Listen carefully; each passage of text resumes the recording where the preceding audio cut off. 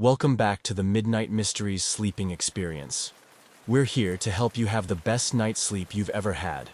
But first, like the video and comment where you're watching from as well as how late you're watching. Now get comfortable and have a nice night.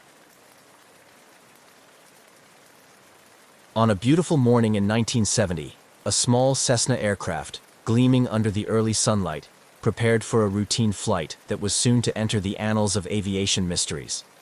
The pilot, an experienced aviator with a penchant for exploring the skies, conducted his pre-flight checks with meticulous attention. Little did he know, his upcoming journey over the Bermuda Triangle would challenge the boundaries of his understanding of time and space, turning a standard flight into a perplexing puzzle that continues to intrigue enthusiasts and experts alike. The pilot, whose passion for flying was matched only by his curiosity for the unknown, was no stranger to the legends surrounding the Bermuda Triangle. Yet, his scientific mind required more than anecdotal tales to sway his skepticism. Today's flight, originating from a small airstrip in Florida, was charted along a course that would take him directly over one of the most discussed regions in maritime and aerial folklore. His plan was straightforward: fly to the Bahamas, a trip he had made numerous times before, albeit never directly passing through the heart of the triangle. As he loaded his gear into the cockpit, the morning air was still and the sky clear, conditions that promised an uneventful journey across the serene Atlantic waters. The aircraft's instruments, all functioning within their optimal ranges, showed no sign of the drama that would soon unfold. His flight log was meticulous, documenting every detail, from fuel levels to the expected time of arrival, based on standard flight speeds and known weather conditions. Taking off, the Cessna lifted gracefully into the air, its engine humming steadily as it climbed to cruising altitude. The world below shrank away, leaving only the vast blue of the Atlantic stretching into the horizon. The early part of the flight was as serene as any pilot could hope for, with panoramic views of the ocean sparkling under the morning sun. However, as the aircraft edged closer to the coordinates that marked the Bermuda Triangle, a subtle change began to permeate the cockpit. The first sign was a flicker in the dashboard instruments. Dials twitched erratically, and the radio static increased. The pilot, initially unperturbed, made adjustments, attributing the anomalies to possible atmospheric interference common in this area of the globe. But the situation swiftly escalated as the compass began to spin inexplicably, and the familiar hum of the engine seemed to syncopate with an unfamiliar rhythm.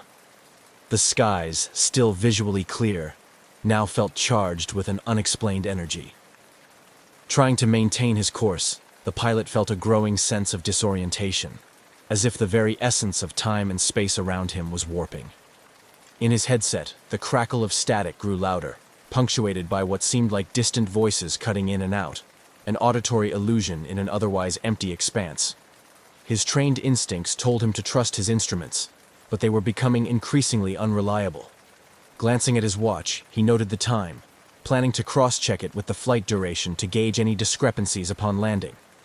As quickly as it began, the phenomenon ceased. The instruments stabilized as suddenly as they had faltered, the radio cleared, and the Cessna resumed its steady drone.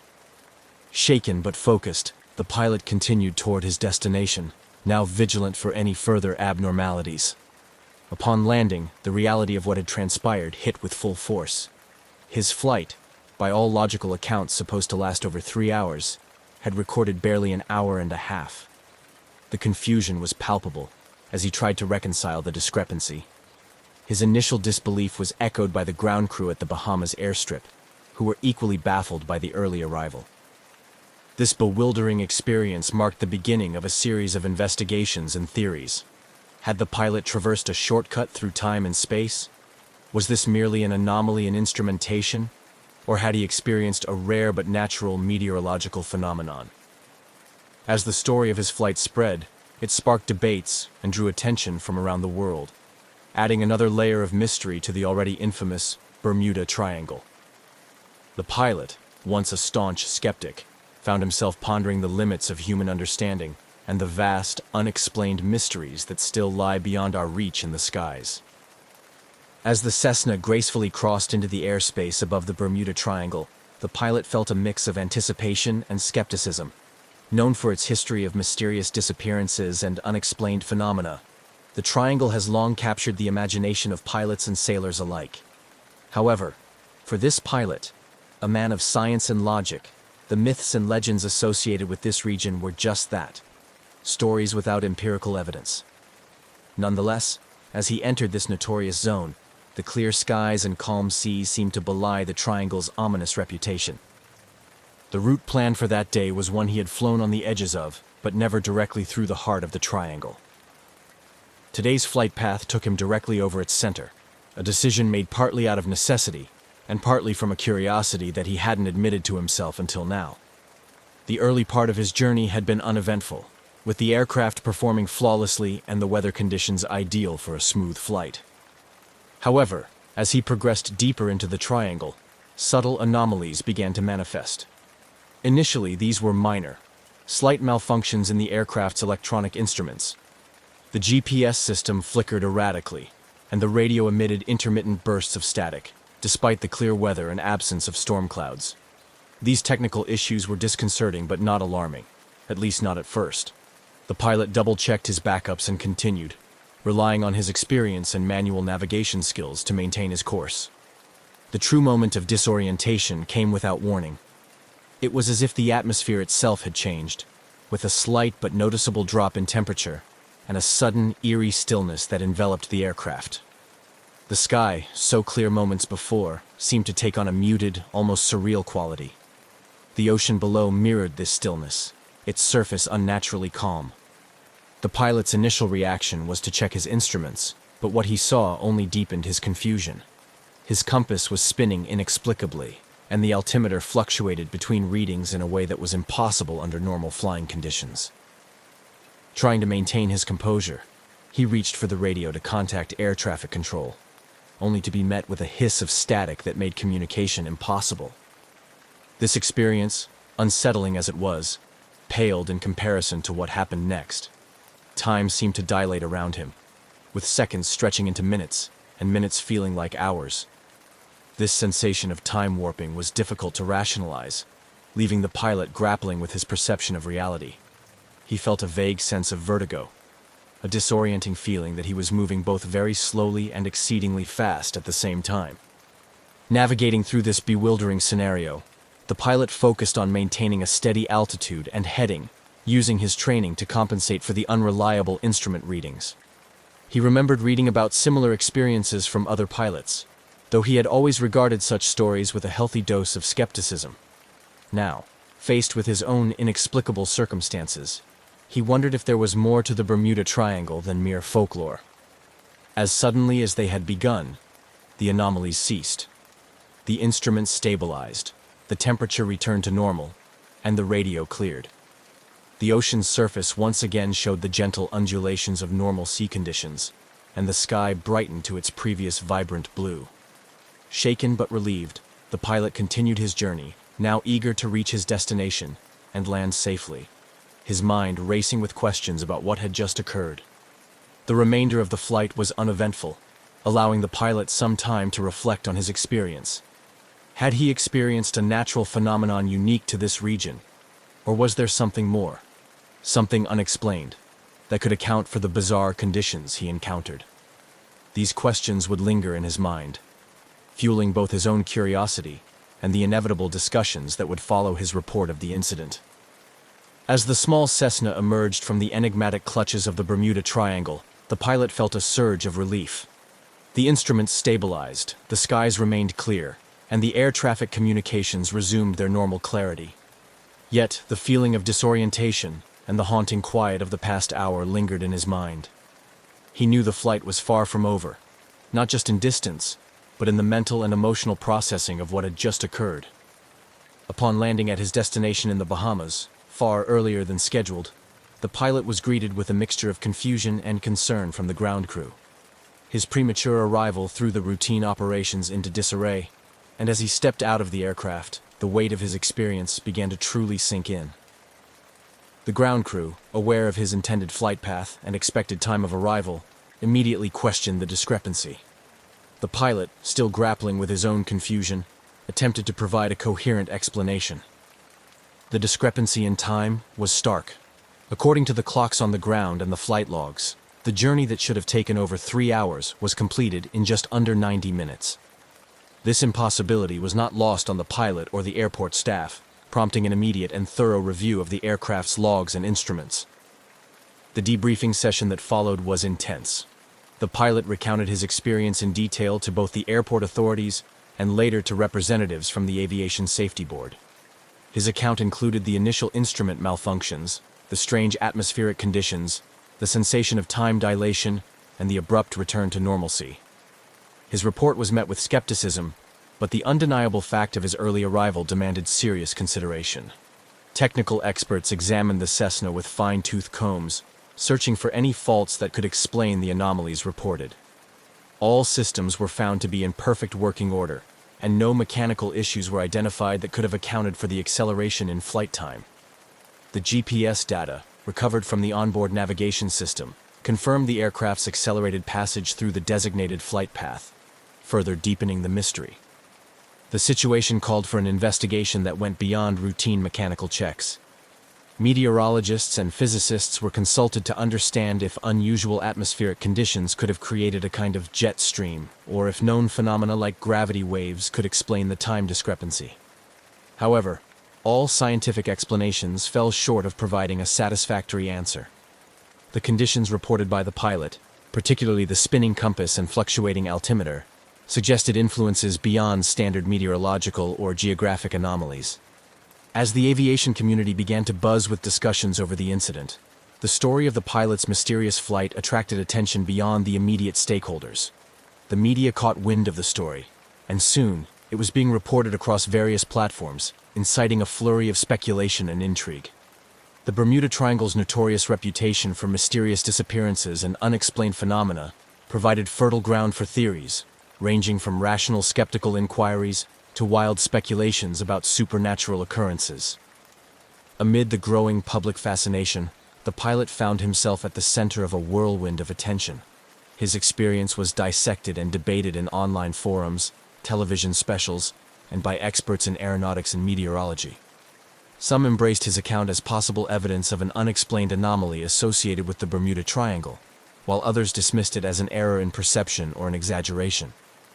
However, within the scientific community, a few were intrigued enough to propose more radical theories. These included the possibility of a temporary rift in the space-time continuum, or an encounter with a rare natural anomaly that had yet to be understood or documented. These theories, while speculative, opened the door to further research and discussion about the limits of current understanding of physics and atmospheric science. Throughout this period, the pilot cooperated fully with all inquiries, maintaining his stance that his experience was accurately reported despite the absence of a clear explanation. His credibility as a seasoned pilot lent weight to his account, forcing even the most skeptical to consider the possibilities of what might have occurred during that anomalous flight.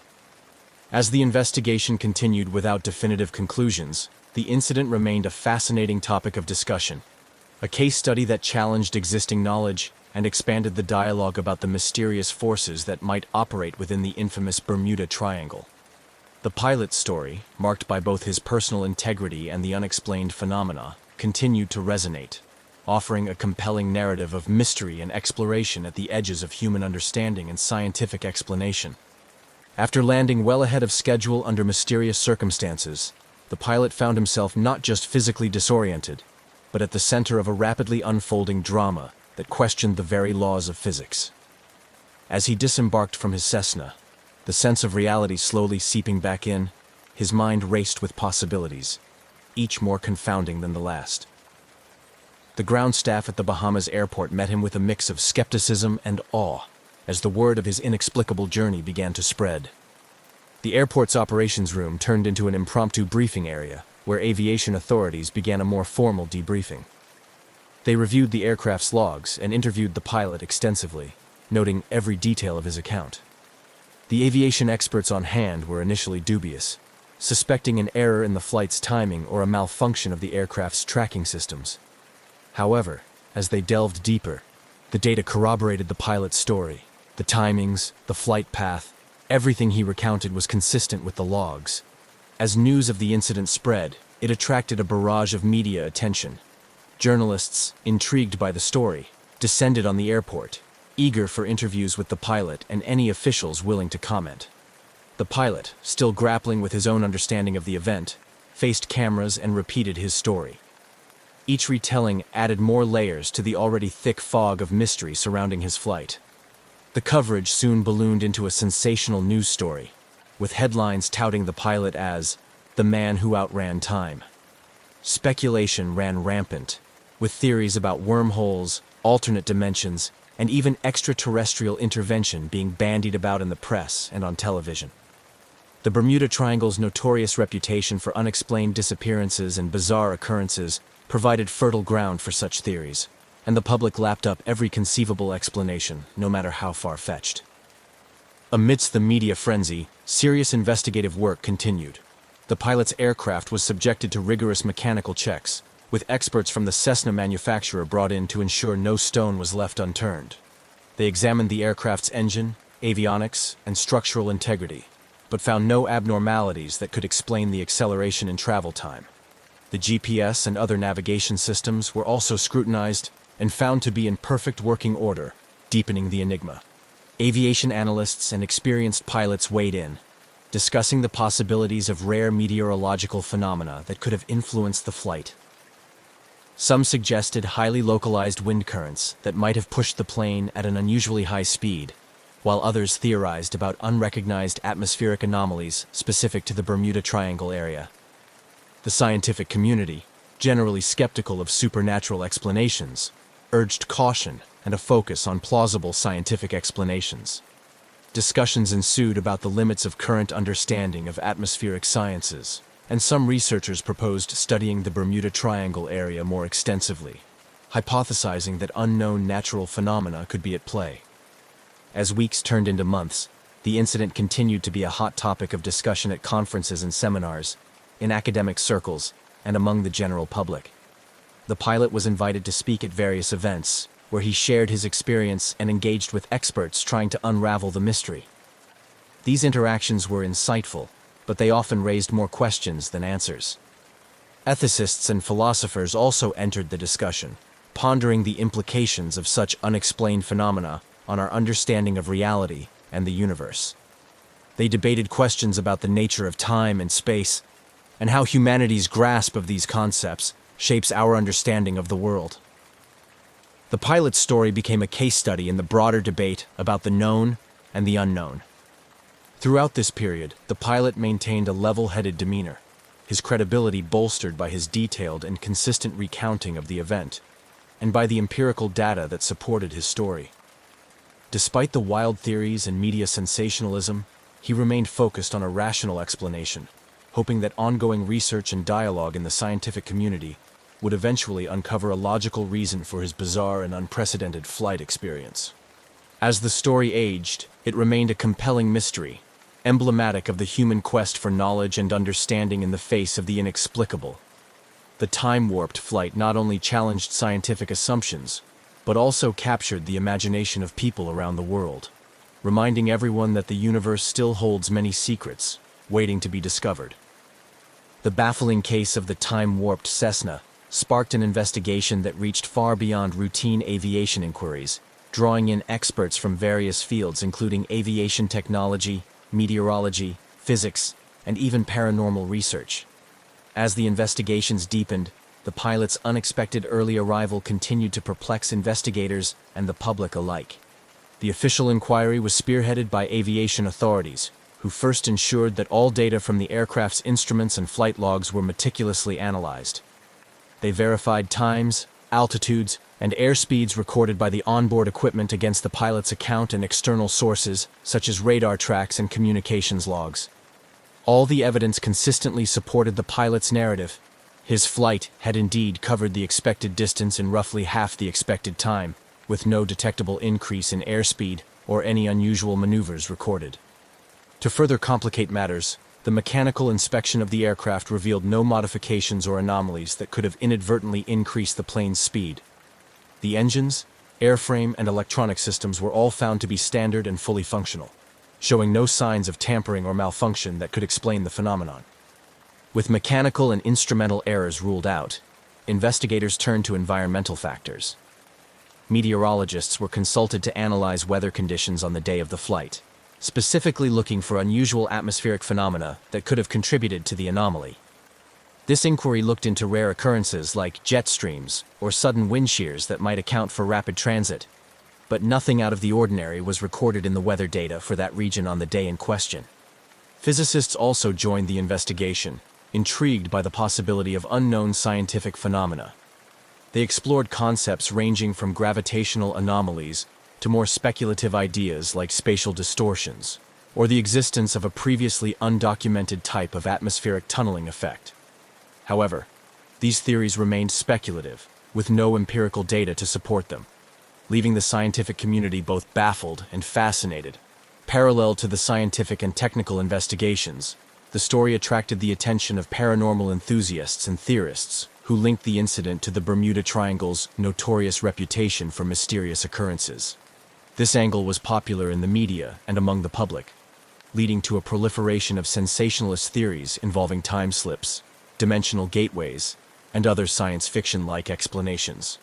Television documentaries and online forums speculated wildly about the pilot's experience, drawing connections to past disappearances and unexplained events in the Triangle. The fervor around these theories prompted a broader discussion about the reliability of anecdotal evidence and the scientific approach to unexplained phenomena. Skeptics and believers alike debated the merits of pursuing investigations into what some considered to be pseudoscience, while others argued for the importance of keeping an open mind to all possibilities in the face of inexplicable evidence. As the months passed, the incident remained unsolved but became a case study in the limitations of current scientific understanding. Academics and researchers used the event as a springboard to discuss how science addresses anomalies and the role of unexplained phenomena in advancing scientific inquiry. Conferences and scholarly articles pondered the implications of the event for the philosophy of science, especially concerning the demarcation between accepted science and fringe theories. Ultimately, the official investigation concluded without a definitive explanation for the pilot's premature arrival. The final report stated that while all known possibilities had been exhaustively explored, the incident still lacked a satisfactory scientific explanation. It recommended ongoing monitoring of similar incidents and encouraged further research into atmospheric and environmental conditions in the Bermuda Triangle. This unresolved conclusion left the door open for continued speculation and interest. The pilot's story remained a captivating mystery, emblematic of the enduring human fascination with the unknown and the limits of our understanding. As a result, the incident continued to inspire both caution and curiosity among pilots and scientists, serving as a reminder of the vast mysteries that still lie beyond the reach of current scientific explanations. As the enigmatic story of the time-warped Cessna circulated, it inevitably sparked a broader conversation about the implications of such unexplained phenomena on both political and military strategies, especially considering its occurrence in the Bermuda Triangle, a region shrouded in mystery and often associated with navigational anomalies. The intense public and media interest in the pilot's story brought the Bermuda Triangle back into the spotlight, prompting authorities to reconsider the navigational warnings and monitoring systems in place for the region. Historically viewed by some as merely a collection of myths, the Triangle's reputation was bolstered by this incident, leading to calls for more rigorous scientific investigations into the area. In response, several governmental and independent agencies initiated studies to explore electromagnetic disturbances and other environmental factors unique to the Triangle. These studies aimed to demystify the area and provide a clearer understanding of whether the Triangle posed a real threat to modern aviation and maritime activities, or if its reputation was built on coincidental mishaps amplified by folklore. This initiative brought together experts in oceanography, atmospheric science, and geomagnetic fields, pooling a wide range of scientific expertise to tackle the mysteries associated with the Triangle comprehensively. In the realm of aviation safety, the incident had a tangible impact. Aviation authorities, particularly those in countries bordering the Bermuda Triangle, scrutinized their flight safety protocols, considering additional measures to ensure that aircraft could handle unexpected environmental conditions. This included enhancing pilot training programs to better prepare them for high anomaly zones where natural electromagnetic interference could ostensibly affect navigational instruments.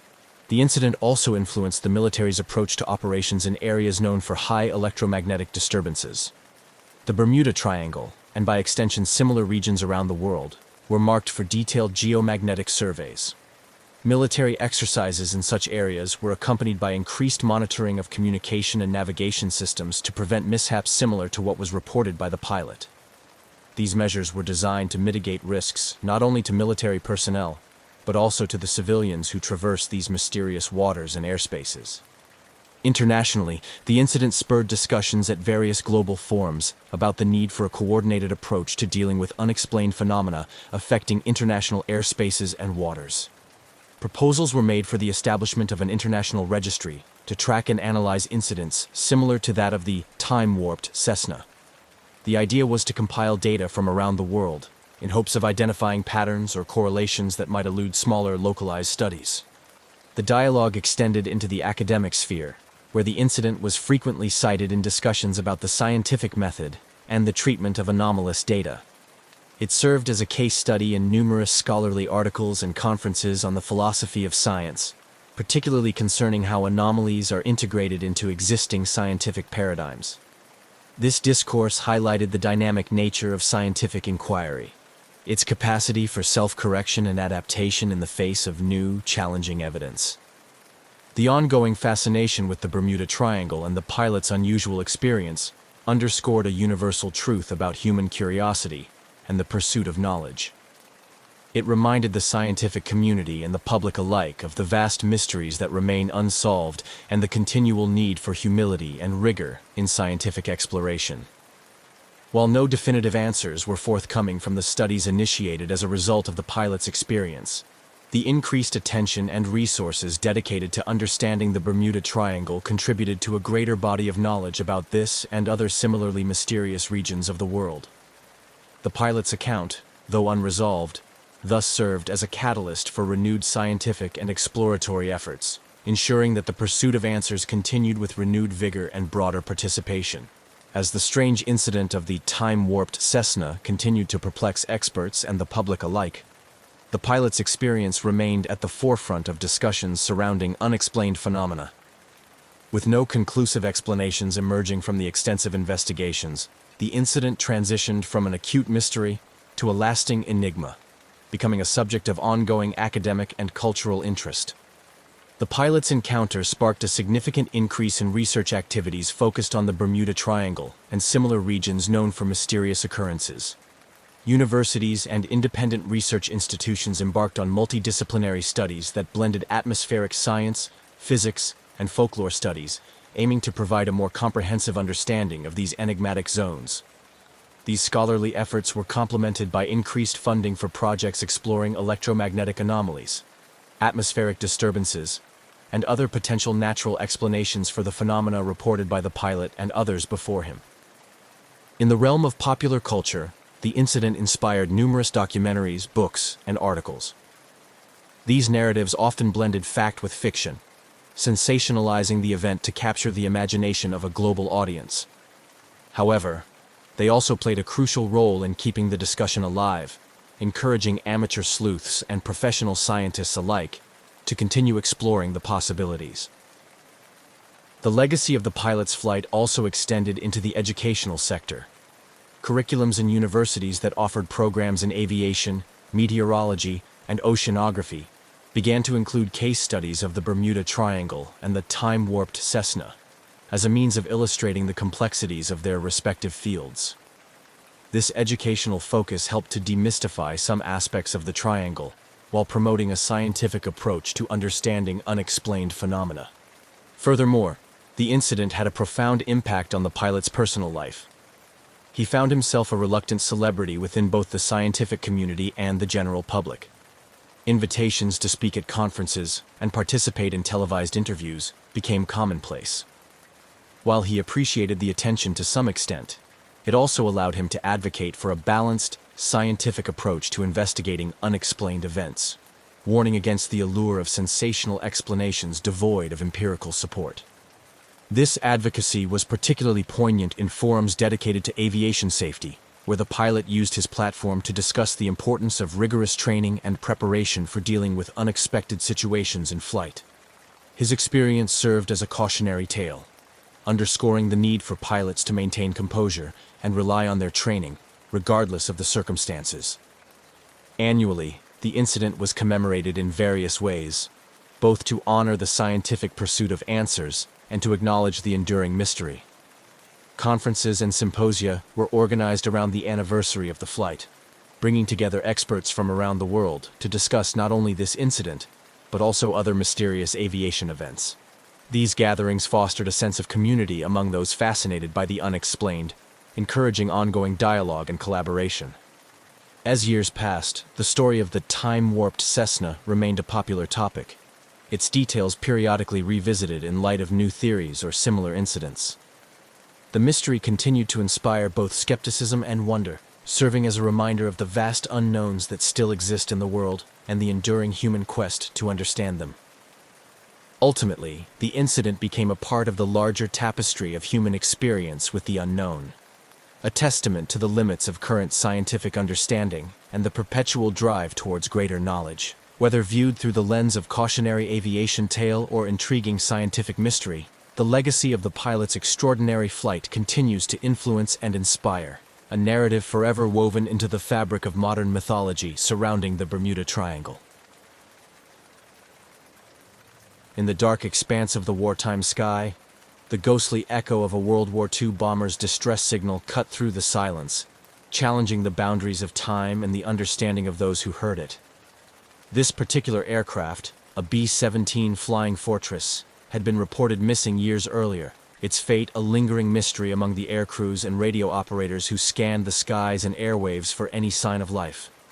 Yet, here was its call sign, unmistakably clear through the static, resonating across the airwaves long after the war had claimed it. The night was typical for a remote military radio station, with operators methodically scanning frequencies for any signs of enemy or Allied transmissions. The radio operator on duty, a seasoned technician named James, was well versed in the usual array of signals and static that populated the airwaves. But nothing in his years of service could have prepared him for the chilling sequence of Morse code that tapped through his headphones, spelling out a distress call that should have been impossible to receive. James was stationed at a secluded airbase in the Pacific, a pivotal point for communications between aircraft patrolling the vast ocean and their home bases.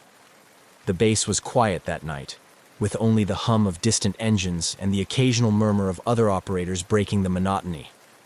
As James adjusted the dials, fine-tuning the frequency in response to what he assumed was just another routine check, the signal came through. A series of sharp, deliberate dots and dashes that froze him in his seat. The signal was strong and clear, not the faded or fragmented echoes one might expect from a plane going down, or a transmission muffled by distance or interference. What made the transmission utterly astonishing was the call sign, a series of letters and numbers that James recognized immediately from old logs and whispered stories among the older staff. It was the call sign of the lost bomber, a plane that had vanished on a reconnaissance mission over the enemy territory, its crew never heard from again until now. Reacting swiftly, James noted the time and frequency of the transmission, then reached out to his commanding officer. Within minutes, the sleepy base was astir with activity. Senior officers poured into the communications room, listening intently as James replayed the recording of the transmission. The implications were staggering, and skepticism ran high among the gathered officials. Could it be a delayed echo of the original distress call, somehow trapped and then released by unusual atmospheric conditions? Or was it something more sinister, perhaps a trick by the enemy to sow confusion and fear? The initial shock of the transmission gave way to a flurry of activity. Technical specialists were called in to analyze the signal's origin, verifying its authenticity and attempting to triangulate its source. Historians and veteran pilots were consulted about the missing bomber's last known coordinates and mission details, piecing together the flight's intended route and its significance during the war. Meanwhile, James continued to monitor the frequency, half expecting further communications, or perhaps an explanation to unfold through the static. But no additional signals came through. The airwaves fell silent again, as enigmatic as they had been before the ghostly distress call pierced the night. This mysterious incident quickly transcended the confines of the military base, capturing the attention of military historians, aviation enthusiasts, and paranormal researchers alike. The story of the lost bomber and its sudden, unexplained reemergence through a lone radio transmission became a compelling narrative, weaving together elements of historical fact, unresolved mystery, and speculative folklore. As investigations into the phenomenon continued, the base remained abuzz with theories and inquiries, each person clinging to their own explanation of the events. The echo of the past, heard through the crackle of a modern radio system, challenged the very perception of time and technology, leaving more questions than answers in its wake. How could a distress call from a long-lost bomber so clearly and suddenly manifest after years of silence? The search for answers would delve deep into the archives of wartime aviation, the science of radio transmission, and the boundless realm of the unexplained. The B-17 Flying Fortress, known for its durability and formidable presence in the skies during World War II, had been part of a squadron assigned to a high-risk reconnaissance mission over enemy territory.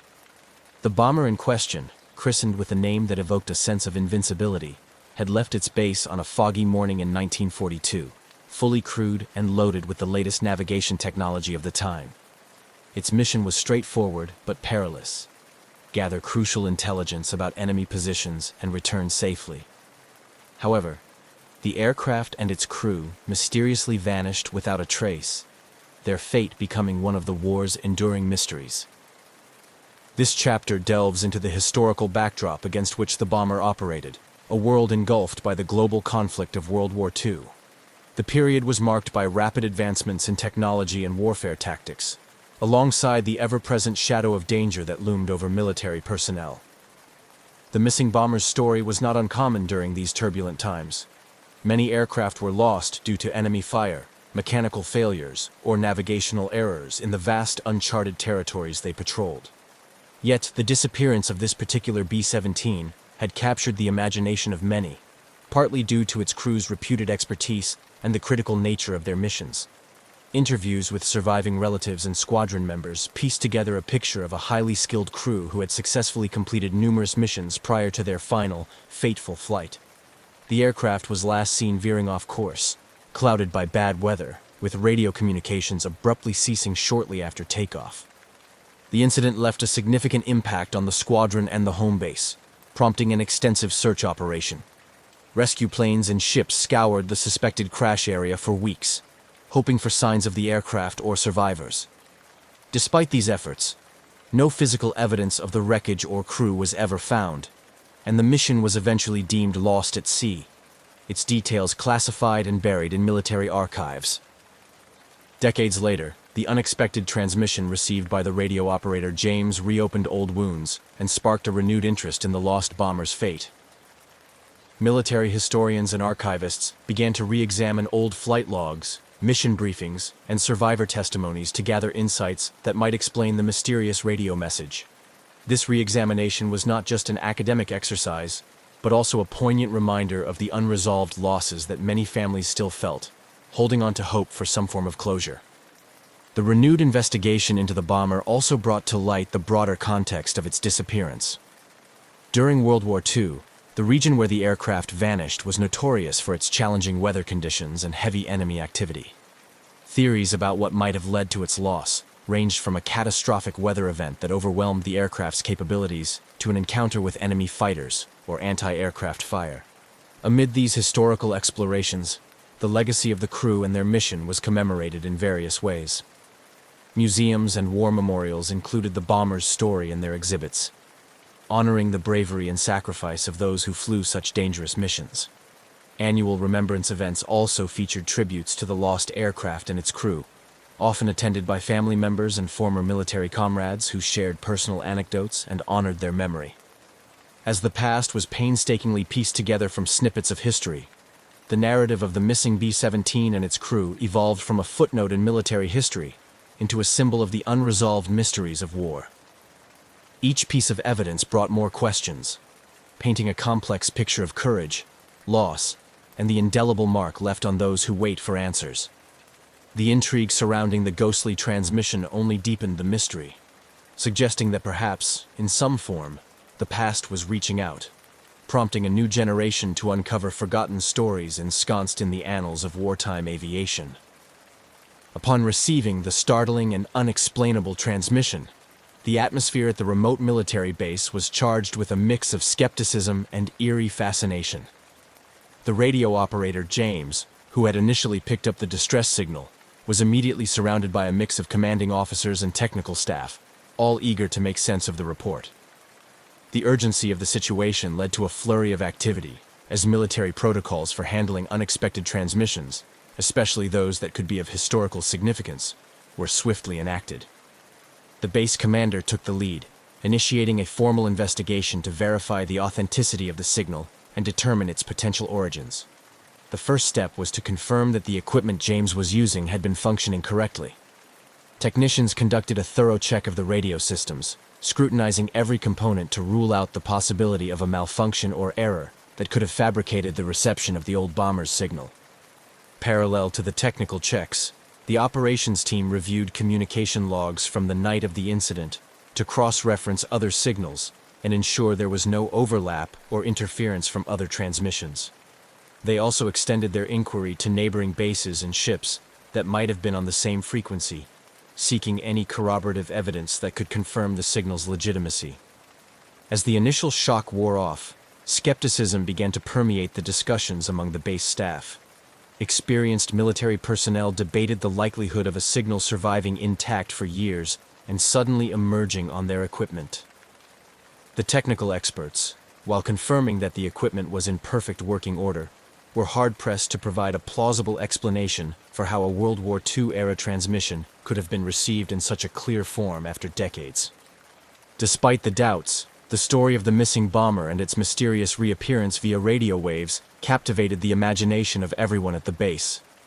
Theories abounded, ranging from delayed radio echoes, a phenomenon where signals bounce off ionospheric layers and reappear years later, to more speculative ideas involving time slips or supernatural interventions, which were popular in local folklore. To deepen their understanding, the investigation team decided to reach out to veterans and historians who might shed light on any similar occurrences or provide insights into the lost bomber's last mission. This led to interviews with elderly servicemen who had flown during the same period, some of whom recalled unexplained losses and tales of ghostly communications in other war theaters, which were usually dismissed as the stressed imaginations of pilots and operators. Amidst the technical and historical investigations, the psychological impact on James and others who had heard the transmission was palpable. The incident had stirred a mix of fear and curiosity, prompting discussions about the often ignored human element in military operations. Psychologists were brought in to help manage the emotional aftermath, facilitating sessions that helped personnel process what many felt was a brush with the inexplicable. As the days passed, the incident drew attention beyond the immediate military community. The story leaked to the press, and soon, headlines about the ghost transmission began to appear, piquing public interest and leading to a deluge of theories from outside the military. This public engagement spurred the military to be more forthcoming with their findings, balancing the need for transparency with the operational security that such investigations demanded. Despite thorough investigations and widespread speculations, the source and nature of the transmission remained an enigma. The lack of definitive answers only fueled more interest and debate, cementing the incident's place in the annals of military mysteries. This unexpected brush with the past had not only reopened a chapter thought long closed, but also reminded those involved of the enduring echoes of history that still resonate in the present, challenging our understanding of time, technology, and the tales left behind by those who came before. After the initial shock and flurry of investigations following the reception of the eerie transmission, the focus shifted towards a deeper technical analysis. This phase involved a thorough examination of the radio equipment used by James, the radio operator, and a scientific exploration of the atmospheric conditions that might have enabled such an anachronistic communication. Experts from the communications technology field were brought in to scrutinize the radio systems and any possible loopholes that might explain the phenomenon. The primary goal was to determine if there was any chance that the radio equipment could have malfunctioned in such a way that it picked up a stray signal and misinterpreted it as being from the World War II bomber. Engineers tested the sensitivity of the receivers and evaluated whether they could accidentally capture echoes from the past, a theory that some found plausible given the high-powered nature of wartime transmitters. Simultaneously, atmospheric scientists looked into rare but documented phenomena such as skywave propagation, where radio waves are reflected back to Earth by the ionosphere, allowing signals to travel over long distances beyond the horizon. This line of inquiry examined whether specific atmospheric conditions on the night of the transmission could have allowed for a long-delayed echo effect, where signals from the past are bounced back many years later. They delved into historical meteorological data to see if similar conditions had occurred in the past and correlated them with reports of unexplained transmissions. To rule out the possibility of a hoax or interference, cryptographers and communications experts analyzed the content and structure of the Morse code message received by James. They confirmed its authenticity as matching the style and urgency typical of World War II distress signals. This verification deepened the mystery rather than dispelling it, as it suggested that the transmission was indeed connected to the lost bomber. Throughout this technical exploration, workshops and meetings were held at the base, where experts presented their findings to military personnel and invited academics. These sessions often turned into heated debates about the limits of current scientific understanding and the possible existence of yet undiscovered natural phenomena that could explain such anomalies. The technical analysis also extended to a review of all recorded anomalies in military communications equipment across the globe. This comprehensive audit aimed to identify any patterns or similar occurrences that could shed light on the incident.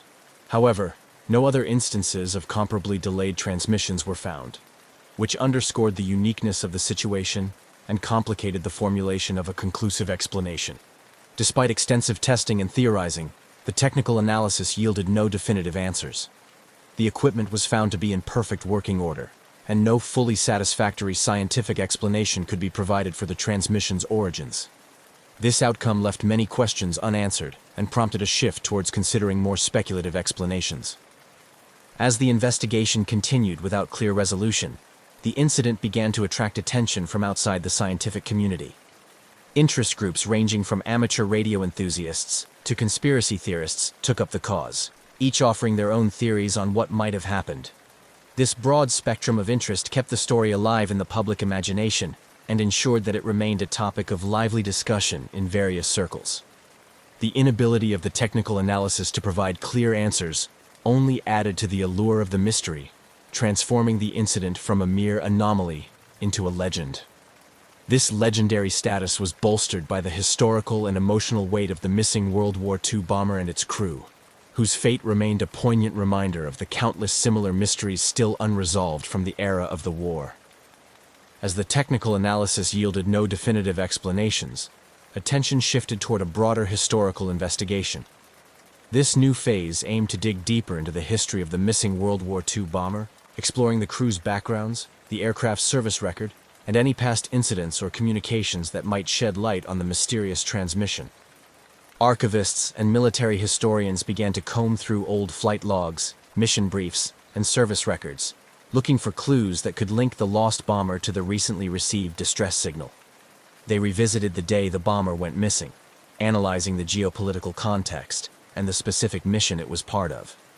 This meticulous review revealed that the bomber had been on a reconnaissance mission intended to gather crucial intelligence.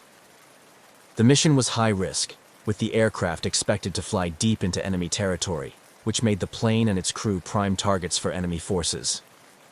Interviews were conducted with surviving members from the same squadron and with relatives of the missing crew. These interviews aimed to gather personal stories and any transmitted communications that could have been overlooked or not adequately recorded at the time. Some family members provided letters and other personal effects that included references to previous missions and the crew's thoughts and feelings about their roles in the war. These artifacts offered a poignant glimpse into the personal lives of those involved, enriching the narrative of the historical investigation. Additionally, historians sought eyewitness accounts from other military personnel who might have been in the area on the day the bomber disappeared. These efforts uncovered a few vague references to unusual radio traffic heard around that time, which had previously been dismissed as irrelevant or misidentified due to the chaotic nature of wartime communications.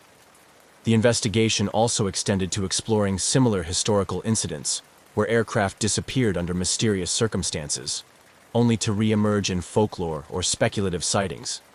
This comparative analysis was useful not only in understanding the phenomenon, but also in placing the current incident within a broader historical and cultural context.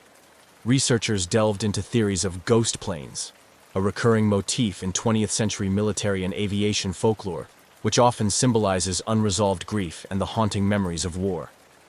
As the historical investigation unfolded, it also highlighted the technological advancements in radio and aviation technology since World War II.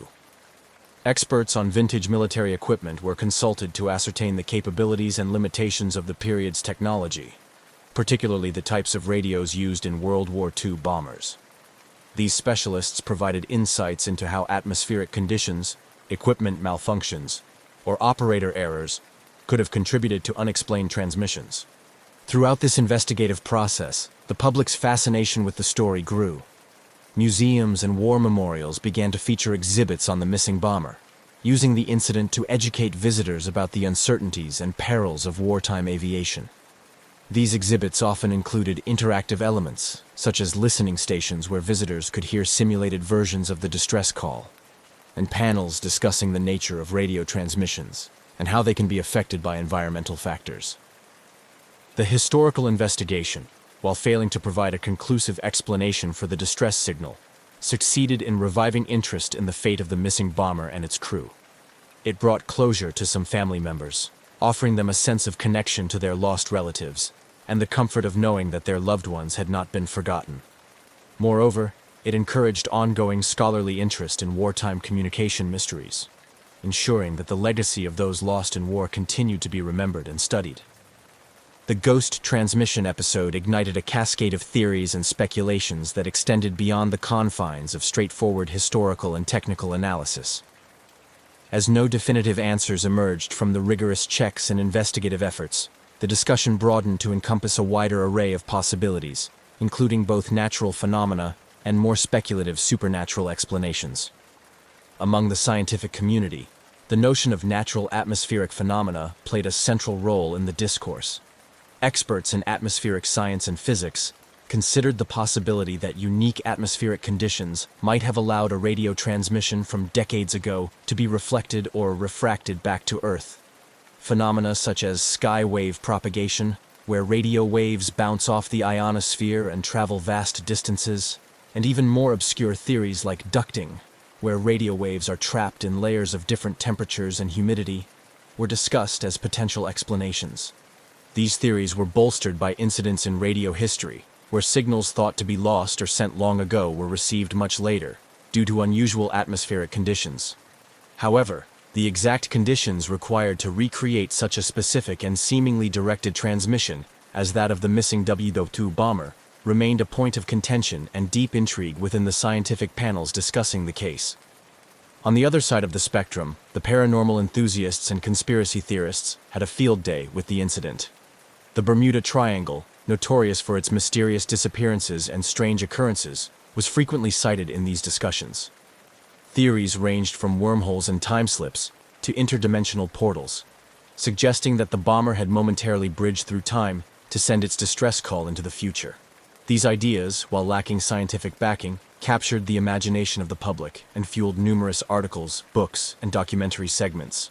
Historians and cultural anthropologists also weighed in, viewing the persistent interest in the ghost transmission through the lens of cultural studies. They argued that such phenomena serve as modern folklore, stories that people cling to in order to deal with the chaos and unpredictability of life. The bomber's story, they suggested, had morphed into a kind of ghost story for the technological age, embodying the collective anxiety about war and the unknown. In academic circles, the incident became a case study in how unexplained phenomena can challenge our understanding of science and technology. Conferences and symposiums featured panels and papers on the incident, discussing not only the technical and atmospheric possibilities, but also exploring what this phenomenon reveals about human belief systems and the psychology of mystery. The theories and speculations also prompted further scientific exploration into the limits of current radio technology and atmospheric sciences. Grants were allocated for projects aimed at studying skywave propagation more intensely, especially as it relates to long-delayed radio wave travel. Such research endeavored to discern whether science might one day be able to explain anomalies that currently fall into the realm of the unexplained. In essence, the myriad theories and speculations surrounding the ghost transmission demonstrated the human penchant for mystery and the lengths to which individuals and communities will go to make sense of the inexplicable. Whether driven by scientific curiosity, a fascination with the supernatural, or a blend of both, the discussions and debates ensured that the story of the WW2 bomber and its eerie call for help continued to resonate, inviting more questions than it answered. As the ghostly transmission from the World War II bomber settled into the annals of unexplained military history, its cultural impact continued to resonate across various spheres. The incident not only captivated the imagination of those directly involved in its investigation, but also touched a broader public fascinated by mysteries and the supernatural. In the media, the story of the ghost transmission found a fertile ground. Documentaries and television specials explored the eerie event, often framing it within the larger context of wartime disappearances and paranormal phenomena. These programs delved into the historical background of the missing bomber, the personal stories of its crew, and the technical aspects of the radio transmission, all the while weaving in interviews with experts, historians, and family members. The narrative was invariably tinged with a sense of mystery and often speculative interpretations, which helped to draw in viewers and spark public discussion. The incident also inspired episodes in popular culture, influencing works of fiction in books and films. Writers and filmmakers used the concept of a ghost plane emitting a distress signal from the past as a poignant metaphor for unresolved past conflicts and the haunting nature of loss. These stories often explored themes of time, memory, and the unresolved echoes of war, resonating with audiences who found in them a reflection of universal sentiments. Moreover, the ghost transmission became a topic of interest in academic circles beyond the scientific community. Scholars in the fields of folklore and mythology examined how modern tales of ghost ships and planes serve as contemporary folklore, providing insight into societal fears and the ways in which people use stories to make sense of unexplainable events. Conferences and papers discussed the incident in the context of technological folklore, where modern technology intertwines with age-old narrative forms to create new myths.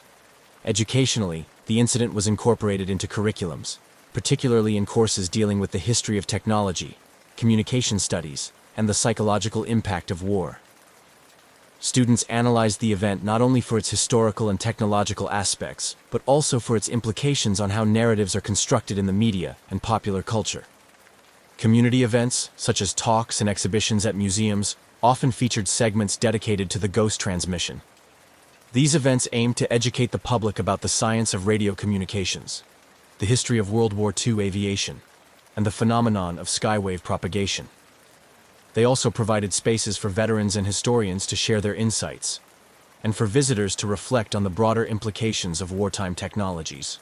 Through these various channels, the legacy of the ghost transmission endured, continually sparking new discussions and insights. It served as a reminder of the mysteries that still permeate our understanding of the past, and the ways in which these mysteries captivate and intrigue us.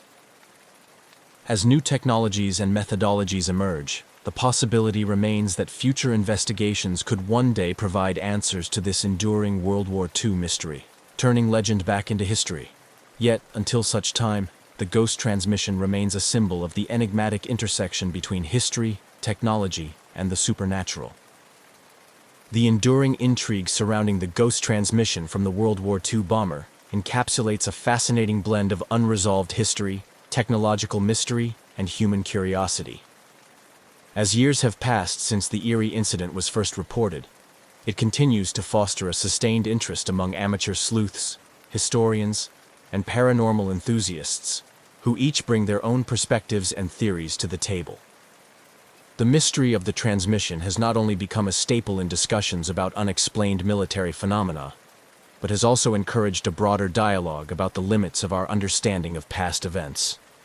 The fact that no conclusive explanation has been found keeps the story alive in the collective imagination, serving as a potent reminder of the wartime sacrifices and the mysteries that may never be fully unraveled.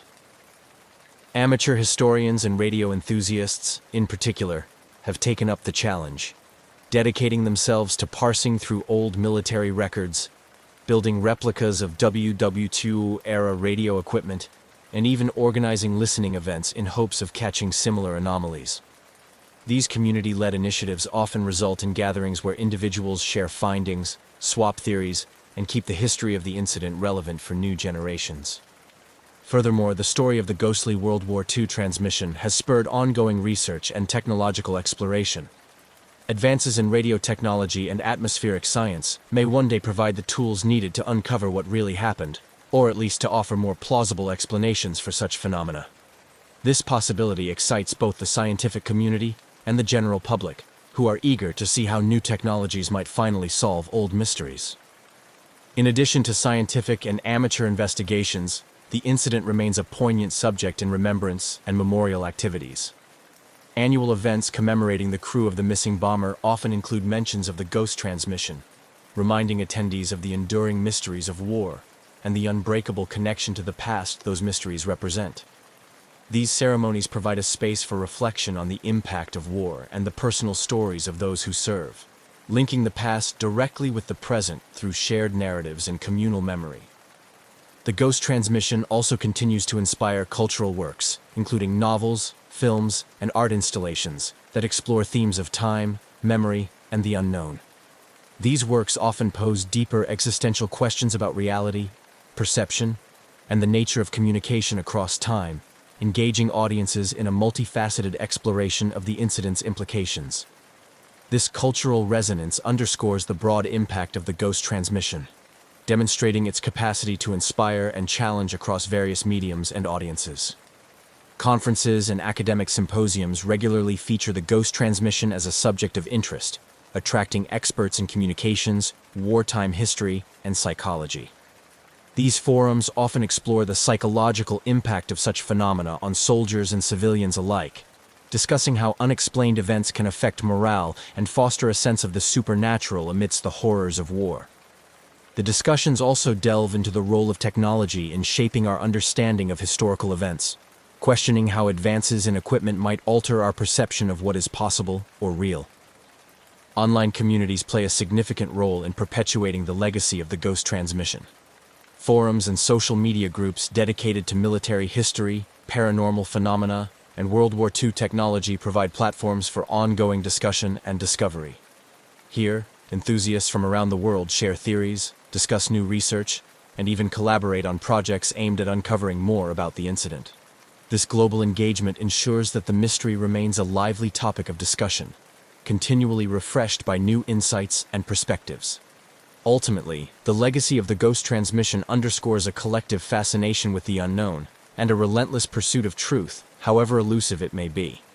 Whether or not the mystery is ever solved, the story serves as a testament to the complexity of historical events and the human desire to make sense of the inexplicable. As it stands, the ghost transmission from the World War II bomber remains a captivating chapter in the annals of wartime history, a puzzle that continues to challenge, intrigue, and inspire those who encounter it. On January 30th, 1979, Narita International Airport bustled with the usual clamor of international travel as Varig Brazilian Airlines prepared its Boeing 707 cargo aircraft for a long-haul flight to Rio de Janeiro, Brazil, with a planned stopover in Los Angeles, USA. This particular flight, Varig Flight 967, was not just any routine cargo operation. It was transporting a collection of valuable paintings by the renowned Japanese-Brazilian artist Manabu Mabe, making the flight notable for both its cultural and logistic responsibilities. The Boeing 707, a workhorse of the skies, was well regarded for its robust performance and reliability in long-distance cargo transport. Varig, Brazil's leading international airline at the time, had a sterling safety record and was experienced in managing high-value cargo, ensuring that all protocols for the security and safe handling of the artworks were meticulously followed. The crew, led by an experienced captain, was well versed in the nuances of trans-Pacific flights, adding an extra layer of confidence to the operation. Preparations for the flight began early in the afternoon, with ground staff overseeing the careful loading of the cargo. Each of Mabe's paintings was securely crated and inspected before being loaded into the aircraft's hold, a process observed by both security personnel and insurance representatives, given the considerable value of the artworks. The importance of the cargo added a palpable sense of urgency and precision to the loading process. As the winter sun began to set, casting long shadows over the tarmac, the crew made their final checks. The flight plan was reviewed, weather forecasts checked, and communications equipment tested. Each member of the 6-person crew carried out their responsibilities with the professionalism born of routine and the seriousness demanded by the nature of their cargo. With the cargo secured and all pre-flight checks complete, the Boeing 707 taxied to the runway. The engines roared to life, a deep, steady hum that spoke of power and readiness. At the control tower, the final clearance was given, and with a smooth surge of acceleration, Flight 967 took off, climbing steadily into the dusky sky. The aircraft's lights blinked steadily, a reassuring sign as it headed towards the vast expanse of the Pacific Ocean. The initial phase of the flight proceeded without incident. The aircraft established contact with air traffic control, reporting its position and altitude as it made its way towards the United States. The crew settled into the rhythm of the flight, monitoring systems and navigating the plane along the well-traveled air routes across the Pacific. As Flight 967 approached the halfway point of its journey, the crew performed another routine check of the aircraft's systems. Everything appeared to be functioning as expected, with the aircraft on course and maintaining a steady altitude. The weather, which had been a concern for flights across the Pacific during the winter months, posed no issues, with clear skies reported ahead.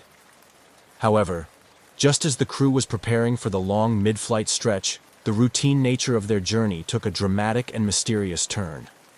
After a final routine communication with Tokyo Air Traffic Control, in which the captain confirmed their position and expected route, the aircraft suddenly ceased all communications. This abrupt silence was out of character for such an experienced crew, and immediately raised concerns. At the Air Traffic Control Center, controllers attempted to re-establish contact, repeating calls to Flight 967. But there was no response, only the static hiss of an open but unresponsive channel. As minutes turned into hours without any word from the aircraft, the situation escalated rapidly from concern to emergency. The disappearance of Flight 967 initiated a flurry of activity on the ground. Varig's Operations Center, in coordination with international aviation authorities, began piecing together the aircraft's last known movements. Search and rescue operations were considered as the airline communicated with maritime and aviation assets in the region to be on the lookout for the missing aircraft. This initial response set the stage for what would become an extensive and perplexing search effort, spanning multiple countries and vast expanses of ocean. As the reality of the situation set in, the mysterious disappearance of Flight 967 with its invaluable cargo of artwork became a pressing enigma, prompting questions and theories that ranged from simple mechanical failure to more sinister possibilities of foul play. The fate of the aircraft and its crew, along with the artistic treasures it carried, had become an urgent and baffling mystery, captivating the attention of the world. The last known contact with Varig Flight 967 came as the Boeing 707 was approximately halfway over the Pacific Ocean, en route from Tokyo to Los Angeles. After routine communications with air traffic control, the aircraft, like a ghost, vanished from radar screens.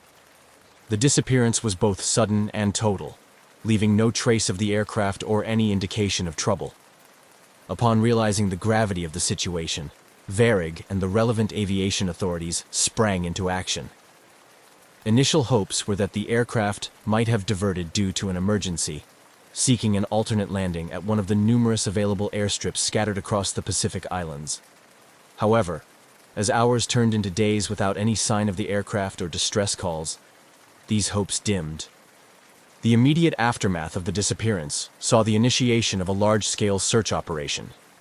Coordinated by Japanese, American, and Brazilian authorities, the search covered vast swathes of the Pacific Ocean, an area known for its deep waters and challenging weather conditions. The operation included aircraft from the U.S. Coast Guard, Japanese self-defense forces, and several commercial ships that altered their routes to aid in the search. Despite the extensive resources deployed, the search teams faced significant challenges. The Pacific Ocean's vastness and the lack of precise last-known coordinates complicated efforts, The Boeing 707 had disappeared in one of the most remote parts of the world, where radar coverage was spotty and satellite tracking of aircraft was not yet a standard practice. This lack of real-time tracking data severely hindered the search efforts, as rescue teams had to rely largely on estimated positions, which expanded the search area exponentially. Search planes flew over the ocean, scouring the waters for any sign of debris or oil slicks that might indicate a crash site. Ships equipped with sonar systems crisscrossed the estimated flight path, hoping to detect underwater wreckage. However, the depth and topography of the ocean floor made these efforts like searching for a needle in a haystack. As the search continued without success, the focus shifted to understanding what could have caused such an experienced crew flying a well-maintained aircraft to vanish without a trace. Theories abounded, ranging from catastrophic mechanical failure to more sinister scenarios involving sabotage or hijacking. The disappearance of Flight 967 was particularly puzzling due to the valuable cargo it carried, paintings by the famous artist Manabu Mabe, valued at several $million. This led to speculation that the disappearance might have been orchestrated to steal the artwork, although there was no concrete evidence to support such a theory. The possibility of an insurance scam was also considered, given the high value of the cargo. However, investigations into these angles did not yield any verifiable conclusions. Aviation experts also considered technical and mechanical failures as potential causes. The Boeing 707, though reliable, was susceptible to issues common to all aircraft, such as structural failure, decompression, or a catastrophic engine failure. Yet, without debris or flight data recorders, these theories remained speculative at best. Another line of inquiry focused on the pilot's actions. It was considered whether the pilot could have deliberately diverted the course, similar to other historical incidents of pilot suicide or defection. However, the background checks on the crew revealed no psychological, financial, or personal pressures that might lead to such drastic actions. As weeks turned into months, the mystery deepened. The lack of any substantial evidence, coupled with the fading trail, led to a gradual scaling down of search operations. The disappearance of Flight 967 became a cold case, leaving a void filled with unanswered questions and profound implications for aviation safety and security. The impact on the families of the crew was devastating. They had to cope with not only the loss of their loved ones, but also the torment of not knowing what had happened. The absence of closure was a heavy burden, and many family members continued to push for the continuation of the search, holding on to hope that some trace of the aircraft would be found. Meanwhile, in the broader aviation community, the disappearance led to calls for better tracking and monitoring of aircraft, especially over remote and oceanic routes. The incident highlighted the critical need for advancements in aviation technology, including the implementation of more comprehensive satellite tracking systems that could prevent another aircraft from disappearing without a trace. The mystery of Varig Flight 967 thus not only marked a tragic chapter in aviation history, but also served as a catalyst for discussions about improvements in flight safety and tracking technologies that could one day ensure that no flight ever vanishes again. As the initial shock of the disappearance of Varig Flight 967 began to settle, the aviation community and international authorities intensified their efforts in a desperate bid to locate the missing aircraft. The profound implications of a vanished Boeing 707, particularly one carrying invaluable artwork, compelled a massive, coordinated search operation involving multiple countries and sophisticated technology. The immediate aftermath of the disappearance saw an array of resources being mobilized across the Pacific. The search area, determined by the last known position of the aircraft and its projected flight path, encompassed a vast swath of ocean notorious for its depth and unpredictable weather conditions. The U.S. Coast Guard, Japanese maritime forces, and several Pacific island nations deployed aircraft and ships in a concerted effort to comb the area. Despite these robust efforts, the initial days of the search yielded no tangible results. Compounding the difficulty was the unpredictable Pacific weather, which frequently hampered search operations. High winds and rough seas often made it dangerous for ships and problematic for aircraft. The vastness of the area, combined with these challenging conditions, meant that even the most advanced technology of the time struggled to make significant progress in locating any debris or signs of the aircraft. Simultaneously, international cooperation took on new levels of urgency and complexity. Diplomatic channels were activated to ensure that all possible resources were made available. Satellite imagery analysis was enlisted, with several countries contributing their satellite capabilities to scour the ocean for any anomalies that might suggest wreckage. This period marked one of the early instances where global satellite resources were pooled in such a manner for a search and rescue operation, setting precedents for future collaborations. As days turned into weeks, the lack of results began to fuel a range of emotions from frustration to despair, particularly among the families of the crew members.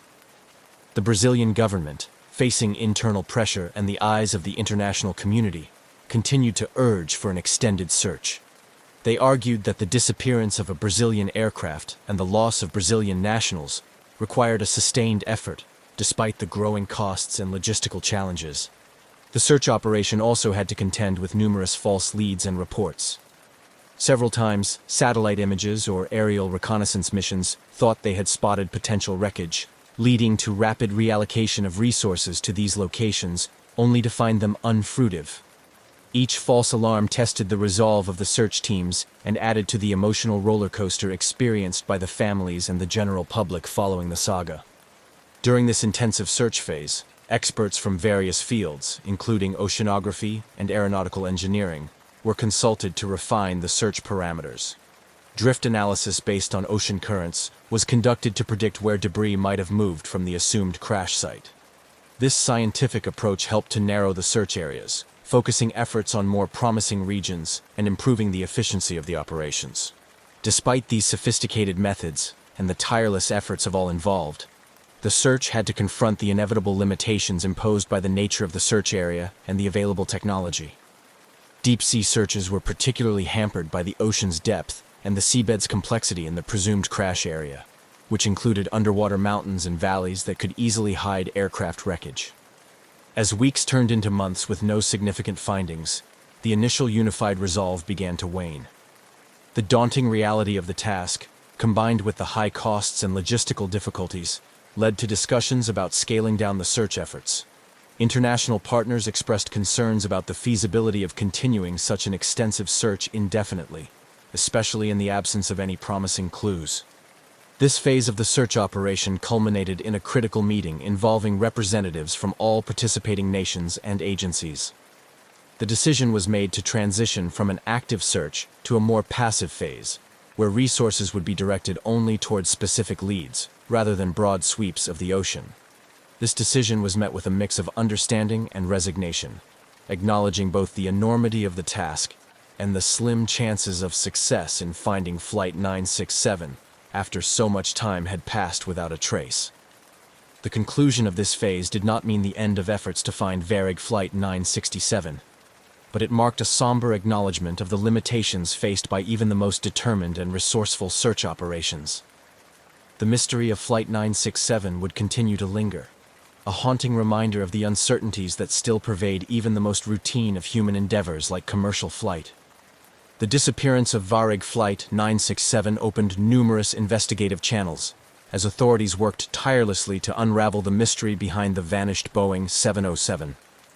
The focus was divided between mechanical and structural theories, potential human factors, and even the more sinister possibilities of foul play, given the valuable cargo of artwork on board. Criminal investigations were initiated alongside technical inquiries to explore all conceivable angles that could explain the aircraft's sudden and complete disappearance. The Brazilian, Japanese, and American authorities coordinated their efforts, examining if the disappearance could have been orchestrated for the theft of the valuable paintings by Manabu Mabe, estimated to be worth millions of dollars. This theory was particularly compelling given the nature of the cargo, leading to a detailed scrutiny of everyone involved with the flight, from the ground crew that handled the cargo to the personnel who had access to the flight plans. Simultaneously, mechanical failure remained a strong contender in the list of possibilities. Investigators pored over maintenance records and interviewed the airline's maintenance staff to check for any signs of oversight or malpractice that could have led to a catastrophic failure mid-flight. Given the Boeing 707's robust design and Varig's reputation for rigorous maintenance standards, this line of inquiry required thorough examination to ensure no stone was left unturned. The aircraft's last moments were also under intense scrutiny. Data from air traffic control and radar recordings were analyzed to reconstruct the flight's path and altitude changes. Experts considered whether a sudden structural failure could have caused the aircraft to break apart or dive uncontrollably into the ocean. The possibility of an onboard fire or explosion, which could incapacitate the crew and lead to rapid depressurization, was also explored. Alongside technical and criminal investigations, the psychological profiles of the crew were meticulously examined. Authorities delved into the personal lives of the pilot and co-pilot, searching for any indicators of distress, financial problems, or motivations that might lead one to alter the course of the flight deliberately. This aspect of the investigation sought to understand not just the mechanical workings of the aircraft, but also the human elements at play. The investigation's complexity was compounded by the international nature of the flight's route and the jurisdictions involved. Differences in investigative techniques and interagency cooperation sometimes slowed down the process, highlighting the challenges of managing an international aviation mystery. Throughout the investigative phase, theories continued to circulate and evolve. Some experts suggested that the disappearance might have been caused by a deliberate act, perhaps a hijacking gone wrong, or an insurance scam involving the artworks. Others speculated about less likely scenarios, including a spontaneous decision by the pilot to divert the course due to a perceived emergency. The lack of definitive answers led to an atmosphere rife with speculation. Media outlets around the world reported on every development, often sensationalizing the mystery without providing concrete information. This intense public scrutiny added pressure to the investigative teams, but also ensured that the disappearance of Flight 967 remained in the public eye, fostering a sustained interest in uncovering the truth. As months turned into years without conclusive evidence or wreckage, the investigations gradually scaled back. However, the mystery of Flight 967 continued to engage the professional and amateur sleuth communities alike. Online forums, documentaries, and annual conferences dissected every piece of available data, propelling the story into the realm of legendary aviation mysteries. While the official investigations provided no definitive conclusions, they significantly influenced future aviation security measures and protocols for transporting valuable cargo. The disappearance of Flight 967 became a case study in aviation safety courses around the world, teaching new generations of pilots and airline executives about the complexities and unforeseen dangers of air travel. Despite the lack of closure, the investigative efforts into the disappearance of Varig Flight 967 underscored the importance of comprehensive safety and security protocols in aviation, leaving an indelible mark on the industry and continuing to inform practices to this day. As the mystery of Varig Flight 967's disappearance continued to baffle the world, its impact resonated deeply within the aviation industry, particularly in terms of security and cargo transport. The vanished Boeing 707, carrying millions of dollars worth of artwork, prompted a significant reevaluation of cargo security protocols worldwide, leading to enhanced measures designed to protect valuable air freight and ensure the safety of those tasked with its transport. The incident underscored vulnerabilities in the system that could potentially be exploited for criminal purposes. In response, international aviation bodies, including the International Civil Aviation Organization, ICAO, and individual national aviation authorities, began to intensify their focus on securing air cargo. New regulations were introduced, requiring more rigorous background checks for airport and airline personnel, especially those handling valuable or sensitive cargoes. The aim was to create a more robust barrier against theft, smuggling, and other illegal activities. Technological advancements were also accelerated as a direct consequence of the Flight 967 mystery. Innovations in tracking technology became a priority, with significant investments made into real-time tracking systems that could monitor aircraft even over remote areas like the open ocean. These systems were designed to prevent a repeat of situations where a plane could disappear without a trace, providing continuous updates on an aircraft's position, speed, and altitude. The implementation of these tracking systems saw the introduction of the Global Aeronautical Distress and Safety System, GADSS, which was recommended by ICAO and began to be implemented by airlines globally. GADSS was designed to ensure that aircraft could be tracked in real time anywhere in the world, making it virtually impossible for a plane to vanish without leaving a digital footprint. Furthermore, the loss of Flight 967 catalyzed improvements in how cargo was screened and loaded onto aircraft. Security measures were tightened, with enhanced scanning equipment and more stringent inspection procedures put in place at major airports around the world. These procedures not only aimed to detect potential threats like explosives or contraband, but also ensured that the documentation and handling of valuable items like artworks were thoroughly controlled and monitored. Airlines and insurance companies, recognizing the financial risks associated with transporting high-value items, started requiring additional security measures and higher assurance levels before agreeing to carry such cargoes. This often included escorts for valuable items, sealed and tamper-proof containers, and dedicated storage areas within aircraft where access was strictly controlled. The training of airline and airport staff in security procedures also saw significant enhancements. Personnel were now regularly drilled on emergency and security protocols, including scenarios involving hijacking, theft, and other security breaches. These training programs were designed to ensure that staff could respond quickly and effectively to protect passengers, crew, and cargo under a variety of adverse conditions. Despite these advances and heightened security measures, the disappearance of Flight 967 continued to haunt the aviation community. The event became a case study in many security training programs, used to illustrate potential vulnerabilities and the importance of vigilance and adherence to protocols. The lessons learned from the incident not only influenced cargo security, but also had broader implications for passenger safety and airline operations. The legacy of Varig Flight 967 is a complex tapestry of mystery, precautionary tales, and technological progression. It highlights the interconnectedness of safety, security, and operational integrity in the modern aviation landscape. While the aircraft itself was never found, the changes brought about in its wake have undoubtedly made air travel safer and more secure, ensuring that such a disappearance remains a rare and unlikely event in the future. This progression, however, came at the cost of an unresolved mystery, leaving an indelible mark on the annals of aviation history, reminding all of the perpetual need for improvement and innovation. As years passed since the disappearance of Varig Flight 967, the incident not only remained an unresolved mystery, but also continued to captivate the attention of the aviation community, researchers, and the public. The story of the missing aircraft and its valuable cargo of Manabu Mabe's paintings has been analyzed and reanalyzed, with various theories persisting or emerging over time. This ongoing interest has ensured that the case is not forgotten, and has also had a profound impact on the families of the missing crew and the airline's history. The legacy of Flight 967 is evident in how the incident has influenced ongoing discourse on aviation safety and operational transparency. Every year, new students of aviation safety study the case, using it to understand the complexities of international air travel regulations, the importance of stringent cargo security measures, and the challenges of deep-water search and rescue operations.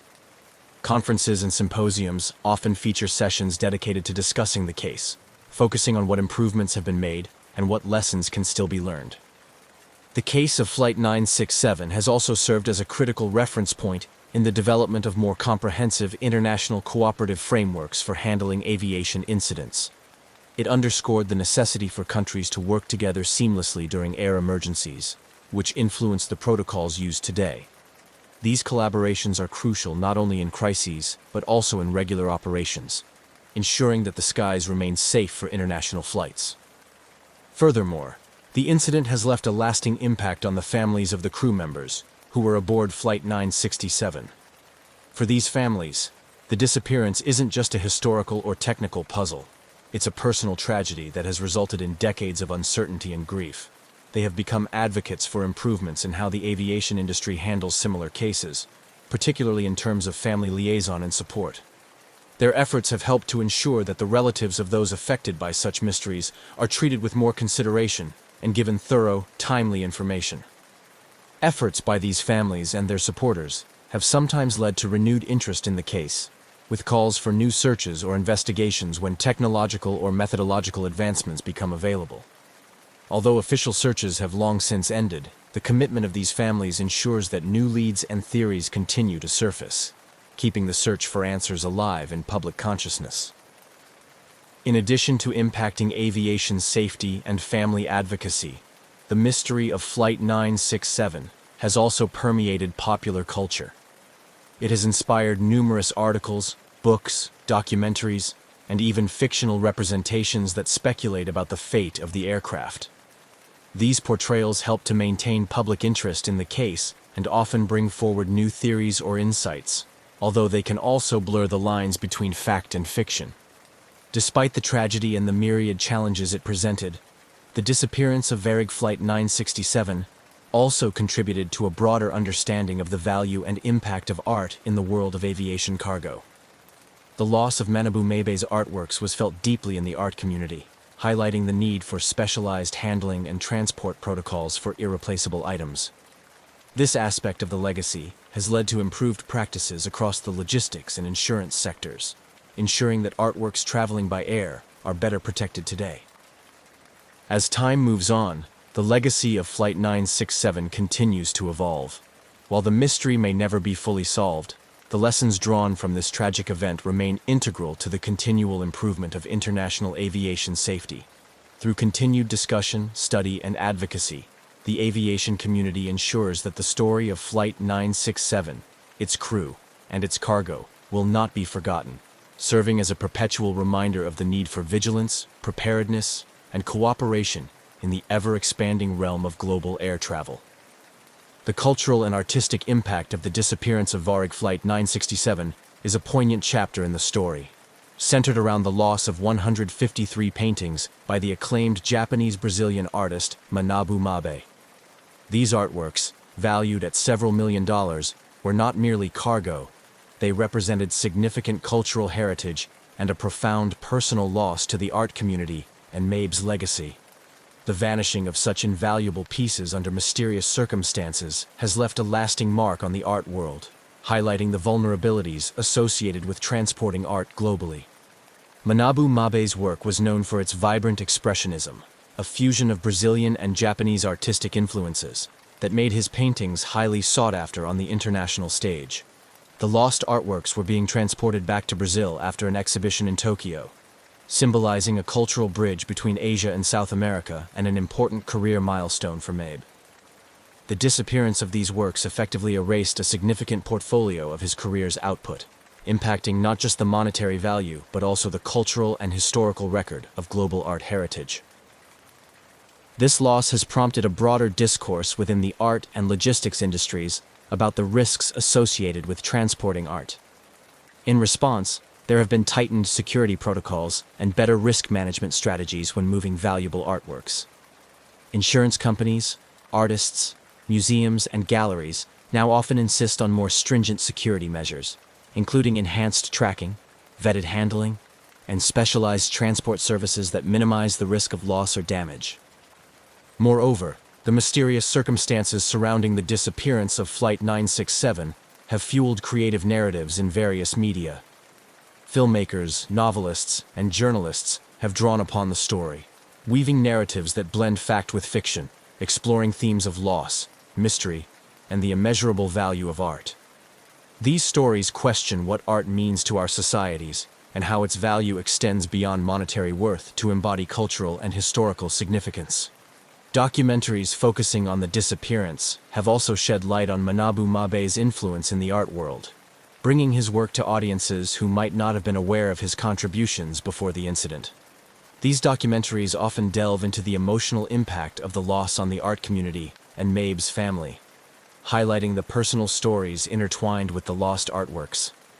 They serve as a reminder of the human aspects behind the headlines, grounding the technical and investigative details of the disappearance in a narrative of personal and cultural loss.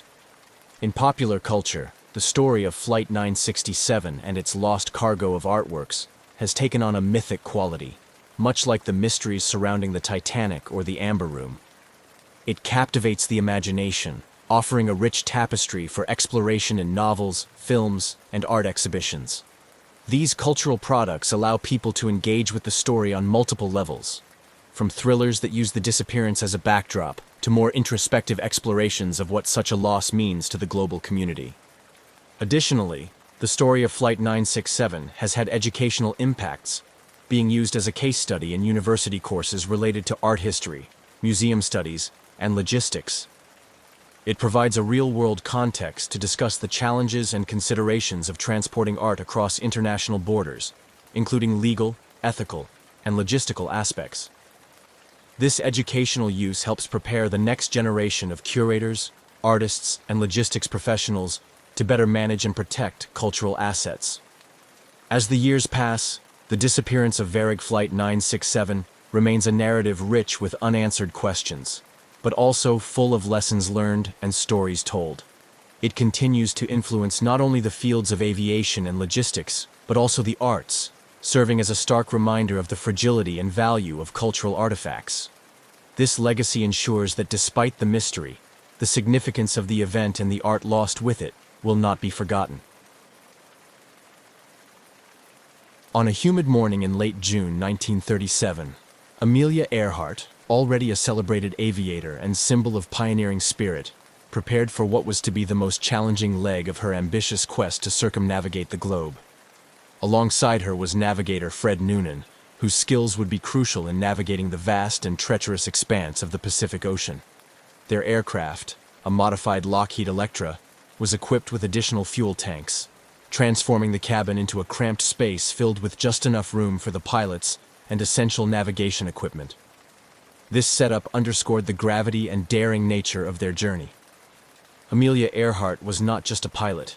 She was a visionary who had already broken numerous records and established herself as a formidable figure in the rapidly evolving field of aviation. Her goal to fly around the world was more than a personal challenge. It was a statement about the possibilities of air travel and the role of women in its future. As the Lockheed Electra took off from Lae, New Guinea, the weight of this ambition was palpable.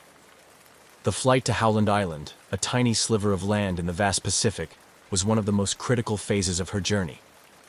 The island would serve as a crucial refueling stop, without which the completion of the circumnavigation would be impossible.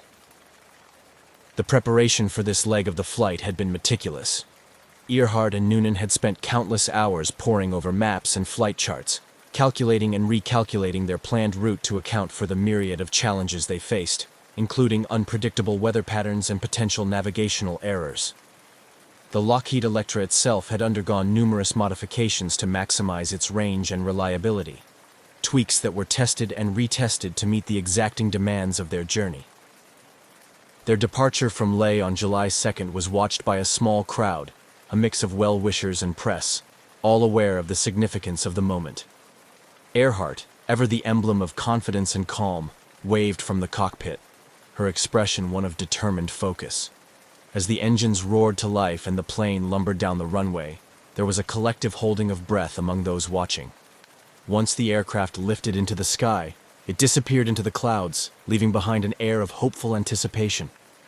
As Earhart and Noonan settled into the flight, their path took them over some of the most remote areas of the Pacific. Communication during this leg was limited to scheduled transmissions with the Coast Guard ship Itasca, which was stationed near Howland Island to provide radio guidance and weather updates. The vastness of the ocean around them was a constant reminder of the isolation and risks inherent in their undertaking. The last communication with the Itasca was both routine and ominous. Earhart reported cloudy weather, some rain, and rough seas below. She mentioned they were flying on a line of position noted on their maps that should have brought them directly over Howland Island. However, as time passed, further attempts to establish radio contact proved fruitless. Noonan's expertise as a navigator, crucial for their success, was up against the daunting challenge of finding a minute target in the immense Pacific. The realization that the aircraft might be lost began to dawn on those waiting on Howland Island and aboard the Itasca. The scheduled radio checks came and went without a word from the Electra. Anxiety turned to alarm as hours passed with no sign of Earhart or Noonan. The Itasca began broadcasting a constant stream of messages, hoping to guide the Electra in by radio if they were close enough to hear but unable to respond. When the full scope of the situation became apparent, a massive search operation was quickly mobilized. The U.S. Navy and Coast Guard, along with other available Pacific military resources, launched one of the most extensive search and rescue missions of the time. Planes and ships scoured thousands of square miles of ocean, retracing Earhart's planned route and exploring other areas where she might have gone down. Despite these efforts, no trace of Amelia Earhart, Fred Noonan, or the Lockheed Electra was ever found. The disappearance became one of the greatest aviation mysteries of the 20th century, prompting a myriad of theories and continuing explorations that spanned decades. Amelia Earhart's legacy, fueled by her daring and her mysterious fate, continued to inspire adventurers and aviators, ensuring that her story, emblematic of the era's bold strides in aviation and the lingering risks of uncharted territories, would not be forgotten. As Amelia Earhart's Lockheed Electra soared across the Pacific Ocean towards Howland Island, her voice crackled over the radio in what would become the last transmissions ever received from the famed aviator. These brief communications conveyed a mix of routine flight updates and growing concern. The weather was worsening, and despite the Electra being equipped for long distances, navigating to such a minuscule target in the vast Pacific was proving more challenging than anticipated. On the morning of July 2, 1937, as Earhart and her navigator, Fred Noonan, approached the vicinity of Howland Island, the tension aboard the Itasca, a U.S. Coast Guard cutter stationed nearby to support the flight, was palpable. The ship served as Earhart's lifeline to landing safely, equipped to guide her in with radio bearings. Earhart's transmissions, however, indicated she was having difficulty finding the island and receiving the radio signals meant to guide her approach. Earhart's last known transmission, fraught with static, indicated that she believed they were on course but could not see the island. She mentioned running low on fuel and requested that the Itasca take bearings on her signal. Despite the urgency in her voice, the specifics of her position remained unclear, complicating the Coast Guard's ability to provide effective assistance. The gravity of the situation deepened with each unproductive exchange. The plane was somewhere close, yet invisible, hidden by vast oceanic expanses. This final phase of Earhart's flight was marked by a series of critical decisions and unfortunate miscommunications. Earhart and Noonan were navigating largely by dead reckoning, having to rely on their calculations and the plane's instruments, as their radio equipment lacked the sophistication to effectively pinpoint their location relative to Howland Island. The challenges were compounded by environmental factors. The weather conditions included overcast skies and sporadic rain showers, reducing visibility and further complicating their efforts to visually locate the island. Meanwhile, on Howland Island, personnel waited anxiously. Equipped with binoculars and ears tuned to the radio, they scanned the horizon for any sign of the Electra. Time ticked by with growing dread as the reality set in. Earhart and Noonan might have missed the island entirely, or worse, run out of fuel and been forced to ditch in the shark-infested waters. Back on the Itasca, operators attempted to re-establish contact, broadcasting a steady stream of messages in hopes that Earhart would pick them up and use them to find her way. Unfortunately, technical limitations and a critical misunderstanding about the frequencies used for transmission hindered these efforts. The Itasca was equipped to transmit strong signals, but without confirmation that Earhart was receiving them, their utility was severely compromised. As hours passed without further contact, the situation escalated into a full-blown crisis. The initial search efforts were frantic, with the Itasca deploying its resources to scour the possible areas where the Electra might have gone down. Aircraft from the island joined in, expanding the search grid and covering larger areas in desperate hope of spotting debris, an oil slick, or any sign of life. This period of uncertainty marked the beginning of one of the most enduring mysteries in the annals of aviation. The disappearance of Amelia Earhart and Fred Noonan prompted a massive response, not just from the immediate search teams, but from the international community. Their fate captured the world's imagination and triggered widespread speculation. Theories abounded, each trying to make sense of how such a well-equipped and well-planned mission could end so abruptly and without a trace. The search for Earhart and Noonan continued for weeks, becoming one of the most extensive and costly in history. Ships and planes combed thousands of square miles of ocean, but the Pacific, vast and inscrutable, offered no clues. As the search efforts proved fruitless, the hope of finding them alive dwindled, leaving behind a haunting legacy of mystery and a poignant narrative of ambition and courage that continues to inspire and intrigue to this day.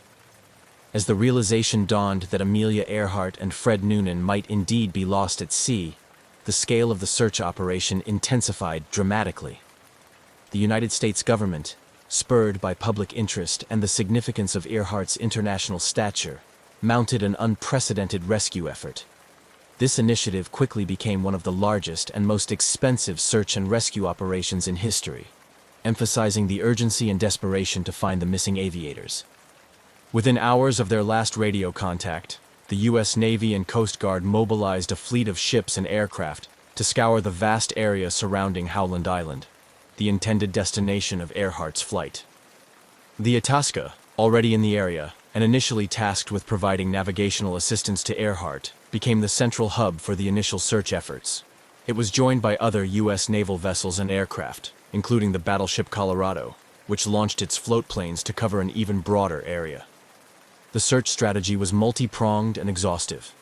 Planes were dispatched to fly grid patterns over thousands of square miles of ocean, looking for any signs of the Electra or its occupants. Ships crisscrossed the suspected areas where Earhart might have gone down, their crews keeping a vigilant lookout for debris or oil slicks that might indicate the location of a crash. Infrared cameras and other advanced, for the time, sensing technologies were employed in the hope of detecting the aircraft or life rafts. Despite these extensive efforts, the vastness and depth of the Pacific Ocean presented formidable challenges. The ocean's immense size and the difficulty of spotting small debris or oil traces made the search like finding a needle in a haystack. The weather conditions, which included frequent cloud cover and choppy seas, further hampered the search efforts, often obscuring visibility and complicating the navigation. As days turned into weeks, the urgency of the search began to wane, with each passing day reducing the likelihood of finding Earhart and Noonan alive. The emotional toll on the search teams and the public was considerable. Each day brought hope that was met with disappointment, a cycle that repeated itself relentlessly. The exhaustive nature of the search also brought about logistical strains and raised questions about the feasibility of continuing the operation indefinitely. Internationally, the disappearance of Amelia Earhart became a media sensation, captivating audiences around the world. Newspapers and radio broadcasts provided daily updates on the search, fueling public fascination and concern. This global attention not only underscored Earhart's significance as a cultural icon, but also highlighted the emerging interconnectedness of the world through modern communications and aviation. The U.S. government, aware of the high public and international stakes, continued to pour resources into the search. However, after spending today's equivalent of millions of dollars and covering hundreds of thousands of square miles without any success, the difficult decision was made to conclude the official search. On July 19, 1937, just over 2 weeks after their disappearance, the search for Amelia Earhart and Fred Noonan was officially called off. The conclusion of this extensive search operation marked a somber moment. It was a testament to the limitations of even the most determined and resource-intensive rescue efforts of the time. The failure to find any trace of Earhart, Noonan, or the Electra left a void filled with speculation, sorrow, and unresolved mystery. This outcome not only deepened the enigma surrounding their fate, but also set the stage for decades of theories and explorations, each aiming to provide some resolution to one of the greatest aviation mysteries of the 20th century. The disappearance of Amelia Earhart and Fred Noonan over the Pacific Ocean in 1937 catalyzed a myriad of theories and extensive speculation that sought to explain the fate of these two aviators. Over the years, several prevailing theories emerged, each supported by various degrees of evidence and expert opinion, reflecting the persistent intrigue and the complex nature of their unsolved disappearance. The crash and sink theory is perhaps the simplest and most widely accepted explanation. It posits that Earhart's Lockheed Electra ran out of fuel while searching for Howland Island, leading to a crash into the vast Pacific Ocean. This theory is supported by the last transmissions from Earhart, which indicated that they were running low on fuel. The absence of any confirmed debris or oil slick could be attributed to the immediate sinking of the aircraft in deep water, leaving little trace on the surface to be detected by the search teams. Another compelling theory is the Gardner Island hypothesis, which suggests that after failing to locate Howland Island, Earhart and Noonan might have attempted an emergency landing on another island within the Phoenix Islands, now part of the Republic of Kiribati. Nikumaroro, formerly known as Gardner Island, has been the focus of this theory. Subsequent visits and expeditions to Nikumaroro have uncovered artifacts potentially linked to Earhart and Noonan, including pieces of plexiglass that may have come from the Electra's windows, and an old-fashioned sextant box similar to those Noonan would have used. Supporters of the Gardner Island scenario argue that Earhart and Noonan could have survived for some time as castaways. This theory gained traction with the discovery of human bones on the island in 1940, although initial examinations in the early days were inconclusive, and later analyses led to more questions than answers. Modern forensic techniques continue to examine these findings, adding layers of scientific inquiry to the historical mystery. A more controversial theory involves speculation of capture by Japanese forces, suggesting that Earhart and Noonan might have landed or crashed in the Japanese-controlled Marshall Islands. Some proponents of this theory argue that they were taken as prisoners under the suspicion of being American spies, and that their ultimate fate was covered up amidst the geopolitical tensions leading up to World War II. However, this theory is based largely on anecdotal evidence and has been met with skepticism by mainstream historians due to the lack of concrete archival proof from US or Japanese sources. Each of these theories has been the subject of books, documentaries, and continued research, reflecting the global fascination with Earhart's story and the human desire for resolution. Expeditions to the South Pacific, particularly to Nikumaroro, have utilized modern technology such as satellite imagery, sophisticated sonar, and cadaver dogs to search for any trace of Earhart, Noonan, or their aircraft. These efforts have often been spearheaded by organizations like the International Group for Historic Aircraft Recovery, TIGHAR, which has dedicated decades to investigating the Earhart mystery. The public's fascination with these theories is not merely about solving a mystery, but also about connecting with the past and understanding more about a time when global aviation was still in its early, daring days. Earhart's legacy as a pioneering aviator and a symbol of courage, adventure, and the limitless potential of human ambition continues to inspire these investigative efforts. Each new piece of evidence, whether it conclusively supports a particular theory or deepens the mystery, contributes to the ongoing narrative surrounding Amelia Earhart's final flight. While definitive answers may still elude those who seek them, the pursuit of these answers serves as a testament to the enduring impact of her life and the intriguing nature of her disappearance. In the decades following the disappearance of Amelia Earhart and Fred Noonan, advancements in technology and methodology have rejuvenated efforts to solve one of aviation's greatest mysteries. These modern investigations have not only provided new leads, but have also refined our understanding of what might have happened to Earhart's Lockheed Electra on that fateful day in 1937. One of the most persistent efforts has been led by the International Group for Historic Aircraft Recovery, which has conducted numerous expeditions to Nikumaroro Island, formerly known as Gardner Island. This atoll, part of the Phoenix Islands in the Republic of Kiribati, is central to the hypothesis that Earhart and Noonan may have landed there when they could not locate Howland Island. TIGHAR's expeditions have focused on systematic searches both on the island and in the surrounding waters, employing advanced forensic techniques and technologies. Significant among the findings from these expeditions are items that could plausibly be linked to Earhart, Noonan, or their aircraft. These include fragments of a plexiglass window that closely matches the type used in the Lockheed Electra and an aluminum panel that appears to be aircraft debris. Additionally, the discovery of a 1930s woman's shoe, a jar of anti-freckle cream — Earhart was known to dislike her freckles — and improvised tools suggest the possibility of castaways attempting to survive. Moreover, TIGHAR's efforts have extended to analyzing bone fragments and other biological material found on the island. Initial analyses in the past were inconclusive, or led to the determination that they were from a male, which contradicted the hypothesis that they might belong to Earhart. However, with the advent of more sophisticated DNA technology, these materials are under continuous re-examination, holding out the possibility that one day they might conclusively link them to Earhart. These expeditions have also benefited from technological advancements in satellite imagery and underwater robotics. High-resolution satellite images have allowed researchers to scour the island for signs of an aircraft from the comfort of their laboratories before setting foot on the island. Underwater drones, equipped with cameras and sonar, have explored the deep waters around Nikumaroro for any signs of the wreckage, which would be definitive proof of the plane's final resting place.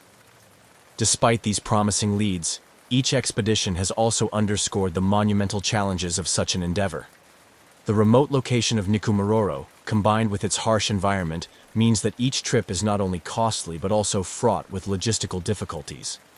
The coral reefs surrounding the island pose a hazard, potentially hiding and even destroying evidence of the Lockheed Electra's landing or crash.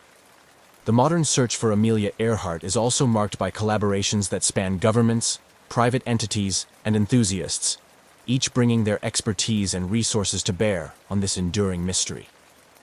These collaborative efforts reflect a larger trend in the field of historical and archaeological research, where multidisciplinary approaches are increasingly seen as vital to solving complex puzzles. Parallel to Tigar's efforts, other groups and individuals have pursued different leads. Some have focused on analyzing historical records and personal accounts from individuals in the Marshall Islands, where some locals have long claimed that Earhart and Noonan were captured by the Japanese. These investigations often involve combing through Japanese and American archives for any overlooked clues that might shed light on the aviator's fate. The renewed interest in Amelia Earhart's disappearance and the application of new technologies to the search have not only brought us closer to potentially solving this mystery, but have also had broader implications for aviation archaeology. Techniques developed and refined during these searches, such as deep-sea sonar imaging and DNA analysis from old remains, have applications in other investigations, expanding our capabilities to explore and solve historical enigmas. Moreover, these efforts underscore the changing nature of historical inquiry in the age of technology. With each new tool and each expedition, the public's fascination with Earhart's story is rekindled, ensuring that her legacy continues to inspire and that the quest for answers remains alive. Whether or not these modern investigations will ever conclusively solve the mystery of what happened to Amelia Earhart, they stand as a testament to the enduring human spirit to seek answers, no matter how elusive they may be. Amelia Earhart's disappearance in 1937 transcended the realm of a mere aviation mystery to become a powerful symbol of courage, adventure, and the endless quest for equality. Her legacy has profoundly impacted not only aviation, but also the role of women in STEM and broader societal contexts, inspiring countless individuals and shaping cultural narratives across decades. Earhart was more than an aviator. She was a pioneering spirit of her time, breaking numerous records and challenging societal norms that restricted women's roles both on the ground and in the skies.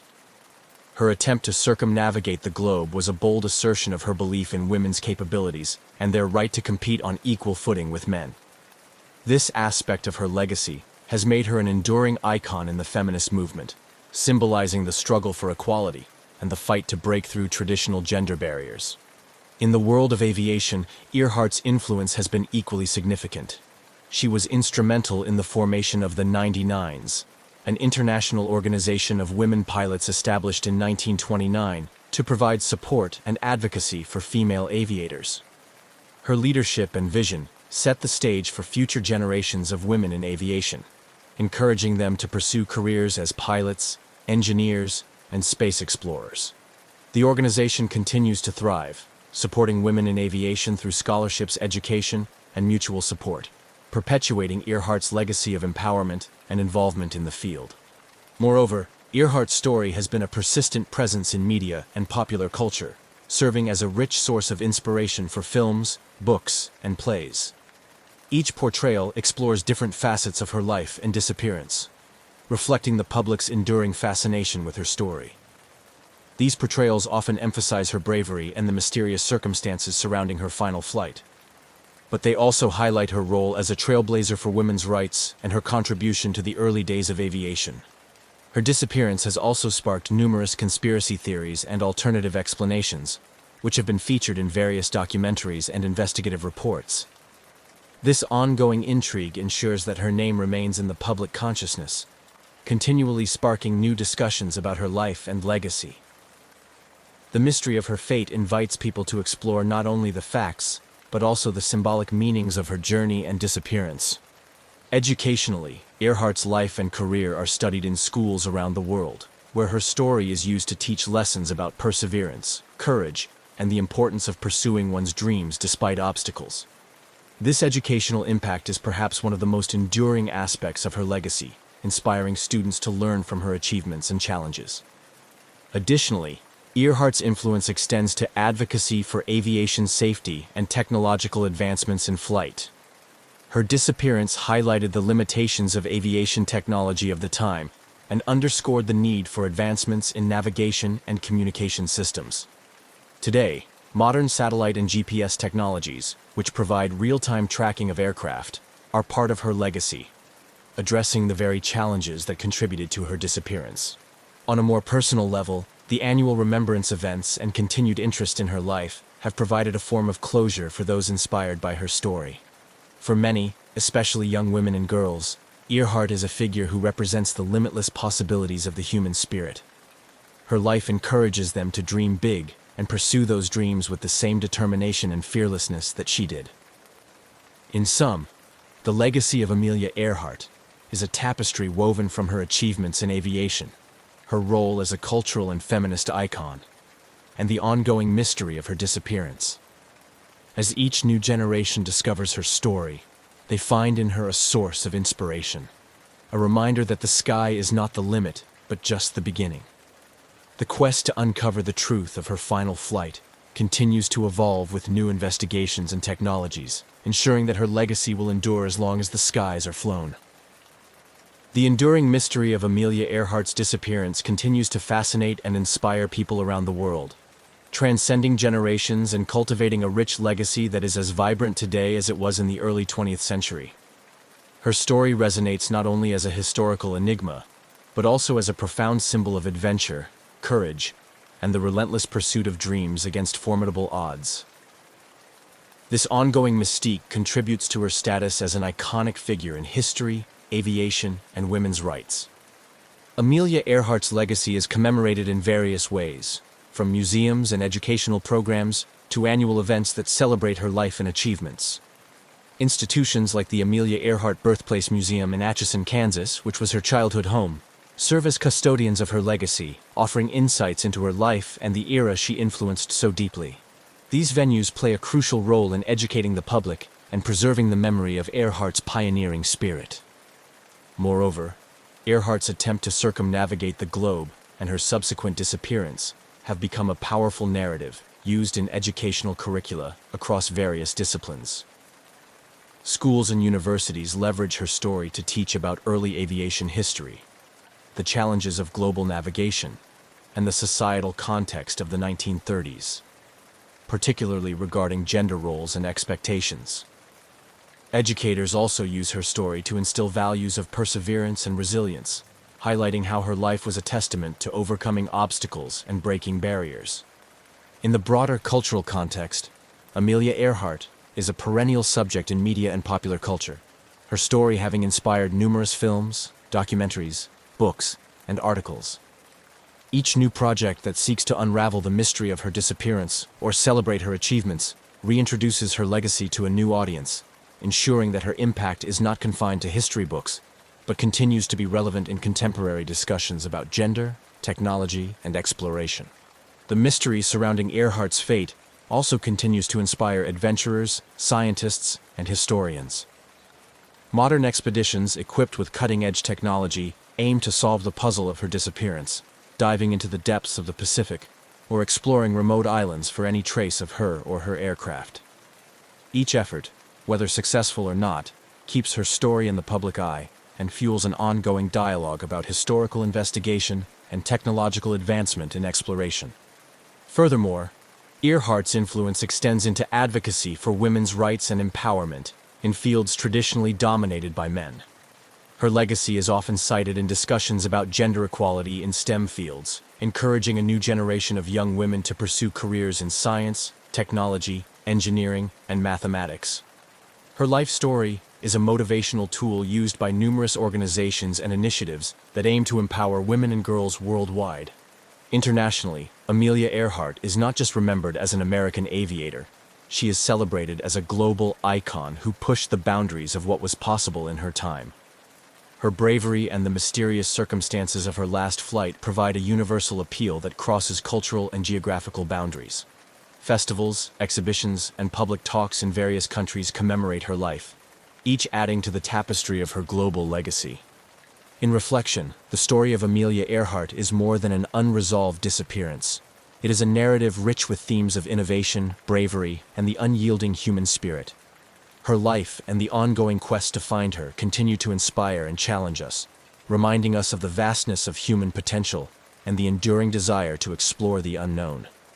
Her legacy, perpetuated through continuous interest and investigation, ensures that Amelia Earhart will remain an inspirational figure, symbolizing the pursuit of adventure and the endless quest for knowledge. In the quest to preserve and honor the memory of Amelia Earhart, her impact on the field of aviation and beyond has been memorialized in numerous ways that inspire future generations and deepen our collective memory of her pioneering spirit. This additional chapter seeks to encapsulate the tangible and lasting tributes that have been established to commemorate her life and legacy. Across the United States and around the world, various memorials and statues have been erected in Earhart's honor.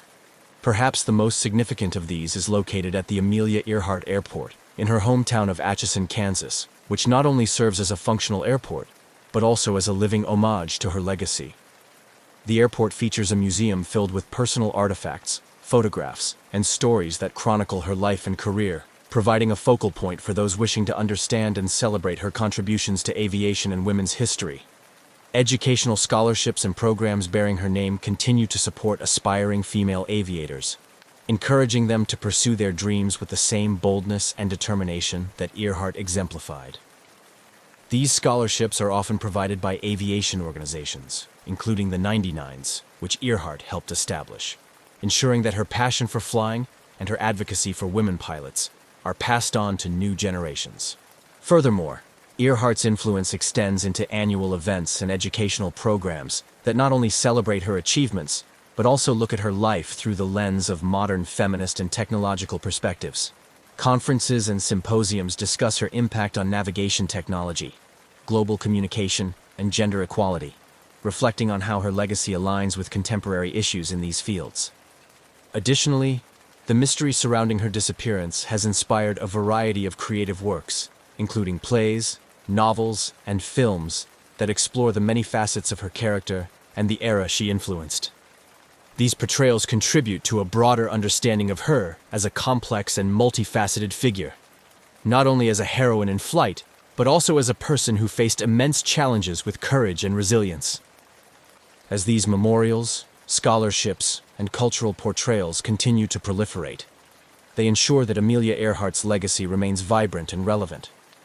Each tribute serves as a reminder of her contributions to aviation and her role as a trailblazer for women, proving that her spirit continues to soar in the hearts and minds of those who follow in her footsteps.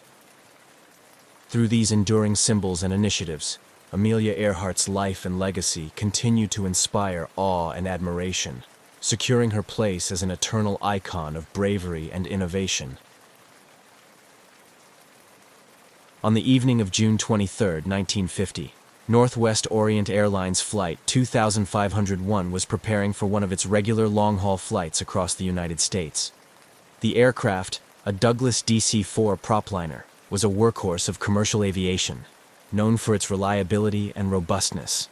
It was scheduled to fly from New York City to Seattle with a stopover in Minneapolis, carrying 55 passengers and a crew of 3. As the passengers boarded at LaGuardia Airport, the mood was typical of a late evening flight. Some were weary business travelers preparing for a sleep during the flight, while others were families looking forward to their vacations or homecomings. The crew, led by the experienced Captain Robert Lind, completed their pre-flight checks with practiced efficiency. Captain Lind, a veteran with an impeccable record, was well familiar with the route, having flown it numerous times. The ground crew loaded the last pieces of luggage into the cargo hold as the stewardesses made final adjustments inside the cabin, ensuring everything was secure for takeoff. The weather reports indicated clear skies in New York, but there were reports of potential thunderstorms over Lake Michigan.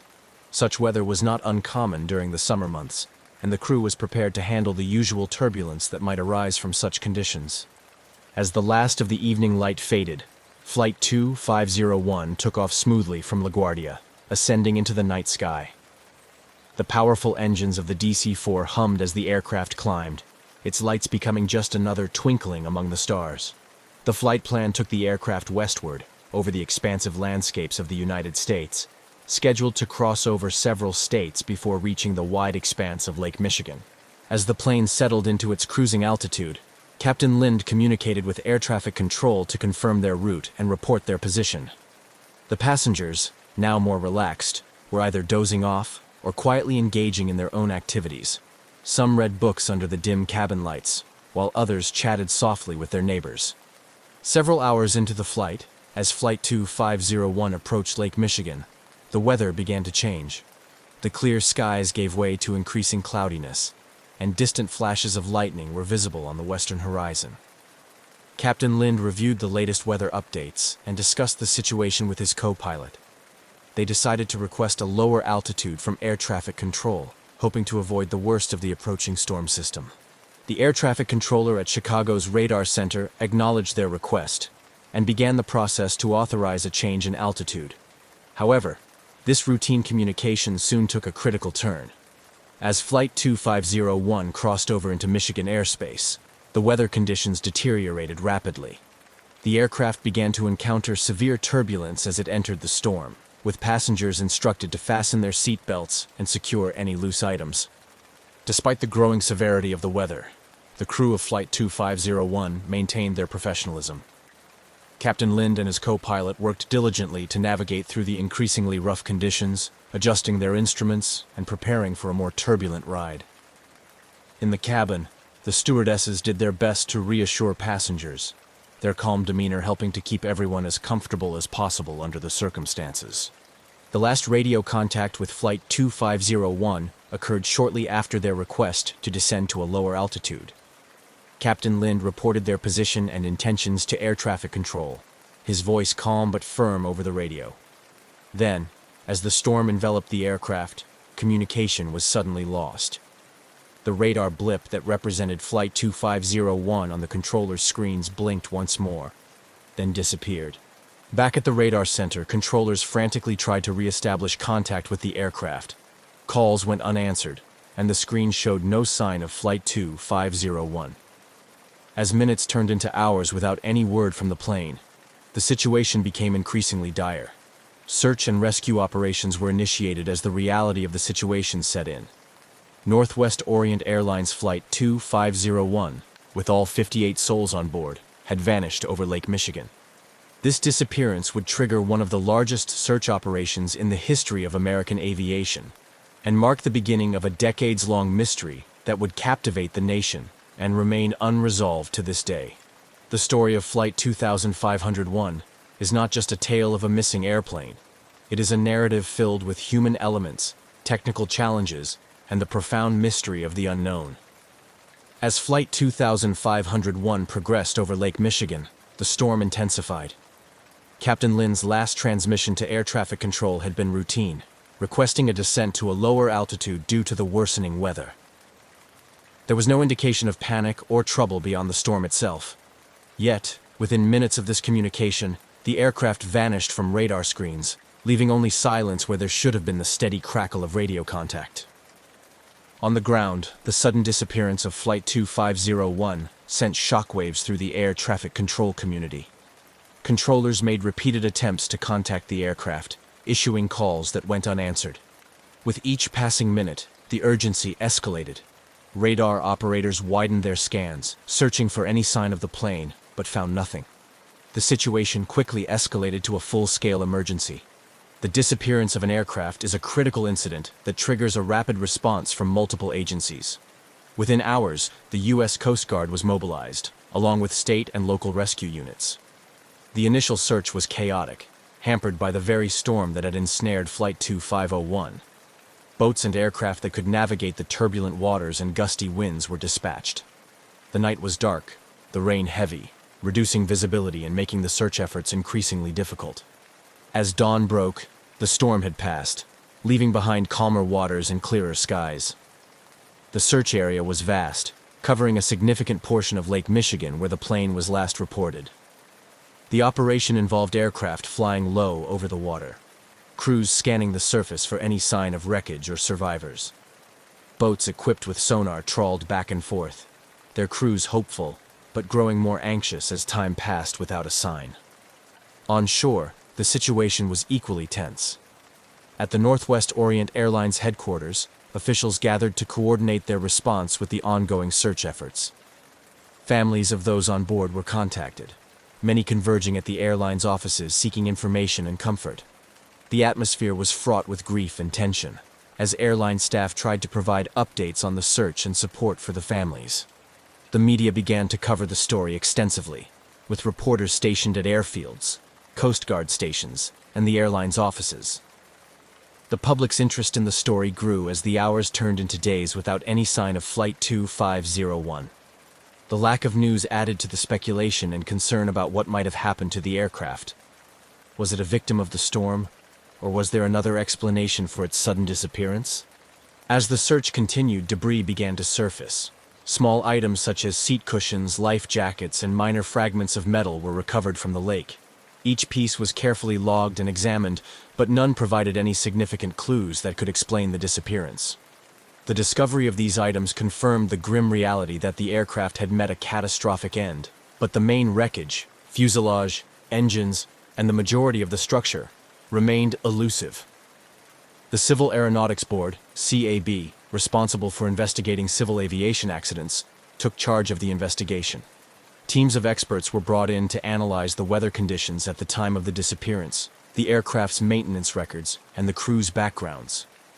The investigation was exhaustive, delving into every conceivable aspect of the flight and its operation. Yet, the lack of substantial wreckage hindered the ability to draw definitive conclusions about the cause of the crash. Theories about what happened to Flight 2501 varied widely.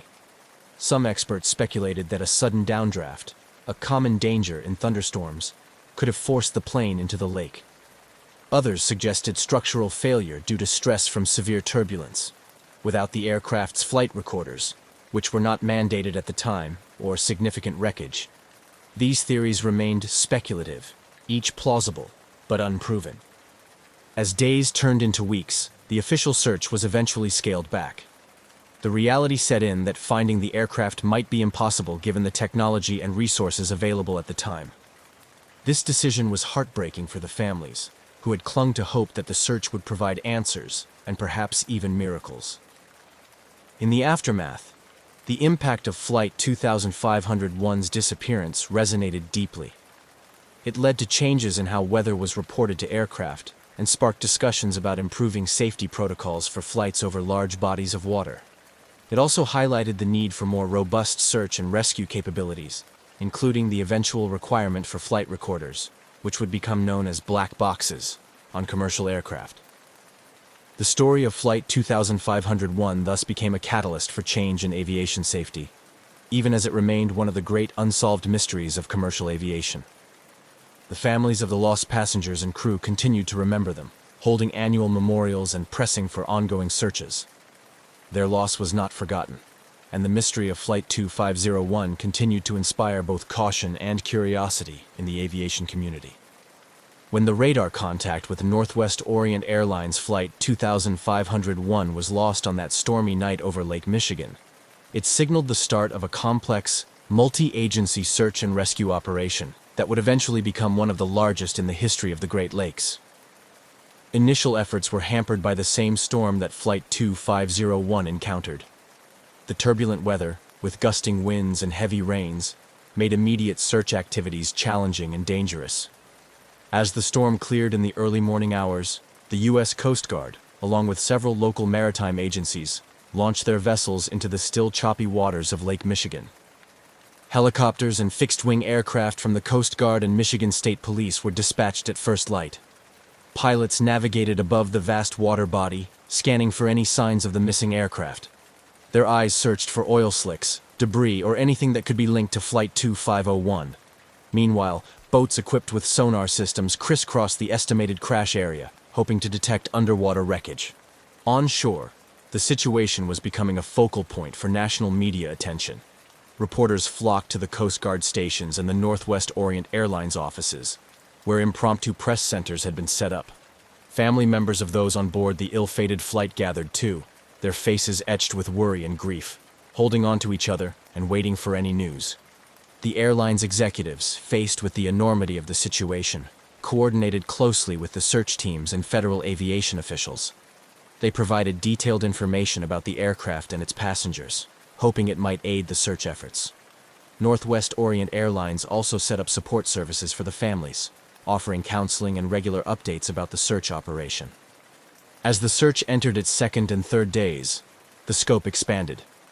The U.S. Navy joined the operation, bringing in additional ships and aircraft equipped with more advanced search technology. These military assets were used to cover larger areas of the lake more quickly than the smaller Coast Guard vessels and civilian boats could manage.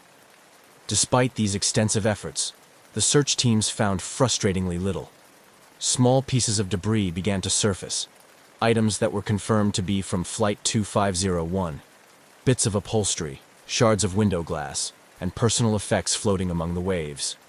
Each discovery was meticulously catalogued and analyzed, providing grim evidence of the plane's disintegration, but little information on the cause. By the end of the first week, the lack of significant wreckage intensified the mystery. Divers were called in to explore areas where sonar hits suggested there could be larger pieces of debris on the lakebed. These dives were difficult and risky, given the depth and the unpredictable currents of Lake Michigan. The divers worked in challenging conditions, sometimes battling poor visibility and strong underwater currents that made each dive a potentially perilous endeavor. Parallel to the physical search, investigators from the Civil Aeronautics Board, CAB, began their inquiry into the disappearance. They examined meteorological data from the night of the flight, looking for clues in the storm patterns that might explain what happened. Interviews with other pilots flying similar routes that night provided additional context on the weather conditions and how they might have affected Flight 2501. The investigators also delved into maintenance records and the operational history of the DC-4 aircraft. They explored every possible angle, from mechanical failure and pilot error to structural deficiencies and potential overloading. Each hypothesis was systematically tested against the known facts of the flight's last hours, but without the main wreckage or flight recorders, conclusive answers were elusive. As weeks turned into months, the intensity of the search diminished. The daily briefings to the press and families became less frequent, and the flotilla of search vessels thinned out. Yet, for the families of those aboard Flight 2501, the need for closure never waned. They continued to push for continued efforts, holding on to hope that the lake might yet yield its secrets. The CAB eventually released a report that was inconclusive in determining the exact cause of the crash. It cited the severe weather and the possibility of structural failure induced by stress from the storm, but noted the lack of physical evidence made it impossible to pinpoint a definitive cause. The report did, however, lead to recommendations for improving storm tracking and weather reporting to aircraft, hoping to prevent similar tragedies in the future. Decades later, the disappearance of Flight 2501 remains a poignant chapter in the annals of aviation history. It stands as a reminder of nature's power and the limits of human technology, a story that continues to evoke both sorrow and fascination. For the families of the lost, the lakeshore became a place of pilgrimage, a site to gather, remember, and perhaps one day find peace. The ongoing mystery surrounding the disappearance of Northwest Orient Airlines Flight 2501 had by now stirred considerable public and professional interest. Various theories about what had led to the aircraft's sudden loss began to circulate, each contributing its part to the complex tapestry of speculation. These ranged from mechanical failure and catastrophic weather events to more sinister possibilities such as sabotage. In the realm of formal investigation, the Civil Aeronautics Board, CAB, led the charge, poring over every piece of evidence, from weather reports to the aircraft's maintenance history. They sought to understand how a well-maintained, reliable aircraft like the DC-4 could simply vanish without a trace. Mechanics and engineers scrutinized the plane's service records, confirming that all routine checks and balances had been performed before the flight. Meanwhile, meteorologists provided in-depth analyses of the storm that Flight 2501 had encountered, noting that while severe, such weather conditions were not typically beyond the capability of the aircraft to withstand. Parallel to these professional inquiries, amateur sleuths and conspiracy theorists also took a keen interest in the disappearance. Some suggested that the aircraft might have been brought down by a bomb, theorizing that the lack of debris was consistent with a mid-air explosion that could have dispersed wreckage over a wider area, thus eluding search efforts. Others speculated about a possible collision with another aircraft, perhaps military, which was not reported due to the secretive nature of Cold War operations. Amid these swirling theories, one of the more grounded speculations involved a sudden structural failure caused by stress from the storm. Aviation experts pointed out that while the DC-4 was robust, unexpected weaknesses could emerge under extreme conditions. The possibility that the aircraft had suffered a critical failure at a high altitude could explain the minimal debris and the lack of a distress signal if the breakup had been swift and total. As the investigation continued without definitive conclusions, the families of the passengers and crew found themselves in a painful limbo. The lack of closure weighed heavily, their grief compounded by the swirling uncertainty and speculation. They rallied for continued investigation, pressing for new searches and reaching out to anyone who might shed light on the fate of their loved ones. In response to these family advocacies, annual memorials were organized, both as a way to honor those lost and to keep the public's attention on the unresolved case. These events often featured moments of poignant remembrance alongside calls for action, with speeches that melded personal loss with broader appeals for aviation safety improvements. The emotional toll of the tragedy and the ongoing mystery also reverberated through the broader aviation community. Airlines and regulatory bodies, spurred by the tragic loss of Flight 2501, began to reconsider and revise their safety protocols. This led to increased investments in weather tracking technologies and improvements in aircraft design, especially concerning structural integrity and storm resistance. These changes reflected a growing acknowledgement within the industry that safety must evolve with the increasing complexity of air travel. The lessons drawn from the Flight 2501 tragedy and similar incidents began to shape a new era of aviation safety protocols, focusing on preventing recurrence by understanding the failures of the past. Meanwhile, as technology advanced, new efforts were made to locate the wreckage of Flight 2501. Innovations in sonar and underwater exploration offered hope that the main crash site might finally be discovered.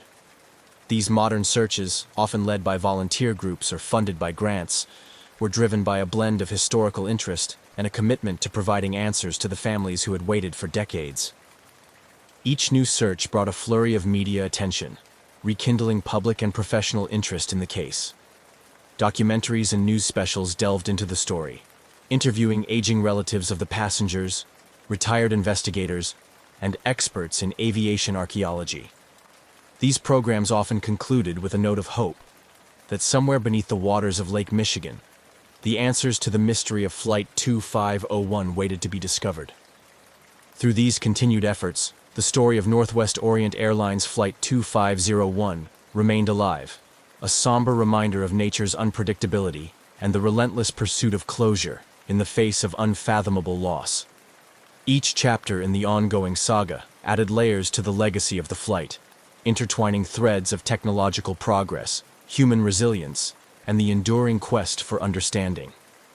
The ongoing quest to understand the disappearance of Northwest Orient Airlines Flight 2501 had significant repercussions across the aviation industry, highlighting critical areas for improvement in both technology and regulatory practices.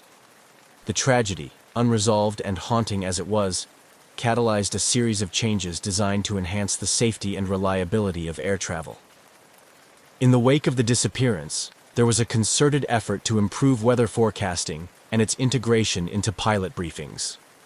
The severe storm that Flight 2501 encountered was known to air traffic controllers and the Meteorological Service. Yet the existing protocols for communicating such critical information to aircraft were deemed insufficient. This led to more stringent requirements for real-time weather updates and mandatory weather briefings for flights traversing known problematic routes. Simultaneously, this incident underscored the vulnerability of aircraft to severe weather conditions and prompted research into better structural designs and materials that could withstand extreme turbulence. aircraft manufacturers began collaborating more closely with meteorologists to understand how aircraft could be designed or modified to survive unexpected severe weather encounters. Moreover, the lack of debris and difficulty in locating the wreckage highlighted the limitations in search and rescue operations at the time. This realization pushed for advancements in emergency location technology. The push for equipping aircraft with more reliable emergency locator transmitters (ELTs) gained momentum. These devices, designed to emit signals in the event of a crash, were made more robust and effective, ensuring they could withstand impacts and operate under a broader range of conditions. The tragedy also played a pivotal role in the eventual development and mandatory installation of flight data recorders, FDRs, and cockpit voice recorders, CVRs, known colloquially as black boxes. While these were not new concepts in 1950, the Flight 2501 disaster underscored their potential value in solving aviation mysteries. By the late 1950s and early 1960s, regulations began to change, gradually making these devices standard equipment on commercial aircraft, providing investigators with crucial data in the aftermath of accidents. Aside from technological and procedural enhancements, the Flight 2501 incident had a profound impact on regulatory practices. It prompted a re-evaluation of how flight over large bodies of water was managed, leading to more rigorous safety protocols. New regulations were put in place requiring more comprehensive life-saving equipment on board and rigorous survival training for flight crews. For the families of the passengers and crew lost with Flight 2501, these changes were a bittersweet outcome. While they might not bring back their loved ones, these improvements in aviation safety provided a legacy of increased security for future air travelers. Their advocacy had not only kept the memory of the flight alive, but also ensured that the lessons gleaned from this tragedy would lead to tangible enhancements in flight safety. Memorials were erected in honor of those lost, serving as poignant reminders of the personal cost of aviation accidents. These memorials became sites of reflection, not only for the grieving families, but also for the communities and professionals within the aviation industry, reminding everyone of the ever-present need for vigilance and improvement. As technology continued to evolve, so did the efforts to locate Flight 2501's wreckage. Periodic expeditions were launched, fueled by advancements in underwater technology and driven by a mix of historical interest, technical challenge, and a deep-seated desire for closure. Each expedition brought hope that the aircraft might finally be found, providing answers to the lingering questions that had persisted for decades. Documentaries and news articles periodically revisited the story, each iteration renewing public interest and understanding of the impact such tragedies have on technology, regulation, and human lives. Through these stories, the legacy of Flight 2501 lived on, a narrative interwoven with lessons of resilience, the advancement of science, and the unyielding human spirit seeking answers in the face of adversity. Each retelling served to honor those lost and to celebrate the progress made in their memory, ensuring that their legacy would continue to influence safer skies for future generations.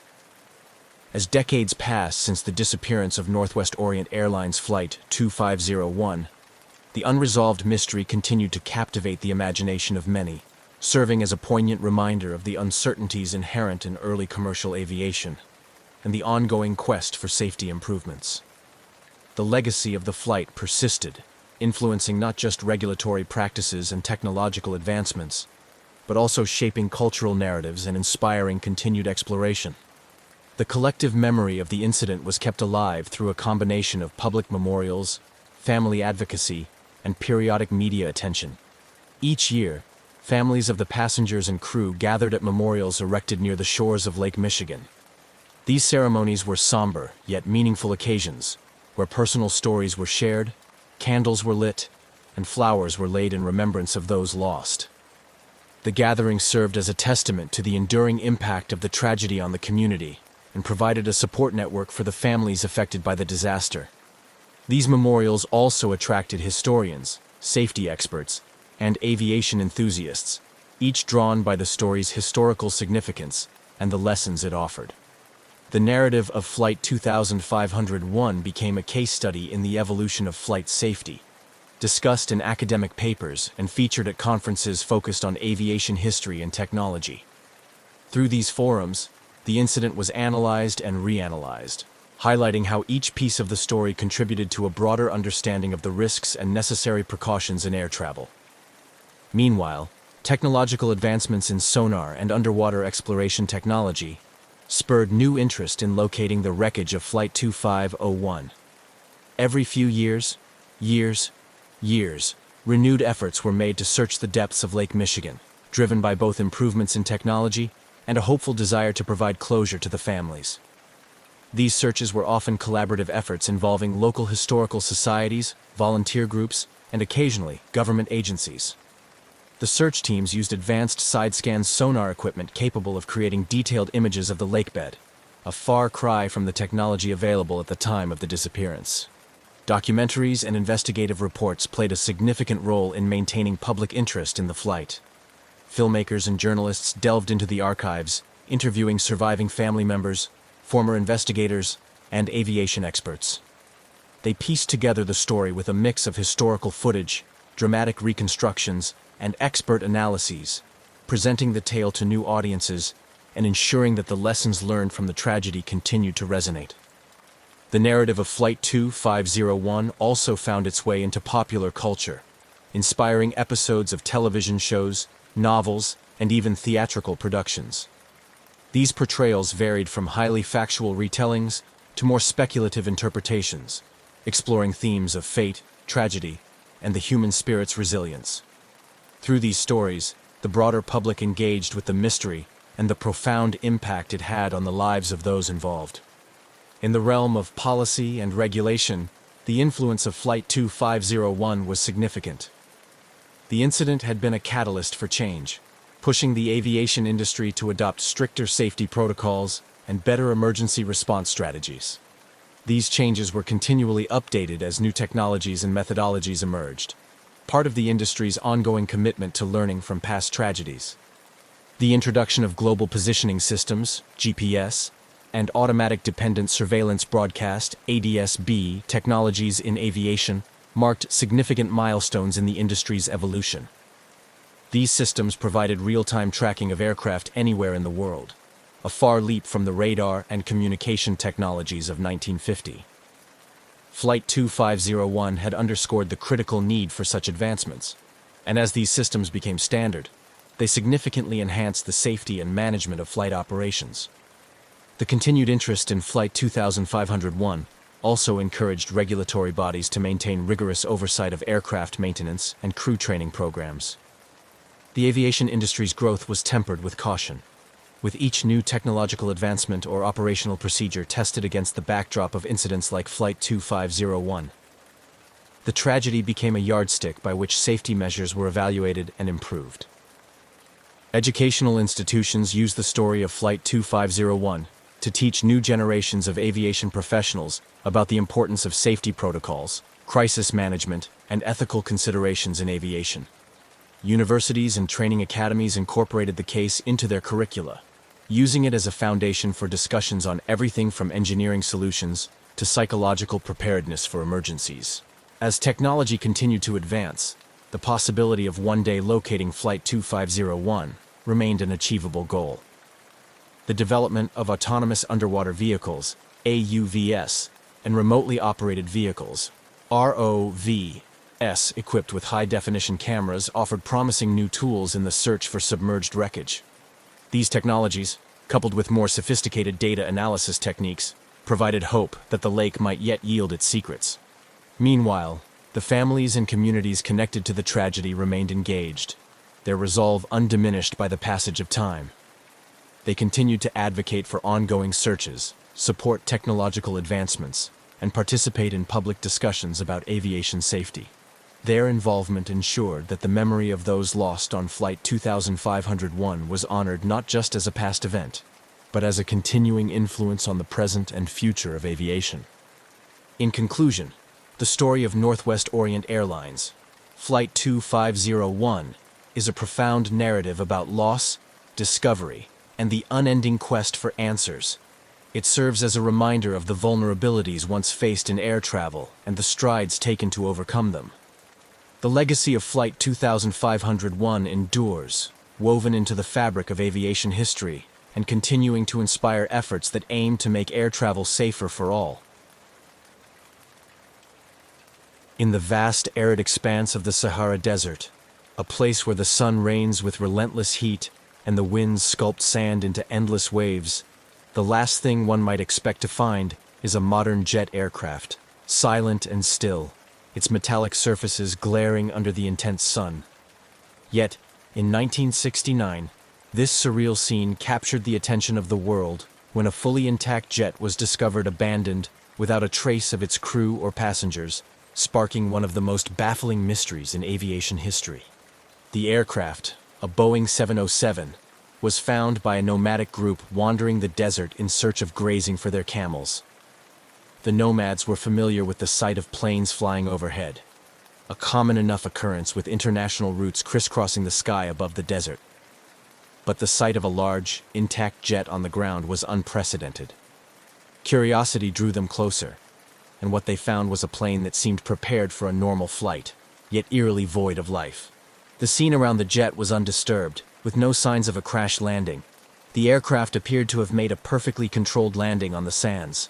The boarding stairs were down, as if inviting the passengers to disembark. Inside, the cabin was orderly with safety cards tucked into seat pockets and overhead bins closed. The only thing missing was the people. No crew, no passengers were found, and no personal belongings were left behind. Local authorities were quickly notified about the discovery. The news of the abandoned jet spread rapidly, attracting local police and eventually, international aviation investigators to the site. The aircraft's identification numbers were traced back to a recently reported missing jet, which had last communicated its position while overflying a neighboring country's airspace hours before its unexpected discovery in the desert. As investigators arrived at the location, the immediate task was to secure the site and begin the process of documenting everything exactly as it was found. Photographs were taken, and every element of the jet was carefully examined, from the engines and landing gear to the flight deck and avionics. The jet's logbooks and navigation charts were still in the cockpit, showing a flight path that had been abruptly abandoned. The mystery deepened as preliminary checks showed that the jet's systems were functional, with no mechanical failures recorded in the flight data recorder. There were also no distress signals sent from the aircraft before it descended into the desert. This impeccable condition of the jet, combined with the lack of any signs of struggle or emergency, baffled the investigators. Questions swirled among the investigation team. How had the jet landed here in the middle of the Sahara without any of its passengers or crew? Why were there no signs of a hasty evacuation or an emergency situation that might have prompted such an unusual landing? Theories began to form, but each seemed as unlikely as the next. The desert, silent and watchful, offered no clues, and the jet itself, despite being equipped with the latest technology of the time, held its secrets tightly. This enigmatic discovery would come to challenge the boundaries of what was understood about aviation incidents.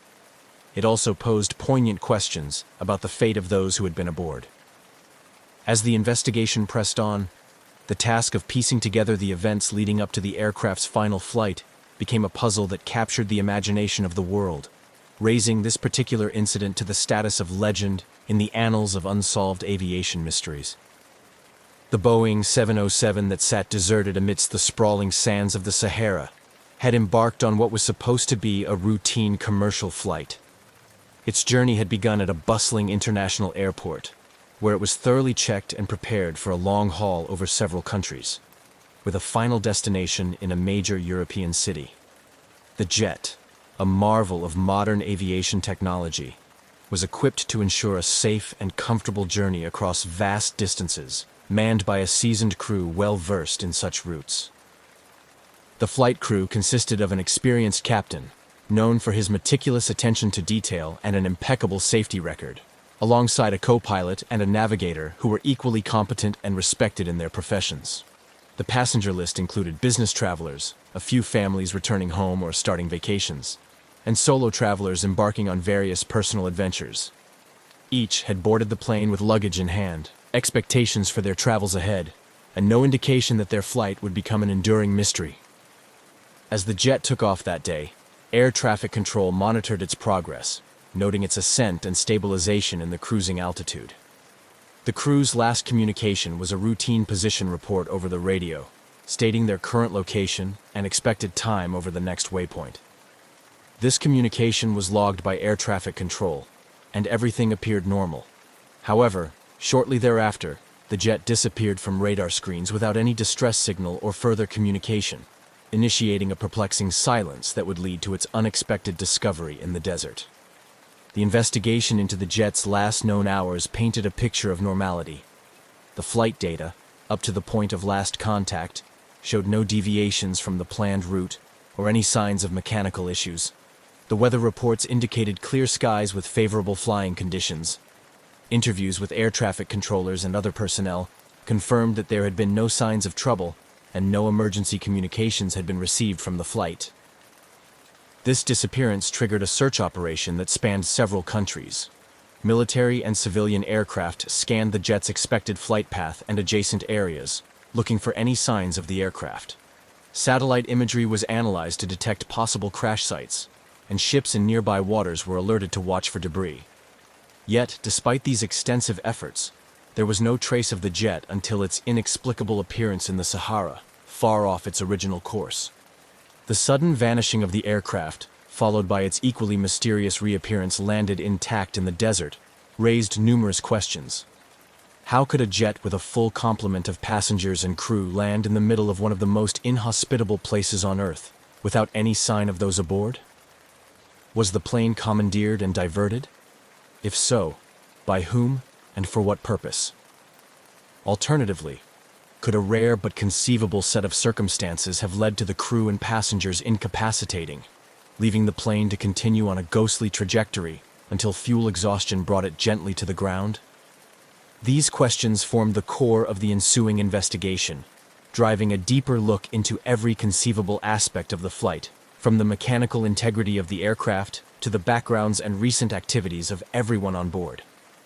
As the global aviation community watched closely, the mystery of the jet in the Sahara became a puzzle that experts around the world were eager to solve, each clue adding a piece to the intricate tapestry of theories. The discovery of the abandoned Boeing 707 in the vast Sahara Desert not only baffled investigators, but also prompted an immediate and extensive investigation by local authorities. International aviation bodies, including experts from the International Civil Aviation Organization, ICAO, were quickly involved, underscoring the severity and unusual nature of the case. Once the initial shock of the discovery settled, the first step was to secure the site. A perimeter was established around the aircraft to preserve any evidence that might help in piecing together the events leading up to its mysterious landing. Forensic teams meticulously examined the jet, taking note of every detail, from the positions of the cockpit controls to the arrangement of items found in the cabin. They collected fingerprints, fibers, and other residues that might yield clues about the presence and activities of the passengers and crew. Concurrently, a more comprehensive international response was organized. Given the jet's last known flight path crossed multiple international borders, authorities from several countries collaborated, sharing radar data, flight logs, and other relevant information. This cooperation was pivotal, as the jet had disappeared from radar coverage and left little for investigators to work with. The collaborative international effort aimed to reconstruct the flight's path and determine how it ended up in such a remote location. As part of the investigation, officials also scrutinized the aircraft's maintenance records and the airline's safety protocols.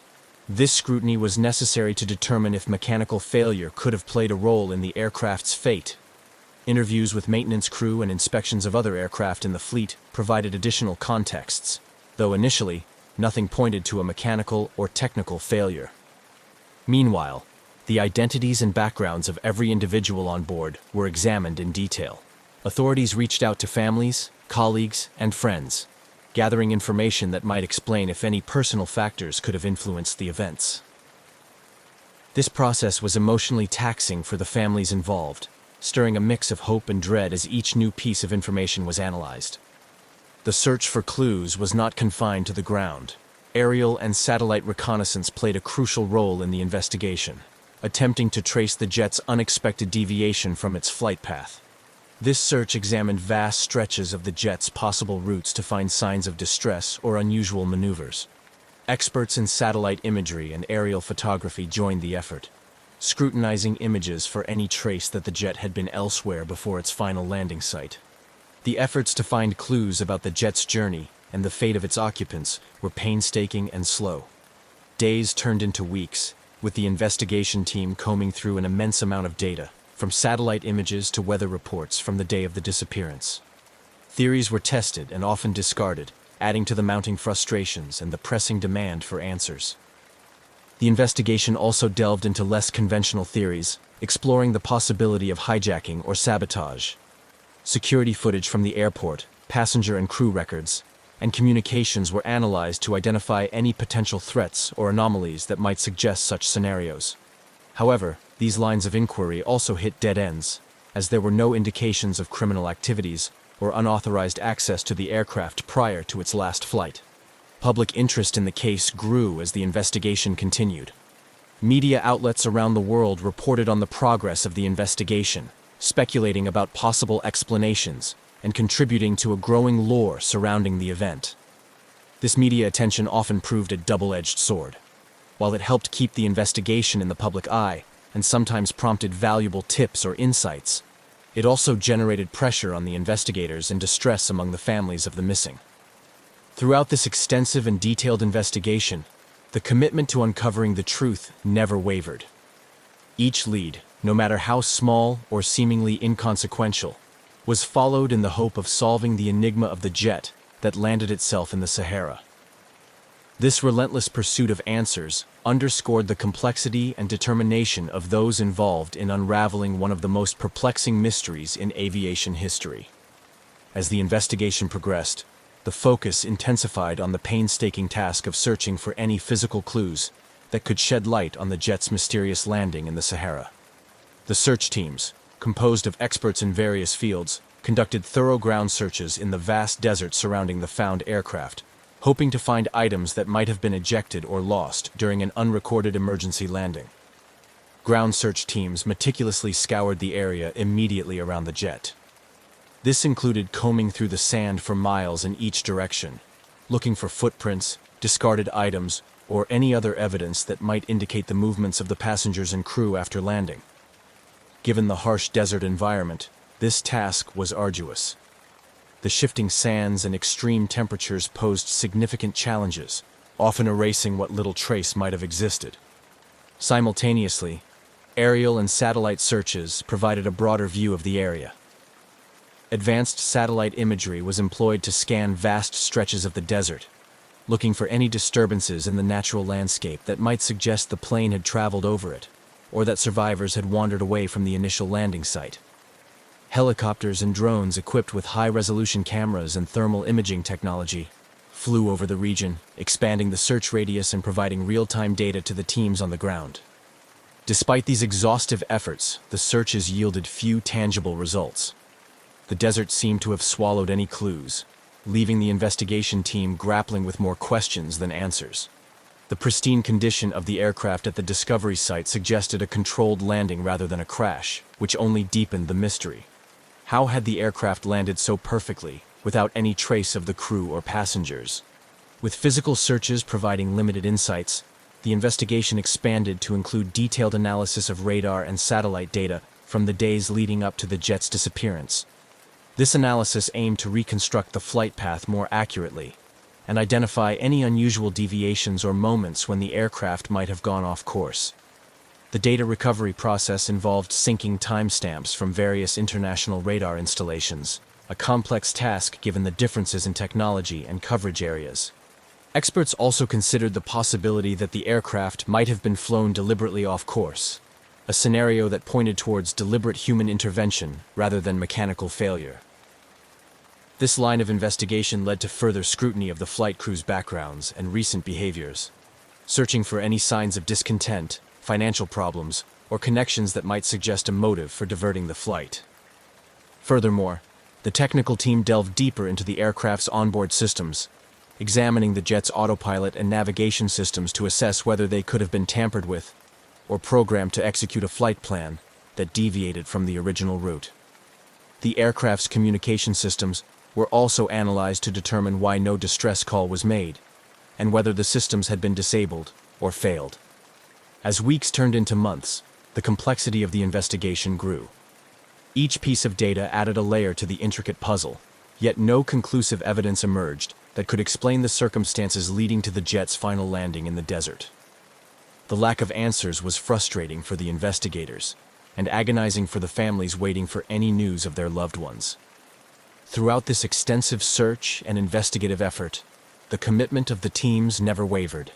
The mystery of the silent passenger jet in the desert captured the attention of the global aviation community, reminding everyone of the vast unknowns still present in modern aviation and the relentless pursuit of answers that drives human curiosity and ingenuity. As the exhaustive physical and technical investigations continued without yielding conclusive results, the range of theories regarding the disappearance of the jet and its passengers began to proliferate.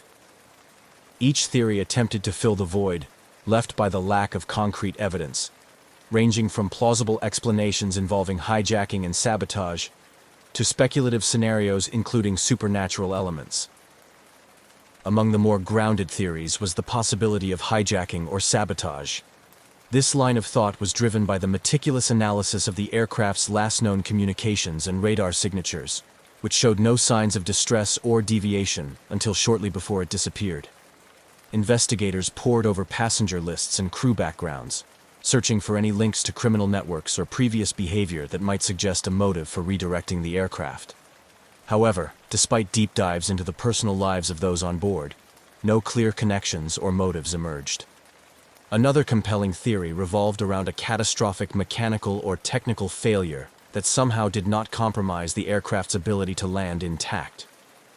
Experts in aviation mechanics scrutinized the aircraft's maintenance records and interviewed the ground crew who had serviced the plane prior to its final flight. They examined scenarios where critical systems could fail in such a way that communication was lost while basic flight control was maintained. Yet, the condition of the jet upon discovery, undamaged and apparently landed with precision, made this theory difficult to support. Simultaneously, some investigators considered the potential for an elaborate insurance fraud scheme, where the aircraft was landed intentionally in a remote area to be later declared lost. Financial records and insurance policies related to the aircraft and its cargo were thoroughly reviewed, searching for unusually high insurances taken out or last-minute changes in policy terms. However, nothing out of the ordinary surfaced in the financial audit, leaving this theory also hanging without substantive support. As these plausible explanations were explored and often hit dead ends, more speculative theories began to gain attention. Not least among them, the idea of supernatural or extraterrestrial involvement. This was fueled in part by the aircraft's mysterious and pristine condition when found, which seemed almost staged or otherworldly. Ufologists and paranormal enthusiasts joined the fray, proposing ideas that ranged from alien abductions to dimensional portals, citing the Sahara's historical and mystical associations as a potential hotspot for such phenomena. In response to these wilder theories, some sections of the scientific community advocated for a more measured approach, suggesting psychological factors like mass hysteria or a shared delusion among the crew and passengers might explain the disappearance. Psychologists were brought in to analyze behaviors recorded on the flight's CCTV and any personal communications sent by those on board before the flight. They looked for signs of group psychological dynamics that could lead to a collective decision to disappear, though this approach, too, struggled to find factual grounding. The variety of theories, each with its proponents and detractors, created a vibrant, if chaotic, tapestry of possibilities that captured the public's imagination. Media coverage began to reflect this diversity of thought, with documentaries and news segments often presenting a new theory each week, each more sensational than the last. This media circus brought the incident into the realm of popular culture, where it was discussed and debated everywhere from internet forums to coffee shops. In the midst of all the speculation, the investigation team worked tirelessly to maintain a focus on verifiable facts and evidence-based theories. They coordinated with international aviation and safety organizations to ensure that all possible leads were thoroughly explored. The The complexity of the case required them to be open-minded yet skeptical, willing to follow where the evidence led but cautious of falling into conjecture without proof. Through it all, the mystery of the silent passenger jet in the Sahara remained an open question, a puzzle that seemed to resist every attempt to solve it. As months turned into years, the incident continued to be a source of fascination and frustration, a reminder of the limits of human knowledge and the enduring allure of the unknown. The investigation into the abandoned jet in the Sahara continued, gradually shaping the aviation industry's approach to flight safety and emergency response. The unusual circumstances surrounding the jet's mysterious landing prompted a critical reassessment of existing protocols, emphasizing the need for enhanced tracking and communication technologies. In response to the incident, aviation authorities worldwide began to scrutinize and subsequently strengthen the protocols for tracking aircraft over large, uninhabited areas like deserts and oceans. This led to the accelerated adoption of more advanced real-time tracking systems that could maintain contact with aircraft regardless of their location. Technologies such as ADS-B, Automatic Dependent Surveillance Broadcast, which provides air traffic controllers with real-time updates on an aircraft's position, became standard requirements on commercial jets. The incident also highlighted the importance of improving onboard communication systems to ensure that pilots could maintain contact with ground control under any circumstances. Enhancements were made to satellite communication technologies, allowing for a continuous two-way communication channel between the aircraft and ground control, even from the most remote parts of the world. These technical improvements were accompanied by revisions to emergency response strategies. The mysterious circumstances of the jet's landing, with no distress call or indication of trouble, led to the development of more robust procedures for investigating and responding to sudden silences or disappearances of aircraft. Simulation exercises and training programs were updated to include scenarios involving unexplained landings and disappearances, preparing both aircrews and ground personnel to handle similar situations more effectively. The media's role in covering the incident also had a profound impact on public perception of aviation safety. Initial sensational reporting gave way to a more measured discourse as the investigation unfolded, helping to educate the public on the complexities and challenges of maintaining safety in modern aviation. This shift in media narrative helped to rebuild trust in air travel, which had been somewhat shaken by the mysterious event. In popular culture, the incident inspired various forms of artistic expression. Filmmakers, novelists, and television producers drew upon the eerie and unresolved nature of the story, creating works that captured the public's imagination and explored themes of isolation, technology, and human courage. These cultural products contributed to a broader societal engagement with the themes of the incident, ensuring that the story remained part of the public consciousness. Additionally, the incident became a focal point for discussions about transparency and government accountability in handling unexplained events. Advocacy groups pushed for more open access to information regarding aviation anomalies, arguing that public scrutiny can play a crucial role in improving safety standards. This led to somewhat more transparent practices, with authorities becoming more forthcoming about incidents in their investigations. The legacy of the abandoned jet in the Sahara is a complex tapestry of technological advancement, cultural impact, and improved safety protocols. It serves as a poignant reminder of aviation's vulnerabilities and the constant need for vigilance, innovation, and cooperation to ensure the safety of air travel. As the industry continues to evolve, the lessons learned from this mysterious incident remain a crucial part of the dialogue on how best to navigate the skies safely and responsibly. The mysterious discovery of the abandoned jet in the Sahara not only puzzled investigators and aviation experts, but also left a significant mark on popular culture and spawned a variety of conspiracy theories. The intrigue surrounding the event permeated various media, influencing films, literature, and sparking fervent discussions among both skeptics and believers. In popular culture, the abandoned jet became the subject of numerous documentaries, each attempting to unravel the mystery from different angles. Filmmakers explored the incident, often blending factual investigation with speculative fiction to engage audiences. The enigmatic nature of the case proved to be a fertile ground for storytellers, who envisioned scenarios ranging from espionage and governmental cover-ups to paranormal activity and alien interventions. These stories, while fictional, tapped into the collective fascination with the unexplained, drawing large audiences eager to explore the boundaries of reality. Literature also mirrored this fascination. Authors of thriller and mystery genres found inspiration in the Desert Jet, crafting novels that delved into the psychological and societal impacts of such a bewildering event. These books often portrayed characters grappling with the unknown, using the backdrop of the mysterious jet to explore themes of isolation, human fear of abandonment, and the existential dread of the unexplained. Furthermore, the incident spurred a slew of conspiracy theories that flourished on internet forums and social media platforms. These theories ranged from the plausible to the outlandish, with some suggesting that the jet was part of a secret government experiment gone awry, while others believed it was evidence of time travel or an interdimensional portal. These discussions were not just limited to fringe groups. They occasionally made their way into mainstream debates, prompting public figures and experts to weigh in on the possibilities. The proliferation of such theories highlighted a deep-seated human need to find explanations for the inexplicable. They also underscored the distrust some segments of the public had towards official accounts of mysterious incidents, reflecting a broader skepticism of authority. This skepticism often led to vigorous debates about transparency and the need for open government investigations into unexplained phenomena.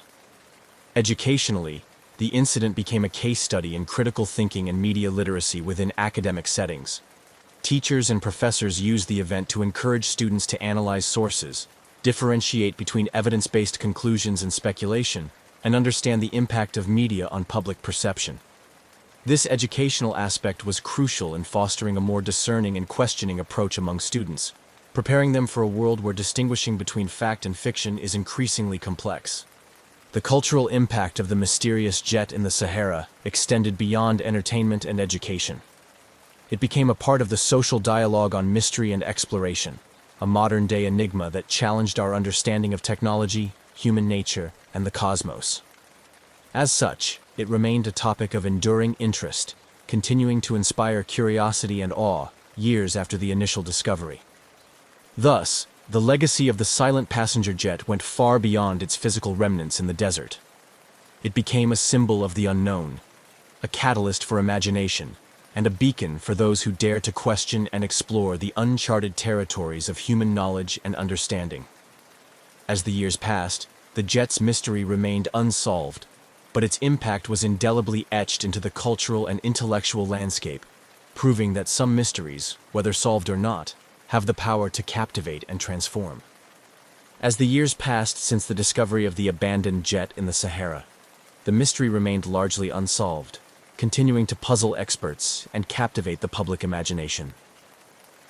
The ongoing fascination with the incident has not only sustained interest in the case, but also fostered a legacy that influences various aspects of aviation, government policy, and popular culture. The enigmatic nature of the incident has ensured that it remains a topic of discussion at aviation safety conferences and symposiums around the world.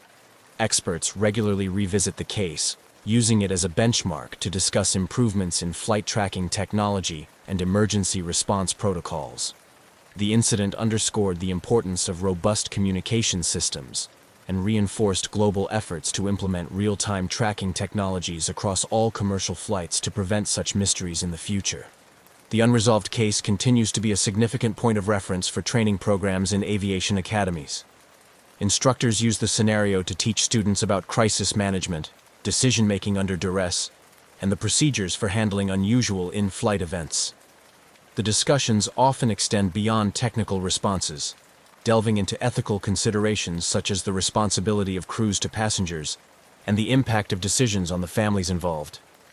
In the realm of policy and governance, the incident has prompted ongoing debates about transparency and public access to information regarding aviation anomalies.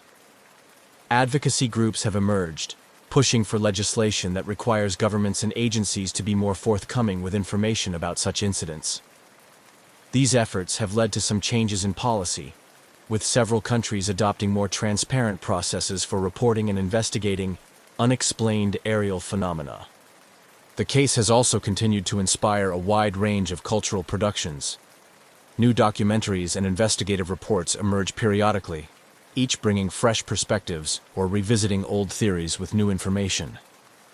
These productions contribute to a layered narrative that combines factual investigation with creative speculation, keeping the public engaged and eager for any new developments. Moreover, the incident has permeated academic discussions, becoming a subject of study in fields as diverse as psychology, sociology, and journalism. Academics analyze the public and media responses to the incident as a case study in human behavior, the spread of misinformation, and the societal impacts of unresolved mysteries. Such studies often highlight how human beings deal with the unknown, the role of the media in shaping public perception, and the psychological effects on those directly involved in or affected by such incidents. On a more personal level, the legacy of the mystery continues to impact the families of the crew and passengers who were aboard the jet. For many, the lack of closure remains a source of ongoing grief and frustration. However, some family members have channeled their experiences into advocacy, working with aviation safety organizations to improve passenger and crew safety. Their efforts ensure that the incident, while unresolved, has a constructive impact on the future of aviation. In the broader community, the abandoned jet has become a symbol of the enduring human fascination with the unknown. It sparks the imagination of those who hear about it for the first time, and continues to intrigue those who have followed the story since the discovery. The incident serves as a reminder of the limits of human knowledge and technology, prompting both humility and a relentless drive for innovation among scientists, explorers, and theorists. Ultimately, the legacy of the silent passenger jet is woven into the fabric of modern lore, a mysterious narrative that challenges our understanding of the world and propels us toward greater exploration and discovery. Whether or not the mystery is ever solved, its impact is undeniable, influencing how we think about, respond to, and communicate our encounters with the unknown.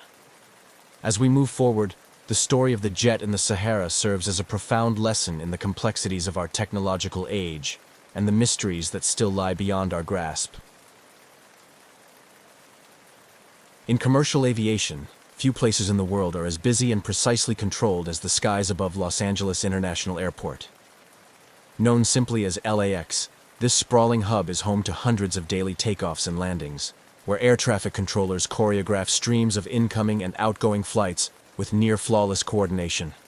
At around 3,000 feet, just a few miles from final approach, pilots are focused, systems are configured for landing, and every second is part of a rehearsed and monitored ballet. So when an American Airlines pilot, flying a routine approach into LAX on August 30th, 2020, looked out his window and reported seeing something wildly out of place, the entire system paused to take notice. Tower, American 1997. We just passed a guy in a jetpack. The transmission was calm, clipped, and strangely casual, but the words hung in the air like vapor. A guy. In a jetpack. At 3,000 feet, on the approach path to one of the busiest airports in the world. The controller, caught between routine chatter and disbelief, asked the pilot to confirm. He did. Moments later, another voice crackled over the radio. A JetBlue pilot, on a nearby approach vector, chimed in with the same observation. A humanoid figure, upright, flying alone through open sky. No wings, no visible support, just flying. At first, there was an air of disbelief. Not denial exactly, but that pause between hearing something unusual and truly processing it. Pilots are trained observers. They know the difference between a bird, a balloon, and a person. Their reports don't come from imagination or exaggeration. They come from discipline, training, and 1,000 hours behind the yoke. If they saw something, it wasn't a joke. And they weren't the only ones. LAX Tower immediately alerted law enforcement and the Federal Aviation Administration. The term jetpack lit up radios and inboxes in minutes. Within the hour, the FBI had been notified. It wasn't just a strange sighting. It was a potential breach of highly controlled Class B airspace, a safety concern that could not be ignored. Jetpacks, as far as most people understood, were the stuff of comic books and air shows. Yes, the technology existed in experimental form, but they weren't widely available, and their limitations were well known. Short flight times, low altitude, extreme fuel consumption. The idea of someone hovering at commercial altitudes for any length of time was, to experts, next to impossible. And yet, There were now multiple eyewitnesses from 2 commercial aircraft, all describing the same thing. LAPD dispatched helicopters to canvass the area. News crews began calling aviation authorities. The story was strange, yes, but this was Los Angeles, a place where helicopters fly low, stunts are commonplace, and the occasional oddity in the sky isn't entirely unheard of. But this was different. This was controlled airspace. This was close to final approach, where jets are vulnerable and margins are slim. And the figure, whoever or whatever it was, had vanished by the time aircraft were redirected to get a closer look. Back in the control tower, the recording of the pilot's transmission was already being reviewed. The audio was shared among aviation circles and online forums within hours. "We just saw the guy pass by us in the jetpack," the JetBlue pilot added later, as the transmission looped back through public replay. The reports were consistent. Upright figure, no wings, no obvious propulsion source, just flying alongside a jet. Within days, the sighting was national news. Headlines toggled between amused curiosity and serious safety concern. Was this a rogue inventor, a publicity stunt, a drone designed to look like a person, or something more advanced than what the public knew? The FAA launched an investigation, as did the FBI, citing potential violations of airspace regulations and serious risks to flight safety. But no individual came forward. No known jetpack test flight had been scheduled or cleared in the region, and no wreckage, equipment, or follow-up sighting was found that day. The skies above LAX returned to normal, but the radar logs now included a gap, a moment when something unexplainable shared airspace with a Boeing 737. For the pilots involved, it was a brief moment, an odd blip in an otherwise standard descent. But for investigators, it was the beginning of a deeper mystery, one that would repeat itself in the months to come. Because this wasn't the last time Jetpack Guy would appear over Los Angeles. In fact, it was just the first. 6 weeks after the initial report, the skies over Los Angeles once again played host to something no one could quite explain. On October 14th, 2020, another commercial aircraft, this time a China Airlines flight on final approach into LAX, reported an object strikingly similar to the one described by American and JetBlue pilots weeks earlier. The pilot's voice came through air traffic control frequencies with the same blend of calm professionalism and subtle disbelief. "We just saw a flying object, looked like a person in a jetpack." Once again, the figure had been spotted thousands of feet above the ground, dangerously close to the descent path into one of the busiest airports in the world. The timing, the location, and the description all echoed the earlier sighting. But despite an expanded response and active surveillance by the LAPD, no trace of the jetpack-like figure was found. It was becoming harder to dismiss the incident as a one-off error or a case of mistaken identity. These weren't casual eyewitnesses. These were commercial airline pilots with thousands of flight hours logged, trained to recognize potential hazards, and required to report them with accuracy and clarity. And now, there were more of them, saying the same thing. The FAA confirmed both sightings had been officially logged. Investigators reviewed radar data, flight paths, and local air traffic activity. Still, nothing showed up on radar. No transponders were active. No known aircraft, manned or unmanned, were authorized in the area at those altitudes. If someone was truly flying a jetpack near LAX, they were doing so without coordination or clearance, a major violation of U.S. airspace regulations. Jetpack manufacturers were quick to comment, some with interest, others with frustration. The consensus among industry experts was simple: this shouldn't be possible. The technology to fly solo with a jetpack does exist, but it comes with sharp limitations.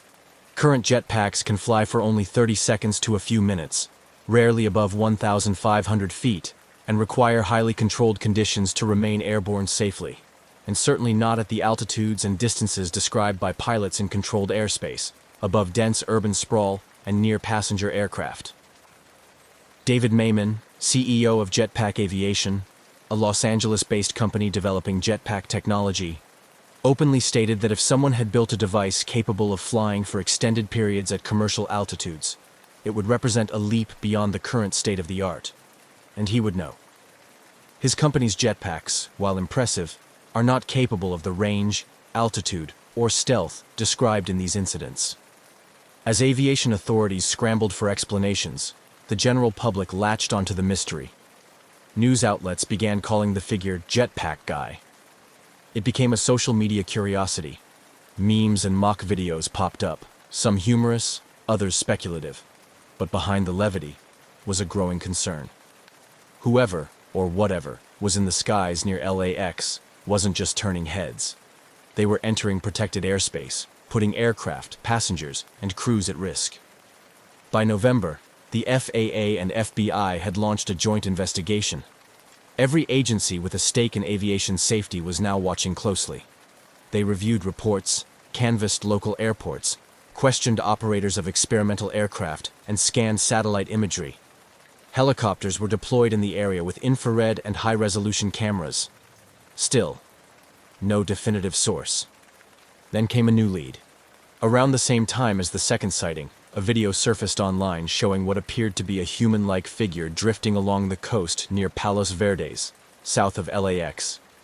Captured by a local flight school during a training exercise, the video showed a floating object, dark in shape and upright in posture, slowly moving through the air at around 3,000 feet. It didn't behave like a balloon, but it also didn't appear to have visible propulsion. It hovered, it drifted, and then disappeared into the haze. The footage deepened the mystery. Was this the same entity spotted by commercial pilots? Was it a drone made to resemble a person, perhaps even with a mannequin attached? Or was this simply a case of optical illusion, a stray object caught in the right light, seen from the wrong angle? Speculation began to stretch. Some experts suggested a sophisticated drone, possibly a hobbyist project gone too far. Others floated the idea of an elaborate hoax, though how such a prank could evade multiple radar systems and fly alongside aircraft without consequence remained unanswered. What was certain, however, was that this wasn't going away. LAX controllers continued to warn pilots to report any unusual aerial activity, and pilots, now aware of the prior sightings, were watching more closely. It wasn't a question of whether the jetpack guy would return. It was a question of when, and what, if anything, would be waiting for him on the ground. By early 2021, the jetpack guy had evolved from an aviation oddity into a full-blown mystery. With 3 pilot sightings logged near LAX and a growing archive of videos and speculation, the phenomenon was no longer a fleeting curiosity. It was a potential threat to flight safety. And still, there were no answers. No individual had come forward. No jetpack had been recovered. And no government agency could confirm what, exactly, was moving through controlled airspace, undetected and untraced. The Federal Aviation Administration and the FBI remained at the helm of the investigation, but their updates became increasingly scarce. The absence of solid leads was baffling. In an age of constant surveillance, radar coverage, and drone regulation, how could something, whether manned or unmanned, appear and disappear with such precision? The question wasn't rhetorical. It was one investigators were asking behind closed doors. Meanwhile, the Los Angeles Police Department, which had initially treated the sightings as a potential airspace violation, began taking a more active role. Helicopter patrols were deployed intermittently through the LAX approach corridor, particularly during peak travel times when traffic converged into tight formations on descent. LAPD air support teams flew grid searches, scanning for signs of jetpack activity using thermal cameras and long-range lenses. Nothing turned up. Not a blip. Not a trail. The airspace remained quiet until the next report came in. On July 28, 2021, the mystery returned. A Boeing 747 pilot, again descending into LAX, radioed air traffic control. "We just passed a guy in a jetpack." The location was consistent with previous sightings, 5 miles from the airport, around 5,000 feet.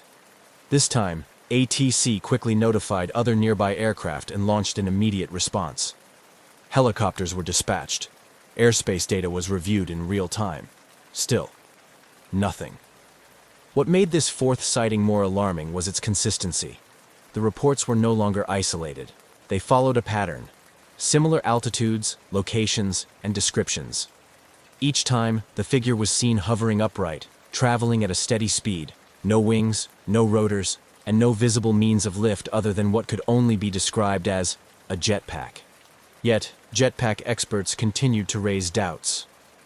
While several companies around the world were actively developing personal flight systems, some of them quite advanced, the physics didn't align with what pilots were describing.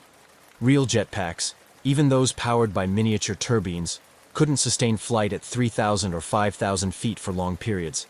They used enormous amounts of fuel. They generated intense heat and noise.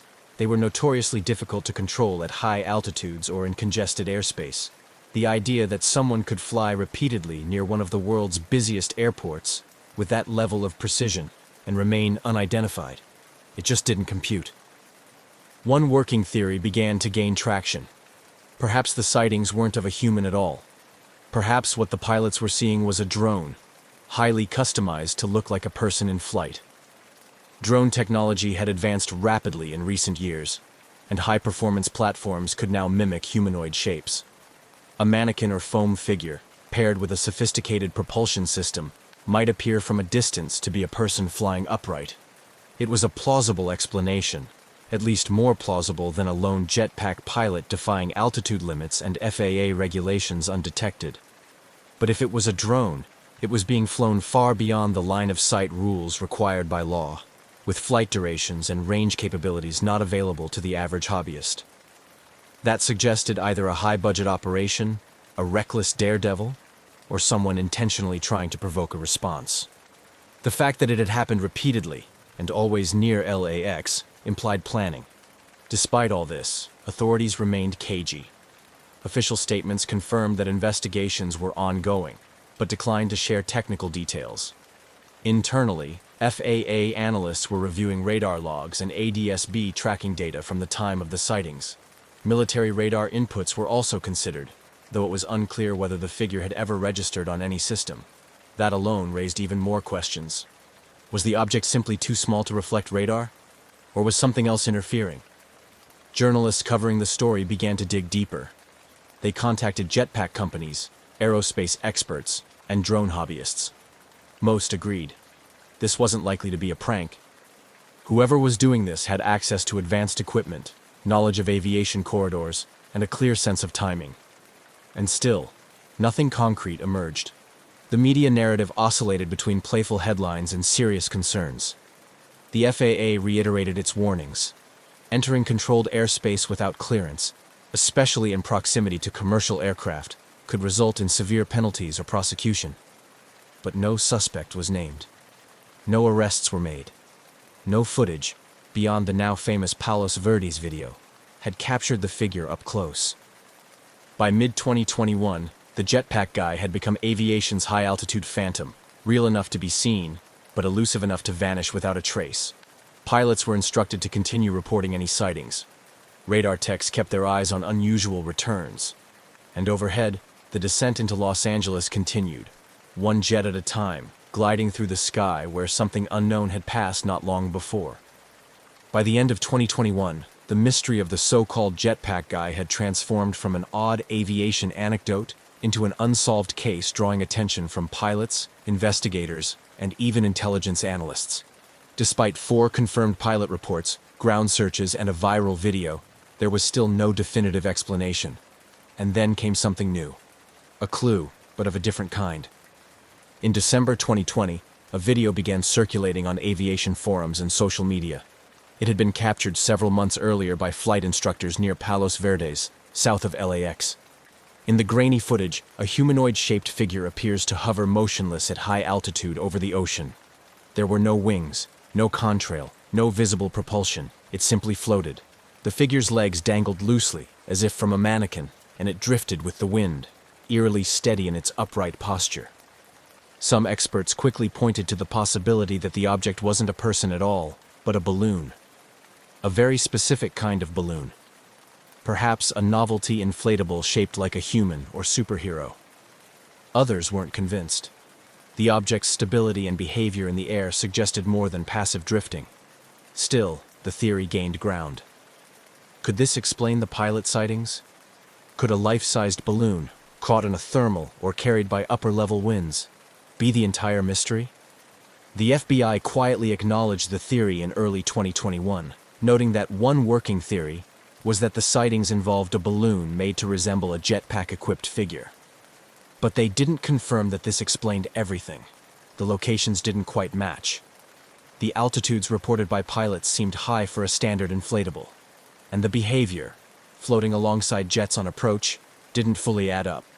The Palos Verdes footage complicated rather than clarified things. If it was a balloon, who launched it? Why? And why hadn't it been recovered? Investigators were left with another piece of the puzzle, but no corner pieces to frame the bigger picture. For many, the mystery only deepened.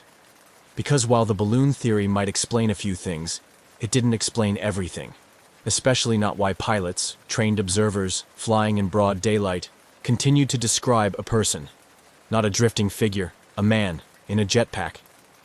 By mid-2022, the jetpack guy phenomenon had settled into a strange limbo, unresolved, unconfirmed, but still very much alive in the minds of those who followed it.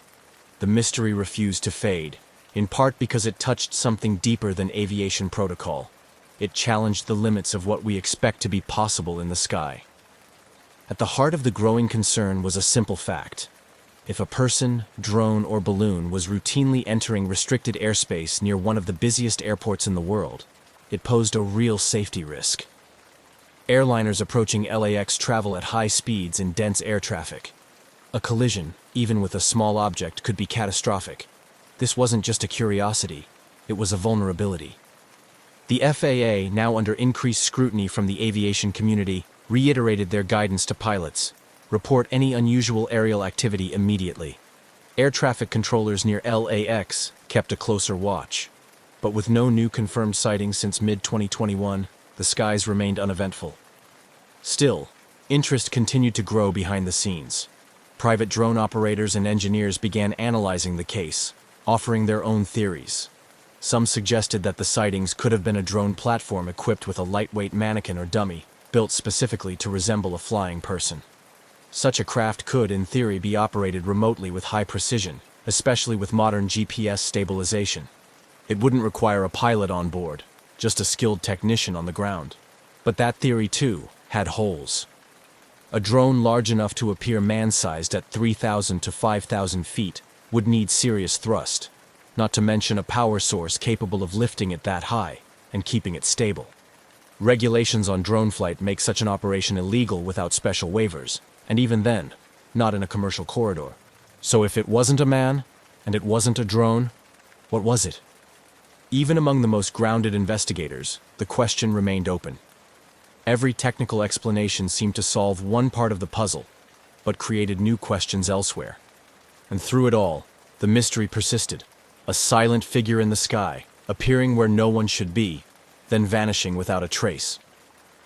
As the investigation into the jetpack guy sightings dragged on without resolution, a quiet frustration began to set in. Aviation authorities were running out of conventional explanations. And while the media had largely moved on, pilots, engineers, and a growing community of amateur sleuths continued to pull at the thread. By now, two dominant theories had emerged, each compelling, each flawed. The first was the drone theory, that someone had built or modified a drone to look like a human in a jetpack, perhaps using foam, a mannequin, or lightweight materials. It would explain the upright posture, the lack of wings, and the controlled movement. But it didn't account for the altitude or the extended flight time. Most drones, even high-end custom builds, struggle to reach the heights reported, let alone hover stably there while being mistaken for a person. The second theory was the balloon explanation. A novelty balloon, shaped like Iron Man or a human figure, drifting into approach paths on upper air currents. A few of these had been known to cause confusion before, mistaken for UFOs or strange objects at a distance. And unlike drones or jetpacks, balloons require no power source, no pilot, no effort. But again, the details didn't fit perfectly. The reported behavior by pilots, flying parallel to aircraft, maintaining altitude, showing no signs of uncontrolled drift, wasn't typical of a balloon at all. And then, there were the radar returns, or lack thereof. Despite the sightings being in tightly monitored airspace, none of the figures were ever confirmed by ground radar or air traffic control systems. Not once. No transponder signal. No visible target. Just trained pilots calling out what they saw, then watching it vanish. This gap, between what was seen and what could be tracked, left room for speculation. Some online theorists proposed secret military testing. Others jumped to fringe ideas, cloaking technology, advanced flight suits, or even extraterrestrial probes. Most of these were dismissed outright, but their existence showed how far the public imagination had stretched trying to fill in the blanks. No matter how rational the conversation started, it always seemed to circle back to the same question. How could something be seen so clearly, by multiple pilots, and yet leave no trace behind? By early 2023, the jetpack guy had become more myth than man. His presence in the skies reduced to speculation and echo. There were no new sightings, no breakthroughs. The FAA stopped releasing updates, and the FBI, after a period of quiet probing, also fell silent. Whatever momentum had once propelled the investigation had faded into a holding pattern. The skies above LAX were busy as ever, but the strange visitor hadn't returned. For some, the mystery's slow disappearance was the answer itself. If it were a drone prank or an unsanctioned experiment, maybe the operator had stopped after realizing the risk, or after being quietly warned. If it was a one-off balloon incident, maybe it had been a fluke that gained more attention than it ever deserved. The absence of further appearances made a convenient case for coincidence, but others weren't so convinced. Many within the aviation world remained unsettled. Pilots who had seen the figure firsthand didn't walk away thinking they'd misjudged a balloon. These were professionals trained to identify threats in the sky, and they had described a person, upright, in motion, at altitudes where no solo flyer should be. Their stories hadn't changed, even when the world moved on. Investigative journalists revisited the case, looking for missed connections, any overlooked detail in radar logs, any unreported test flights, any quiet payoff or sealed file. Nothing surfaced. Radar operators from the original incidents remained baffled. One admitted in a later interview, "We had guys scanning the scopes live when it happened, and there was nothing there. No return at all." So the mystery endured, not as a constant news story, but as a quiet chapter in aviation lore. A moment where something appeared against the odds, then disappeared without explanation. And like all good mysteries, it didn't leave answers. Just a strange shape in the sky and the certainty that, for a few brief moments, the rules of flight didn't quite hold. Today, the story of the jetpack guy floats somewhere between urban legend and unresolved aviation case file. There's no confirmed identity, no recovered equipment, no public resolution. The official investigations have long since gone quiet, but the incident lives on, spoken of in pilot lounges, discussed in online forums, and remembered by those who saw it firsthand. In aviation circles, it serves as a kind of parable, a reminder that even in one of the most regulated, monitored, and controlled spaces on Earth, the sky above a major airport, something unknown can still slip through. Pilots remain vigilant. Controllers still reference the event from time to time, especially when an unusual blip appears on radar, or when a trainee asks if that jetpack guy thing really happened. It did. At least 4 pilots, on separate flights, in broad daylight, saw something that didn't belong in their airspace. They weren't drunk. They weren't confused. They were reporting what they saw. A figure, flying upright, alone, thousands of feet in the air. The FAA still logs it as an unresolved aerial occurrence. The FBI, when pressed, simply refers to the case as open, but inactive. There's nothing more to pursue, unless someone speaks up or something new appears. And so, it joins the quiet catalog of aviation anomalies, like the phantom aircraft that appear on radar but never visually materialize, like the ghost flights tracked over empty oceans. It's part of a strange truth about aviation. For all our technology, our control, and our charts of the sky, there are still moments that slip through the gaps. Jetpack guy may never return, but if he does, if another voice crackles through the radio to say, "We just passed someone in a jetpack," pilots will believe it. They've seen it before. And the sky, for all its predictability, still has room for a little mystery. In the quiet expanse of the Australian skies, where the vast blue meets the endless horizon. Flying was more than just transportation. It was a profound expression of freedom.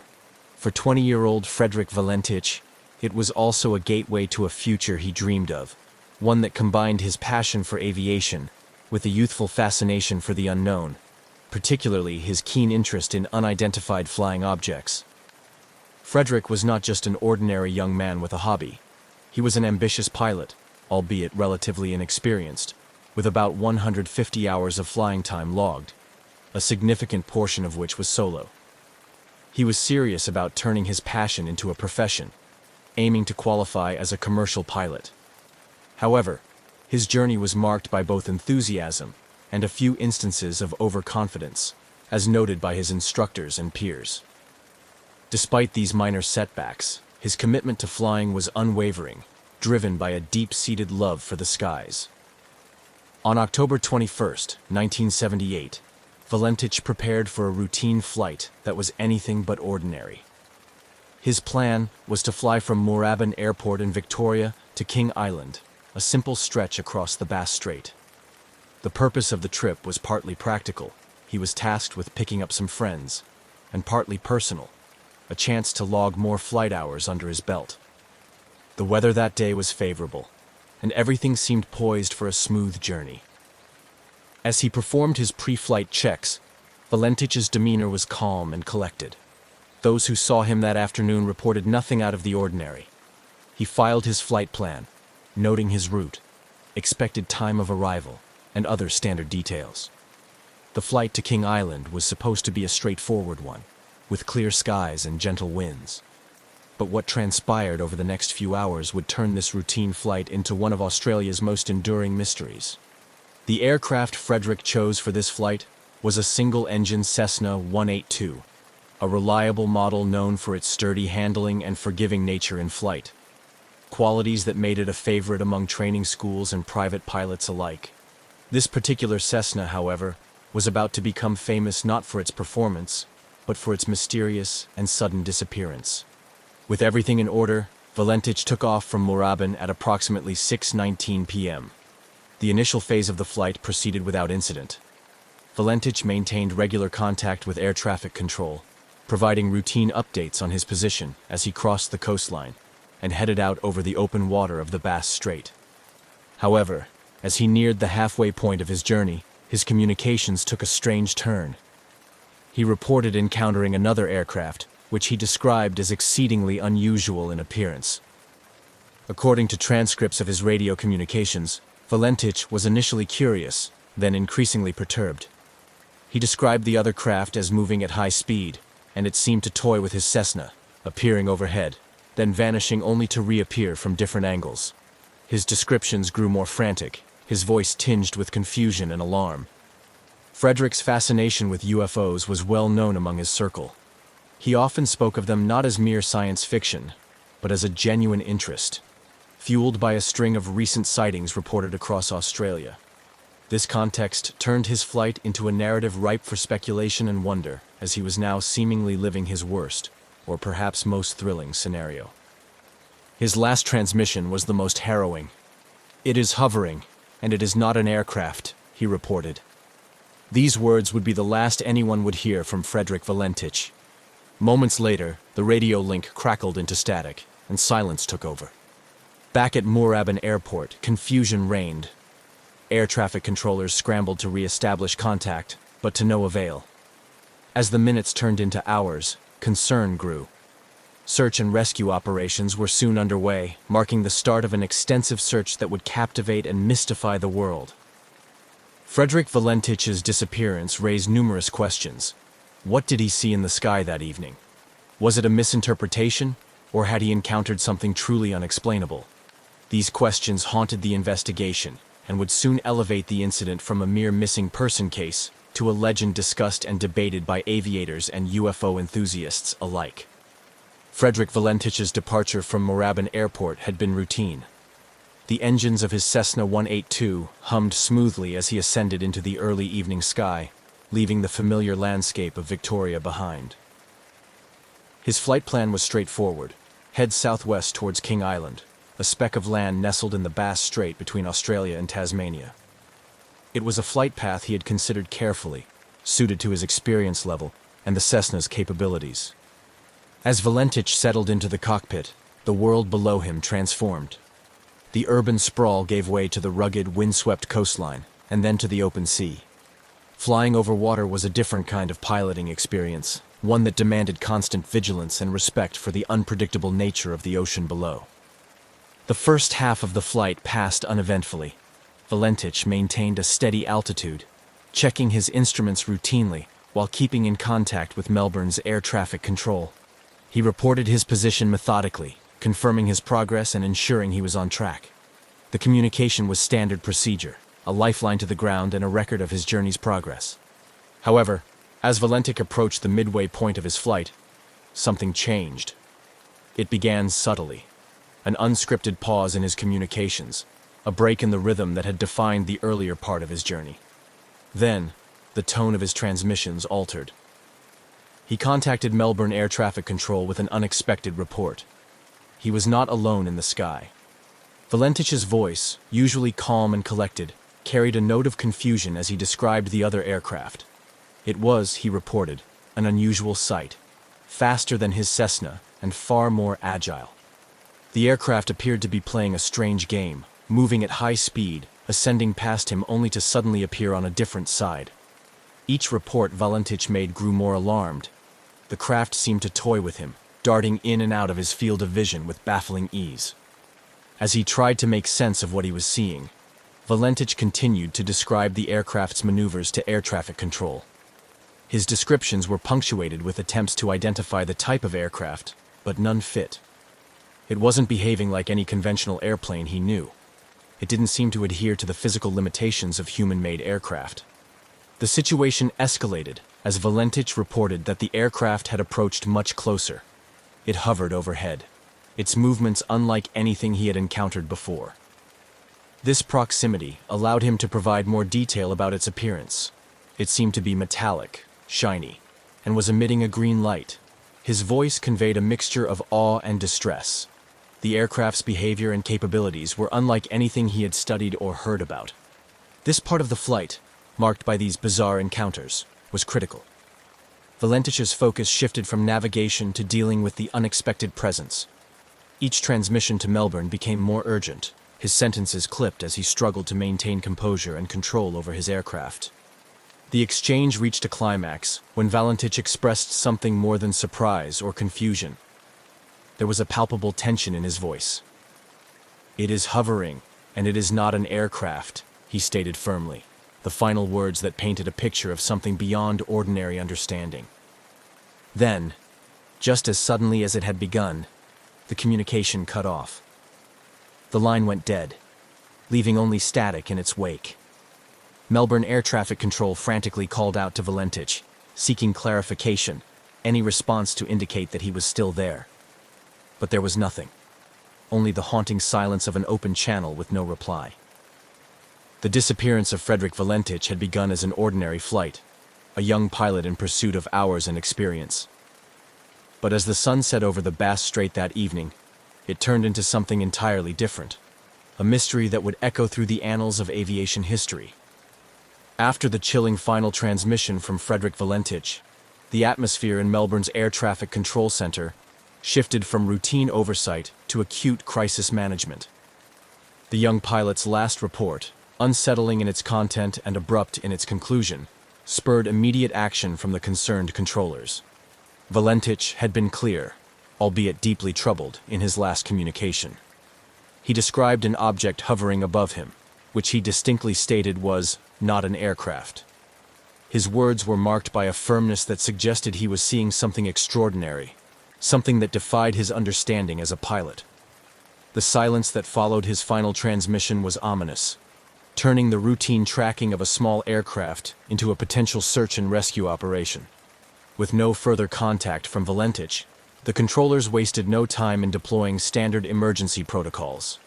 Initially, they attempted to re-establish communication, hoping for any sign that Valentich was still airborne and simply experiencing radio difficulties.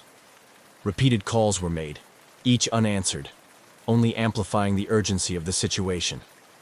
As minutes turned into hours without any response, the scope of the operation expanded. The Australian authorities were notified, and a full-scale search and rescue mission was launched by the evening.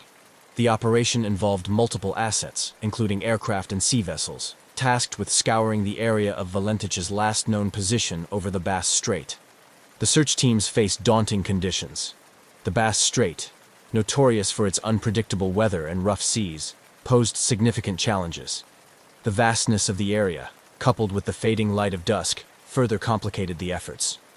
Search planes swept over the water, looking for any sign of Valentich or his Cessna, while boats combed the waves below. Despite the extensive resources deployed and the urgency of the search, no trace of Valentich or his aircraft was found that night. The search continued over the following days, with additional teams joining the effort. The Australian Maritime Safety Authority coordinated the operation, expanding the search area and utilizing more sophisticated technology, including radar and satellite imagery. The lack of physical evidence was perplexing. No debris, oil slick, or other typical indicators of an aircraft crash were evident. The sea and air search teams reported back only the emptiness of the open water and the unyielding silence of the sky. The search efforts persisted, driven by hope and the possibility that Valentich might have landed somewhere on the water and was waiting to be rescued. But as days passed with no sign of him or his aircraft, that hope began to wane. The official search operation would eventually be called off, leaving unanswered questions and profound concern for the young pilot's fate. The disappearance of Frederick Valentich became a focal point of intrigue and speculation. It catalyzed a series of investigations, discussions, and theories, both official and among the public. The mysterious circumstances, particularly the pilot's report of an unusual object, fed into broader discussions about unidentified flying objects and their possible interactions with aviation. This chapter of Valentich's journey concludes not with resolution, but with the stark reality of his vanishing, a moment in time that would forever be etched in the annals of Australian aviation mysteries. The silence from his radio on that fateful evening marked the beginning of a story that continues to provoke curiosity and debate to this day. As the reality of Frederick Valentich's disappearance settled in, the focus shifted entirely to a comprehensive search and rescue operation. Initiated by the Australian authorities, the operation spanned several days and involved numerous assets, drawing on a broad spectrum of air and sea resources to comb through the vast, treacherous waters of the Bass Strait. The search efforts were extensive and meticulously planned. Aircraft equipped with advanced radar and thermal imaging flew grid patterns over the area, while boats with sonar capabilities scanned the depths below.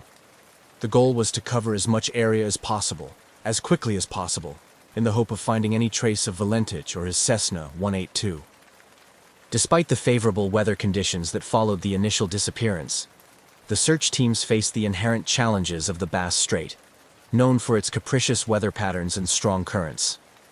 These conditions often made the search efforts difficult, with waves and wind disrupting the progress of boats and limiting the effectiveness of aerial searches during certain parts of the day. As the search continued, the Australian Maritime Safety Authority coordinated efforts from multiple agencies, including the Royal Australian Air Force, local volunteer marine rescue organizations, and even merchant vessels passing through the area.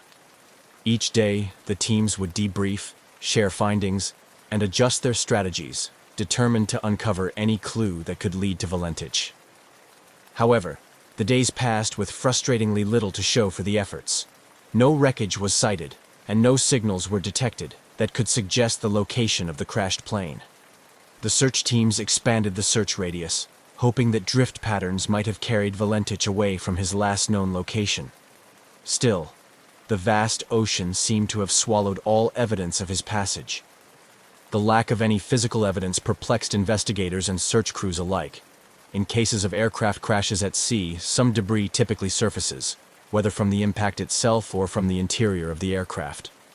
Yet, in Valentich's case, the sea offered nothing. No floating debris, no oil slicks, no emergency locator transmissions, nothing that indicated a crash site.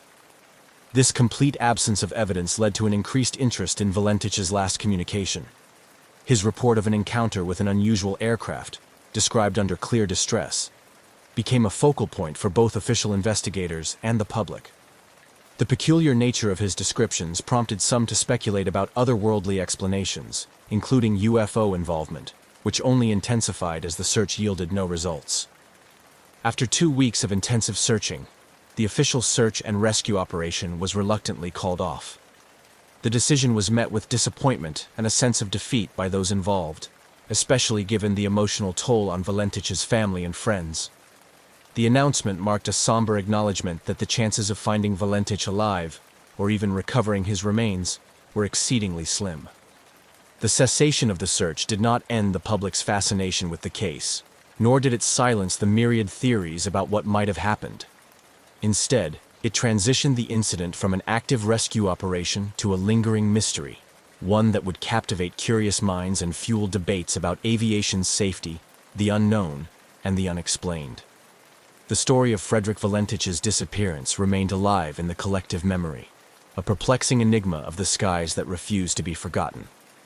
With the official search for Frederick Valentich concluded and no tangible evidence found, the focus shifted from a rescue mission to the realm of speculation and investigation. The mysterious circumstances surrounding Valentich's last transmission led to a myriad of theories, each trying to make sense of the unexplained disappearance.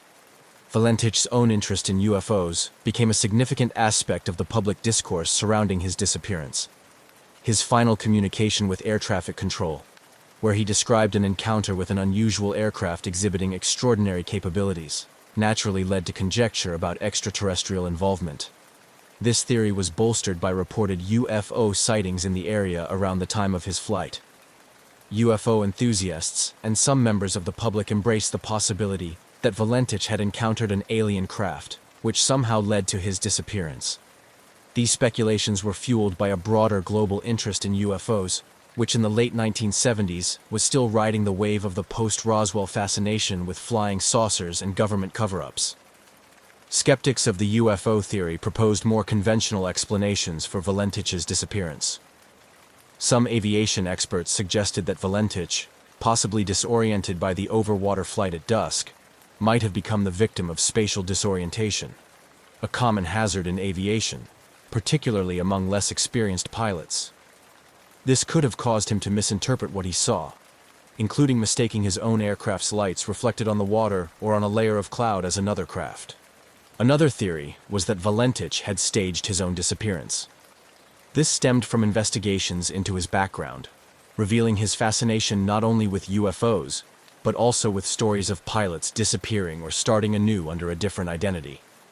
However, those close to Valentich, including family and friends, strongly disputed this, describing him as enthusiastic and serious about his aviation career. The possibility of a more mundane accident was also considered. Some speculated that Valentich's aircraft might have suffered a mechanical failure, or that he might have crashed into the sea after running out of fuel. However, the lack of debris and the absence of an oil slick on the water made this scenario seem unlikely unless the aircraft had sunk intact, a rare occurrence given the expected breakup on impact. The absence of hard evidence meant that no conclusive determination could be made. The Australian Department of Transport conducted an investigation, but its findings were inconclusive, citing a lack of sufficient information to reach a definitive explanation. The mystery of Valentich's disappearance had a lasting impact on aviation in Australia, leading to increased safety protocols and more rigorous training for pilots flying over water. The case also continued to be a topic of academic and investigative interest. Researchers and documentary filmmakers periodically revisited the story, each bringing new technology and theories to bear in the hope of uncovering new information, or perhaps one day finding physical evidence that could bring closure to the case. The Valentich disappearance remains a compelling story, not just for those involved in aviation and UFO studies, but for anyone intrigued by human interaction with the unknown. It serves as a cautionary tale about the limits of human perception and the mysteries that can arise when the familiar intersects with the unexplainable. As the years passed, the disappearance of Frederick Valentich continued to resonate not just within the aviation and UFO enthusiast communities, but also among the wider public as a compelling mystery of the unknown. The lack of closure and definitive evidence has kept the case alive in the form of books, documentaries, and continued discussions in various forums. Here, we examine the legacy and ongoing interest surrounding Valentich's mysterious flight. Frederick Valentich's case has become a cornerstone discussion in both aviation safety and UFO circles. For aviation professionals, it serves as a stark reminder of the dangers of potential disorientation and the vital importance of maintaining situational awareness, especially when flying over large bodies of water. The incident has been used in training seminars to educate pilots about the psychological and physical effects of flying under stressful conditions and the potential for misinterpreting visual cues in the vast and featureless landscapes like the sea. In the realm of UFO research, Valentich's disappearance is often cited as one of the most intriguing cases due to the pilot's own reported sightings and the circumstances of his last transmission. It continues to fuel debates about the possibility of otherworldly encounters, and has become a part of UFO lore, frequently referenced at conferences and in literature discussing human interactions with supposed extraterrestrial vehicles. New developments occasionally reignite interest in the Valentich disappearance. Advances in technology, such as satellite imagery and improved sonar capabilities, have prompted new searches in the Bass Strait and surrounding areas. Though these efforts have not yet produced any concrete results, they maintain public interest and hope that new evidence may eventually surface. Interest is also kept alive by the media, with periodic retrospectives and updates on the case. These often coincide with anniversaries of the event, drawing new attention from those previously unaware of Valentich's story. Each wave of interest encourages fresh looks at the available data, sometimes bringing new theories to light or re-examining old ones with new technology or methodologies.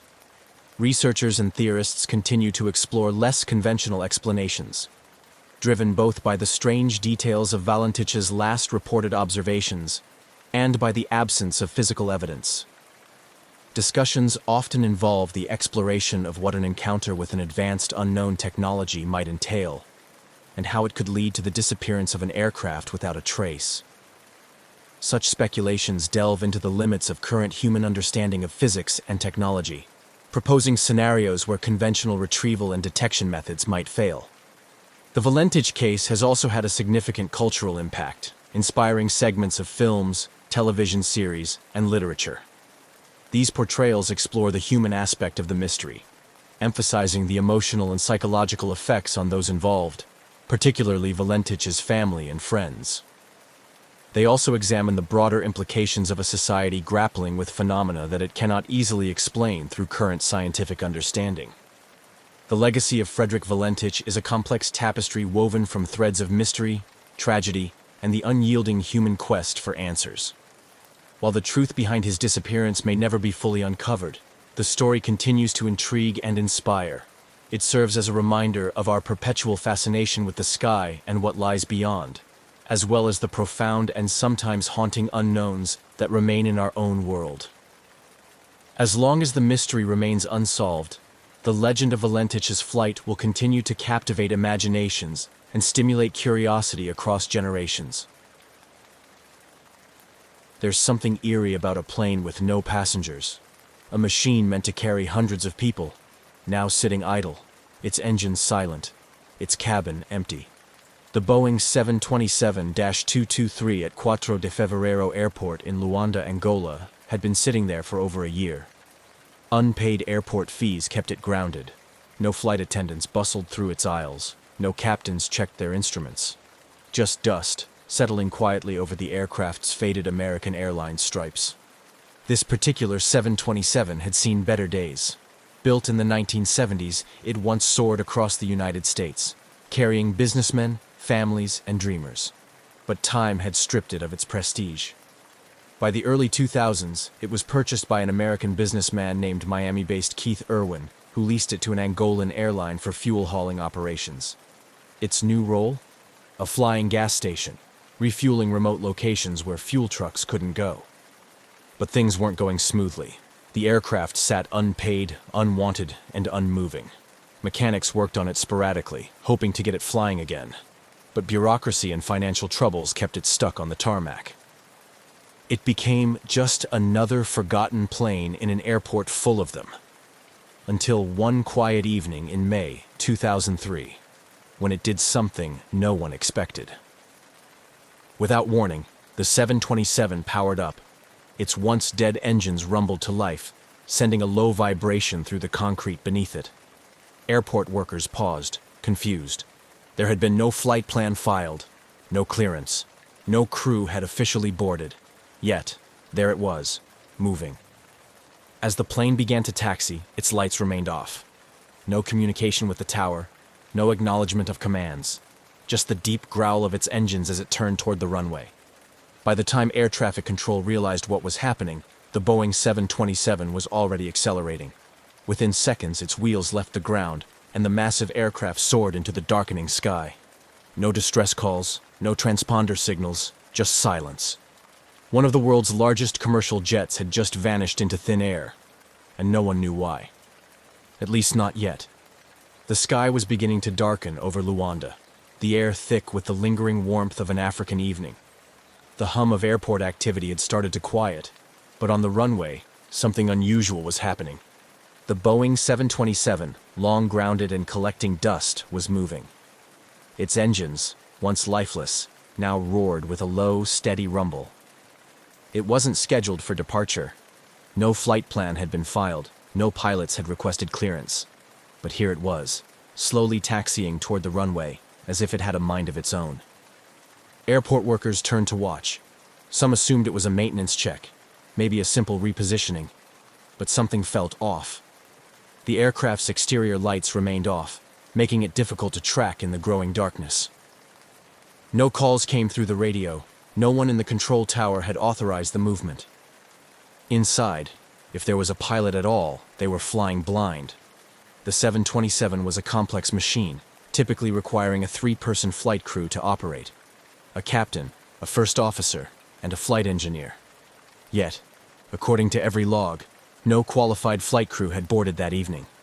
The only 2 people suspected of being on the aircraft were Ben Charles Padilla, an American aircraft mechanic with some piloting experience, and John Mutantu, a Congolese aviation technician.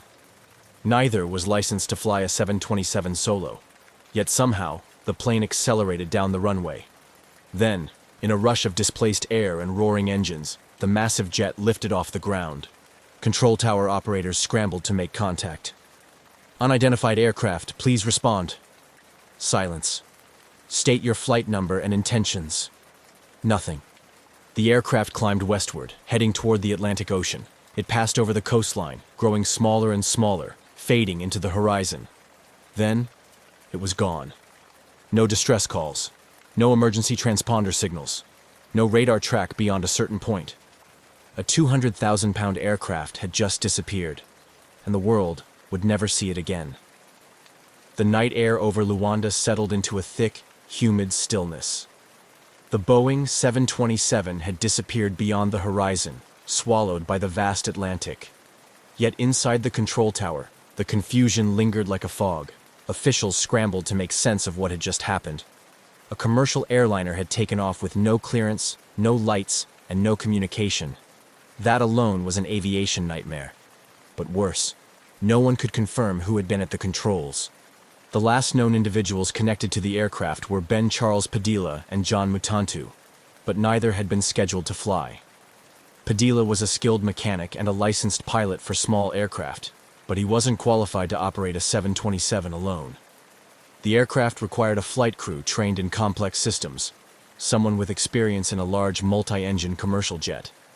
So how did it take off so smoothly? Some in the airport speculated that Padilla and Mutantu were not alone. Had a third person, perhaps a skilled pilot, been secretly involved? If so, who were they, and where had they gone? Immediately, officials in Angola reported the missing aircraft. But there was little they could do. The plane had left national airspace. Once it flew over the ocean, it became a ghost. In the following days, the U.S. government took an interest. It was 2003, and in the post-9/11 world, an unidentified commercial jet suddenly going off the grid set off alarms. The FBI, CIA, and even the National Security Agency, NSA, started monitoring possible sightings. Had the plane been hijacked? Was it being repurposed for something sinister? A Boeing 727 wasn't exactly easy to hide. It was nearly 50 meters long and weighed over 100 tons when fully fueled. Yet, as the days passed, there were no sightings, no distress signals, no reports of a crash. It was as if the plane had never existed. Authorities issued international alerts. Air traffic controllers around the world were told to be on the lookout for any unidentified Boeing 727s. Security was tightened at airports in Africa, South America, and the Middle East. But the missing aircraft never turned up. It had vanished without a trace. The disappearance of the Boeing 727 quickly escalated beyond a local aviation mystery. Within hours, intelligence agencies around the world were paying attention. A fully loaded commercial airliner, capable of carrying 10,000 gallons of fuel, had taken off without authorization, without communication, and without a clear destination. In the post-9/11 era, this was more than just a missing aircraft. It was a potential security threat. If the plane had been stolen, what was its purpose? Was it being repurposed for smuggling? A terrorist attack? A military operation? The questions mounted, but the answers were nowhere to be found. The U.S. government immediately launched an investigation. The CIA, FBI, and NSA began tracking any possible sightings, while the Federal Aviation Administration, FAA, issued an international alert. Any Boeing 727 matching the stolen aircraft's description had to be stopped and searched. But stopping an aircraft that didn't want to be found was no easy task. Unlike modern jets, the 727 didn't rely on satellite-based tracking systems. Instead, it used older transponder technology, which meant whoever was flying, it could turn it off at any time, and that's exactly what had happened. With no transponder signal, the plane had disappeared from radar almost immediately after takeoff. That meant tracking it would rely on human eyes, pilots, airport workers, or intelligence sources who might spot an unfamiliar aircraft landing somewhere unexpected. Rumors began spreading. Some believed the 727 had landed at a remote airstrip in Africa, repainted and repurposed for illegal activity. Others suspected it had flown to South America, where criminal organizations could use it for smuggling. A few even speculated that it had been taken to a Middle Eastern country to be outfitted for a terrorist attack. But despite weeks of searching, no confirmed sightings ever surfaced. There were no satellite images, no recorded landings, just silence. For intelligence agencies used to tracking the world's most advanced military jets, the idea that a massive commercial aircraft could simply vanish was unthinkable. Yet somehow it had. The search for the missing Boeing 727 took a new turn as investigators focused on the why behind its disappearance. A plane this size doesn't just vanish, it has to go somewhere. But where? And more importantly, for what purpose? Authorities quickly latched onto the most alarming theory. The plane had been stolen for a future attack. In a world still on edge from 9/11, an untracked commercial jet loaded with thousands of gallons of fuel was more than a curiosity. It was a potential weapon. The FBI and CIA scoured international intelligence reports for any sign of the missing aircraft. Could it have landed at an unregistered airstrip in Africa? Had it been smuggled into a conflict zone for use in illicit operations? Or worse, had it been modified for an attack? U.S. officials issued a global security alert, warning that the missing 727 could be repainted and disguised as a commercial jet before being used in a terrorist plot. Every airport from South America to the Middle East was ordered to report any unusual, unregistered Boeing 727s. But there was another possibility, one less dramatic but just as puzzling. What if the plane had been stolen for profit? In the early 2000s, Africa's aviation industry was riddled with corruption. Stolen aircraft weren't uncommon, especially in regions where planes were used for illegal operations. Diamond smuggling, arms dealing, and even drug running. A Boeing 727, if properly hidden and repainted, could become an untraceable aircraft. Smugglers could use it for years, operating out of remote airstrips beyond the reach of law enforcement. Intelligence agencies turned their focus toward known criminal networks in Angola, the Democratic Republic of Congo, and South America. Was the plane hidden in a jungle airstrip, making illicit runs between continents?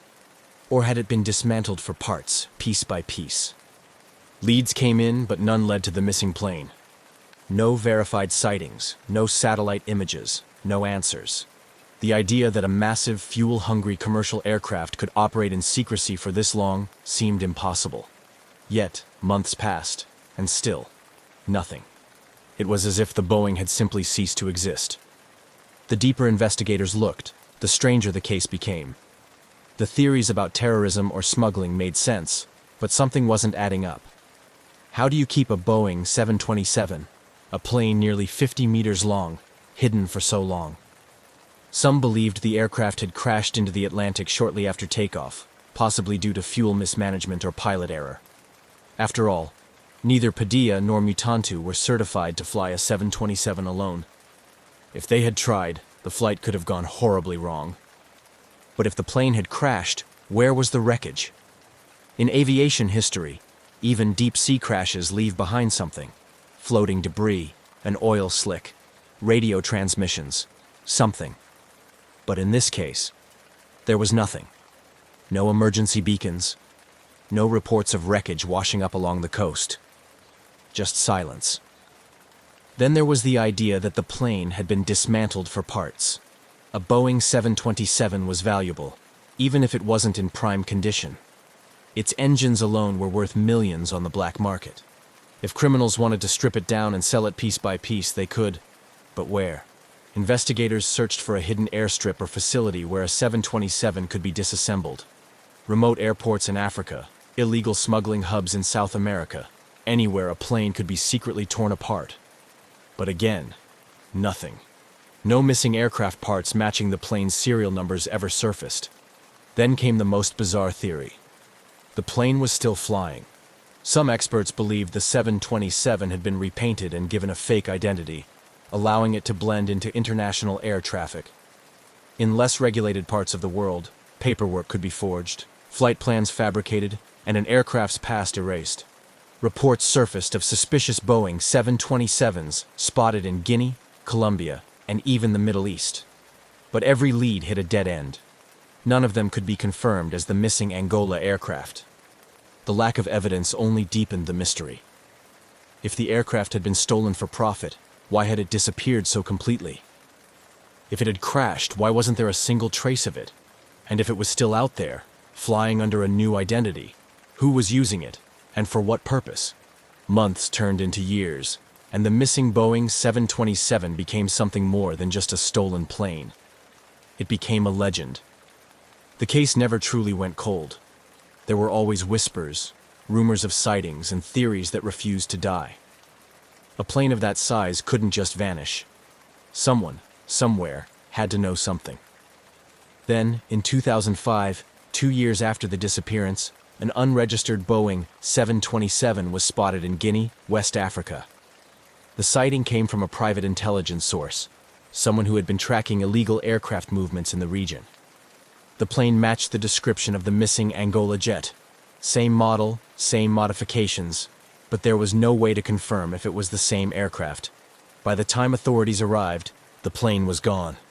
Not long after, a second suspicious 727 was reported, this time in Colombia, a known hub for drug cartels and smuggling operations. Again, the details were vague.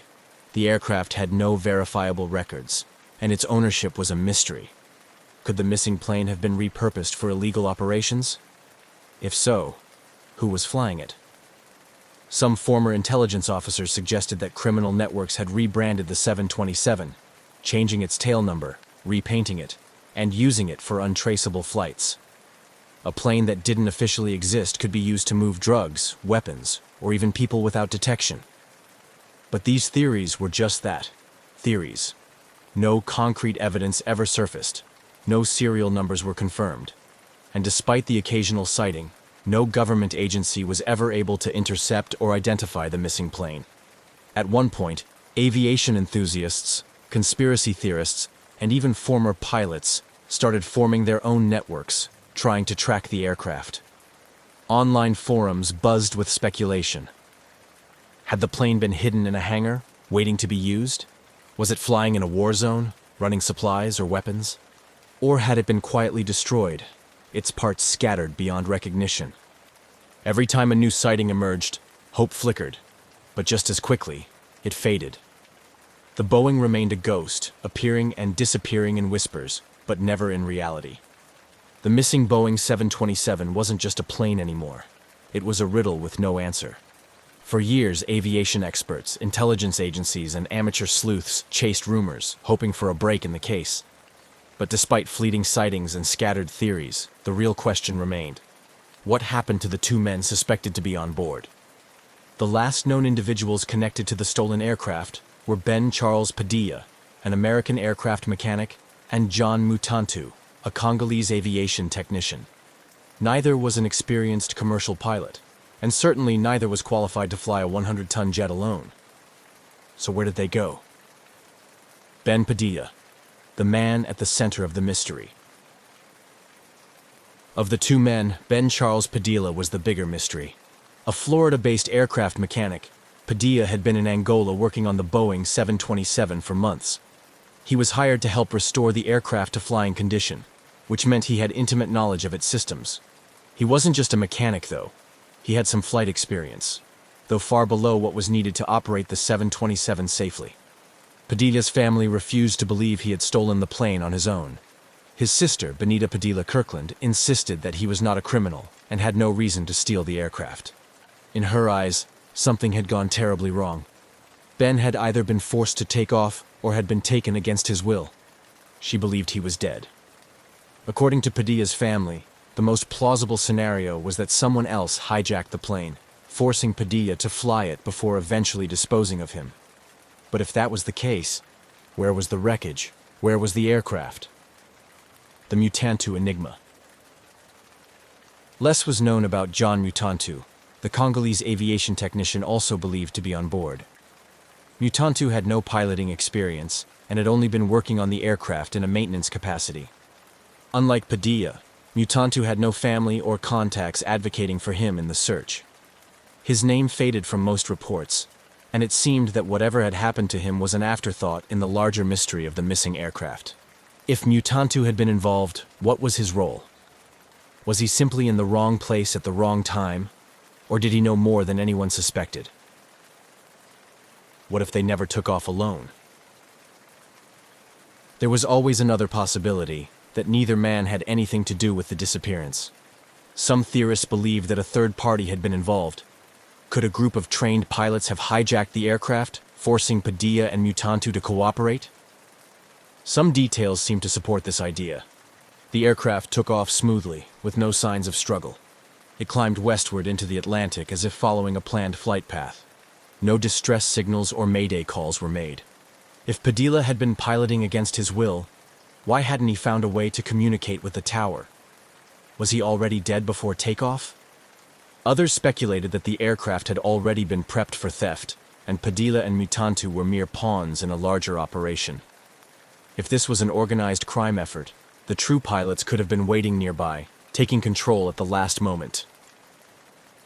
No bank activity, no calls, no traces. For months, investigators kept tabs on Padilla's finances, phone records, and personal connections.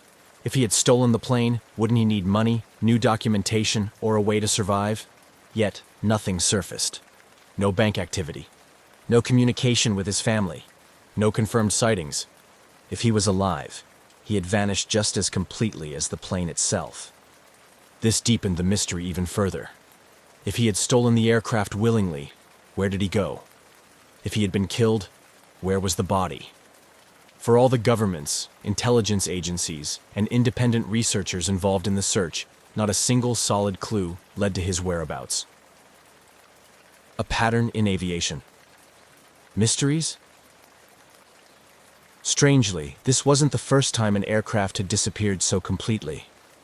Amelia Earhart's disappearance in 1937 had left the world wondering for decades.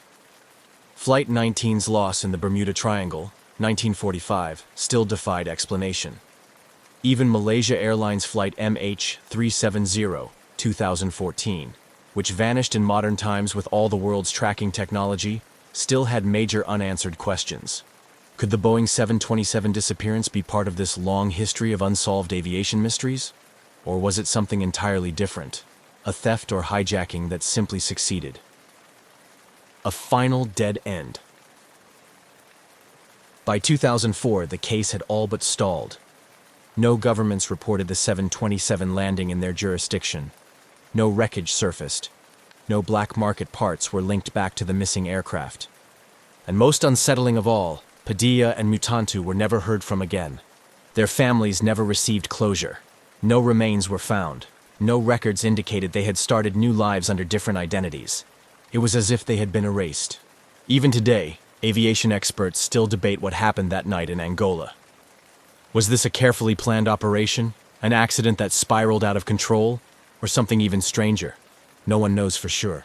And until someone, somewhere, finds that missing Boeing 727, the mystery will remain unsolved. British Airways Flight 9 was a Boeing 747-236B, a wide-bodied giant of the sky built to travel oceans and continents in quiet, high-altitude grace. With 4 Rolls-Royce engines, a double-deck cabin, and an enviable safety record, the aircraft was an icon of international aviation, reliable, powerful, and capable of carrying hundreds of passengers comfortably across the globe. It was not a plane one expected to see in distress, let alone gliding silently through the dark with all 4 engines out. But on the night of June 24, 1982, this very aircraft, registration GBDXH, would be at the center of one of aviation's most remarkable survival stories. The flight was part of a long journey from London to Auckland, New Zealand, broken into multiple legs. That evening, Flight 9 had just completed a brief stop in Kuala Lumpur, Malaysia. Passengers had stretched their legs, grabbed snacks, or wandered through the small terminal. Most were weary but in good spirits. They were nearing the final stretch. Next stop, Perth, Australia. At the controls for this segment was Captain Eric Moody, an experienced pilot with thousands of flying hours under his belt. Alongside him in the cockpit were First Officer Roger Greaves and Flight Engineer Barry Townley Freeman. All 3 were seasoned, calm professionals, the kind of crew passengers rarely think about, because everything always goes to plan. As the aircraft taxied for departure, the weather was reported as good. It was a routine evening in Southeast Asia, humid but clear, and the crew saw nothing of concern on their instruments. The 747 rolled down the runway with the familiar surge of thrust, lifting into the sky just after 8:40 p.m. local time. Inside the cabin, lights dimmed to a gentle glow as the plane climbed to its cruising altitude of 37,000 feet. By now, passengers had settled into the lull of overnight flight. Cabin service was underway, soft music played over the intercom, and outside, the view was pitch black. Just the occasional flash of stars beyond the window. In the cockpit, it was quiet. The aircraft was flying smoothly, and the crew made small talk while monitoring instruments.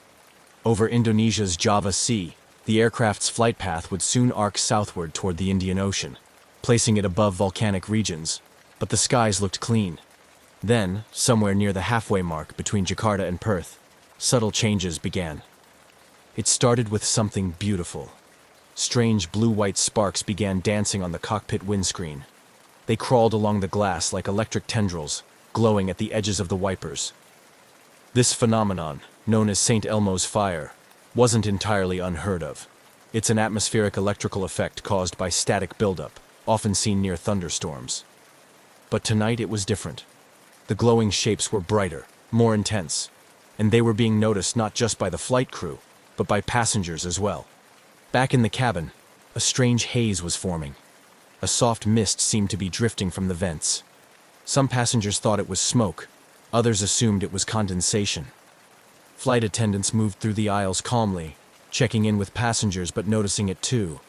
The haze was odd, and it had a faint smell. Something slightly metallic, a little like sulfur. Nothing alarming, but strange enough to raise eyebrows.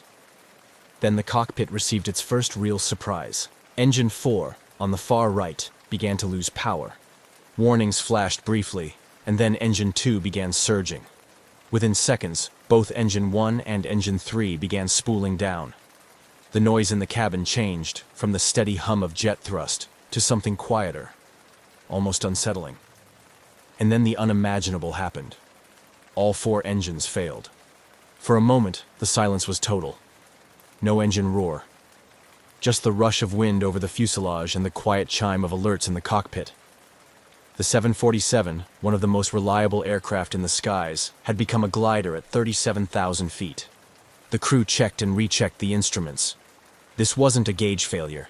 The engines were out, every one of them. The aircraft was descending, gliding through the darkness with no power and no clear reason why. It was then that Captain Moody did something extraordinary in its calmness. He picked up the cabin PA and addressed the 263 passengers on board with the now famous words, "Ladies and gentlemen, this is your captain speaking. We have a small problem. All 4 engines have stopped. We are doing our utmost to get them going again. I trust you are not in too much distress." It was a voice steady as steel, offering not false reassurance, but controlled clarity. Passengers looked around at each other, confused. A few gasped. Others thought it was a joke. But the flight attendants, trained for moments exactly like this, moved swiftly. They checked seatbelts. They steadied their voices. They reminded people that the plane could glide for a long distance. And up front, the crew began preparing for a descent with no engine power and no certainty about what lay ahead. Outside, the night was clear, but the sky wasn't empty. Not that anyone could see it yet. The Boeing 747 continued its silent descent through the upper atmosphere, gliding with nothing but inertia and altitude to guide it. In the cockpit, Captain Eric Moody and his crew worked through emergency checklists with quiet urgency, their training sharp, but their situation unprecedented. 4 engines out, no power, no warning, and no clear explanation. They had prepared for engine failures before. Every commercial pilot is, but never all 4. It was the sort of scenario that wasn't supposed to happen. And yet, here they were, in the middle of the night sky over Indonesia, coasting downwards in an aircraft that now resembled a 350-ton sailplane. Inside the cabin, time seemed to slow. Flight attendants, despite their own uncertainty, moved efficiently through the aisles. Passengers clutched armrests and exchanged nervous glances. Some whispered prayers. Others stared out the windows into the black void. There was no screaming, no chaos, just a steady hum of confusion and unease. The mist in the cabin was still there, faintly glowing in the dim lighting. A few passengers noted an unusual brightness around the wings, like a soft, unearthly halo. This was no ordinary turbulence. Something had happened, something environmental, and completely unexpected. The crew still didn't know the source, but they were beginning to suspect it wasn't mechanical in the usual sense. As the aircraft descended past 30,000 feet, a critical clock began ticking. Oxygen. At cruising altitudes, passengers and crew need supplemental oxygen to stay conscious. The aircraft had deployed emergency oxygen masks automatically when the engines failed, but they were only designed to function for a limited time, about 15 minutes, long enough to get the plane down to breathable altitudes. Captain Moody and First Officer Greaves performed glide calculations quickly. The 747 could descend at roughly 2,000 feet per minute with no power. That gave them maybe 20 minutes before they'd be near sea level. If they couldn't restart the engines by then, they'd need a plan B. Jakarta was the nearest viable airport, but reaching it depended on distance, descent rate, and a heavy dose of luck. They began trying to restart the engines, first in sequence, then out of sequence. Fuel valves were adjusted, ignition switches recycled, airflow was monitored. Nothing. The engines refused to respond. At this point, the crew made the difficult decision to declare an emergency with Jakarta Air Traffic Control. The transmission was calm but urgent. Total engine failure. Initiating descent. Requesting immediate vectors for possible landing. The controllers, stunned, began relaying instructions, advising vectors to Halim Perdanakusuma International Airport, Jakarta's primary field. What no one in the aircraft knew was that they were flying directly through a dense, invisible ash cloud, part of a massive plume released hours earlier by Mount Galunggung, a volcano in West Java that had erupted without warning. Volcanic ash doesn't show up on traditional weather radar, and it doesn't look like a thunderstorm cloud from the outside.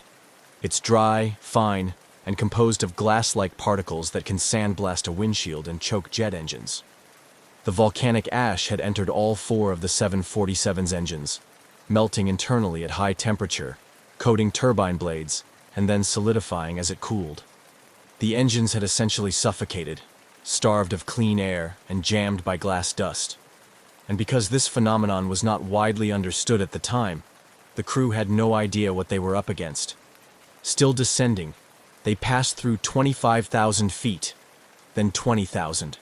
The lights flickered, the silence remained, and then something changed. Engine 4, on the far right, gave a cough, then a rumble, and then, against every odd, it restarted. The cockpit came alive with energy. If one engine could be revived, so could the others. Restart procedures were repeated immediately. Moments later, Engine 3 sputtered to life, then Engine 1. Within another minute, Engine 2 followed. All four engines were back, but celebration was premature. The engines had only come back online after the plane had descended beneath the ash cloud. It wasn't until they had cleared the volcanic particles that clean airflow allowed combustion again. And now, having regained power, the aircraft was still in a precarious position, descending, engines unstable, and visibility worsening by the second.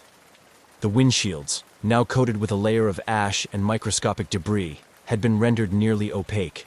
The crew could barely see forward. Forward lighting produced a milky white glare on the glass, like headlights in a foggy snowstorm.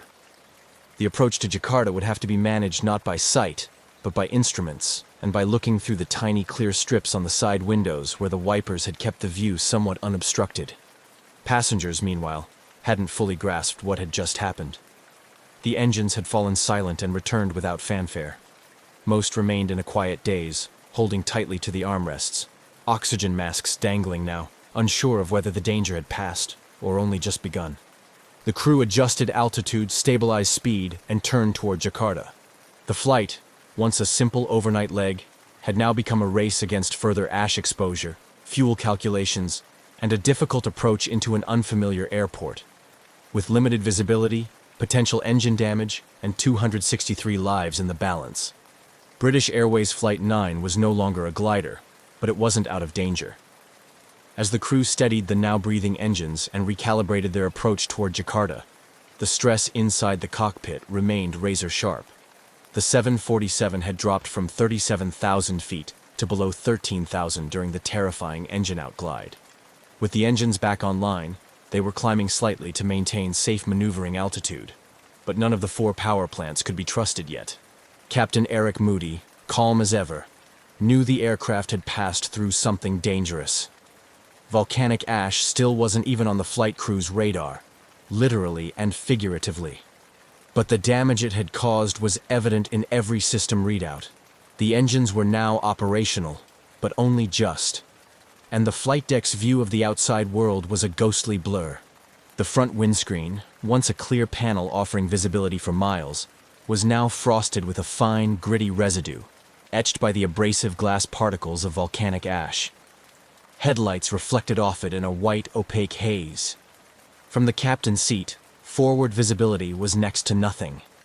They could see a little more through the outer side windows, where the wipers had pushed away enough ash to form narrow slits of clarity. But the view directly ahead was like staring into a lit fog. Instrument flight rules, IFR, would have to carry them through the landing. That meant relying entirely on gauges, sensors, radio beacons, and air traffic control guidance. It wasn't uncommon in bad weather or fog, but this was different. The ash damage added an unpredictable element to everything. From airspeed indicators to engine temperature readings, everything had to be double-checked. Meanwhile, back in the cabin, the atmosphere was a mix of subdued tension and whispered relief. The engine's return brought a noticeable change in sound, and with it, a flicker of hope.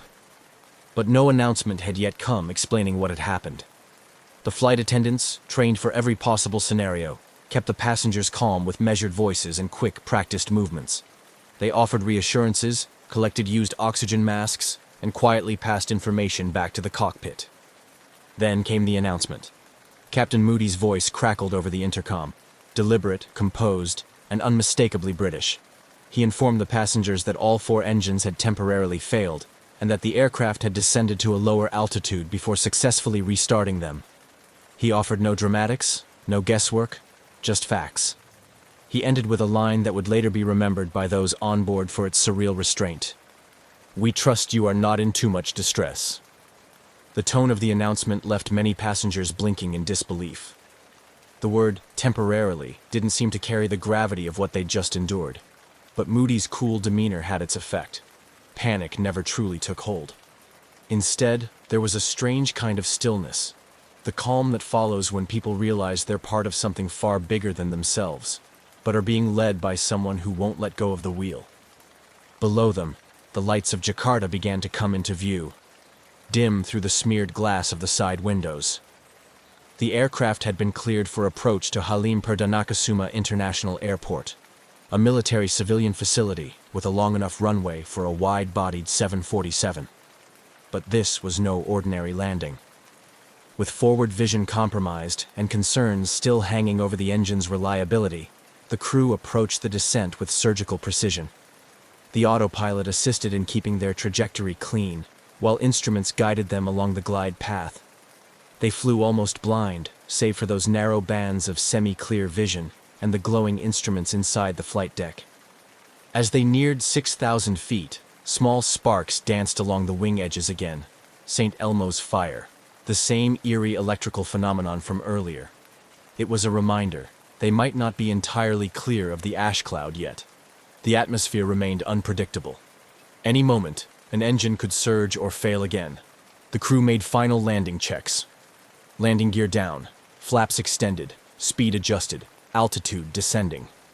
Through the side window, Moody could just make out the lights of the runway, but he would need help lining up. First Officer Greaves leaned to his side to aid with visuals, while Flight Engineer Townley Freeman monitored the engine's delicate parameters. It was a cockpit ballet, each man doing his part, trusting the others, moving in rhythm through one of the most demanding approaches in their flying careers. As the runway drew closer, there was no drama in the cabin, no countdown, no fanfare.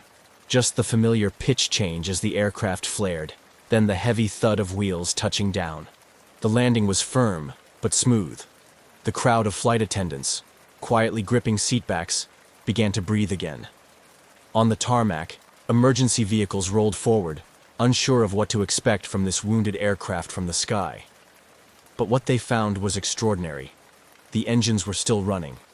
The aircraft was structurally intact, and every one of the 263 passengers had survived. They had done it.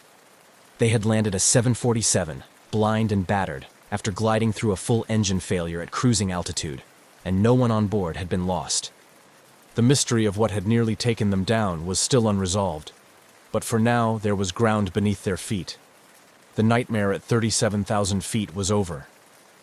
When British Airways Flight 9 came to a complete stop on the runway at Jakarta's Halim Perdanakusuma International Airport, a stillness fell over the aircraft, unlike any other moment in the journey. After hours of tension, a powerless glide from 37,000 feet, and a descent through an obscured sky, the sound of engines idling on solid ground felt surreal. Passengers looked around as if waiting for someone to tell them what had really happened. There was no cheering, no clapping. Just quiet exhalation, a shared disbelief that they had made it. Outside, emergency vehicles swarmed toward the aircraft. Fire crews, medics, and ground personnel moved into position, anticipating anything from engine fires to evacuation procedures. But there were no flames, no smoke, no injuries. The only unusual sight was the state of the 747 itself. The once shining paint on the leading edges of the wings was dulled and scorched.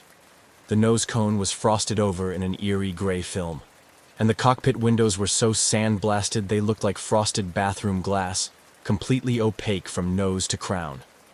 Captain Moody and his crew powered down the engines one by one. The aircraft's long flight had ended not in disaster, but in an emergency landing pulled off with remarkable composure and precision.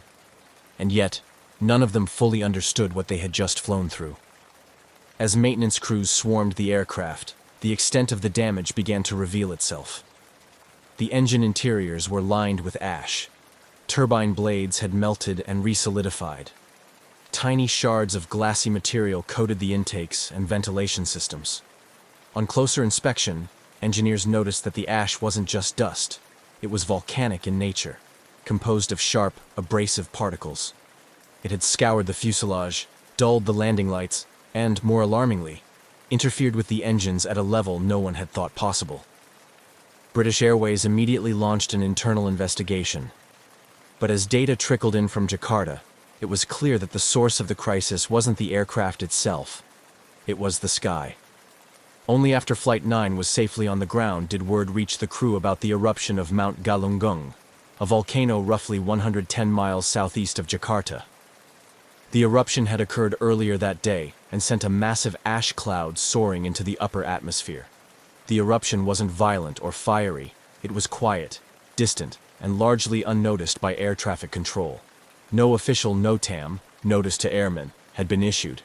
The volcanic plume had drifted westward into one of the busiest commercial air corridors in the region, invisible on radar, undetectable until it was too late.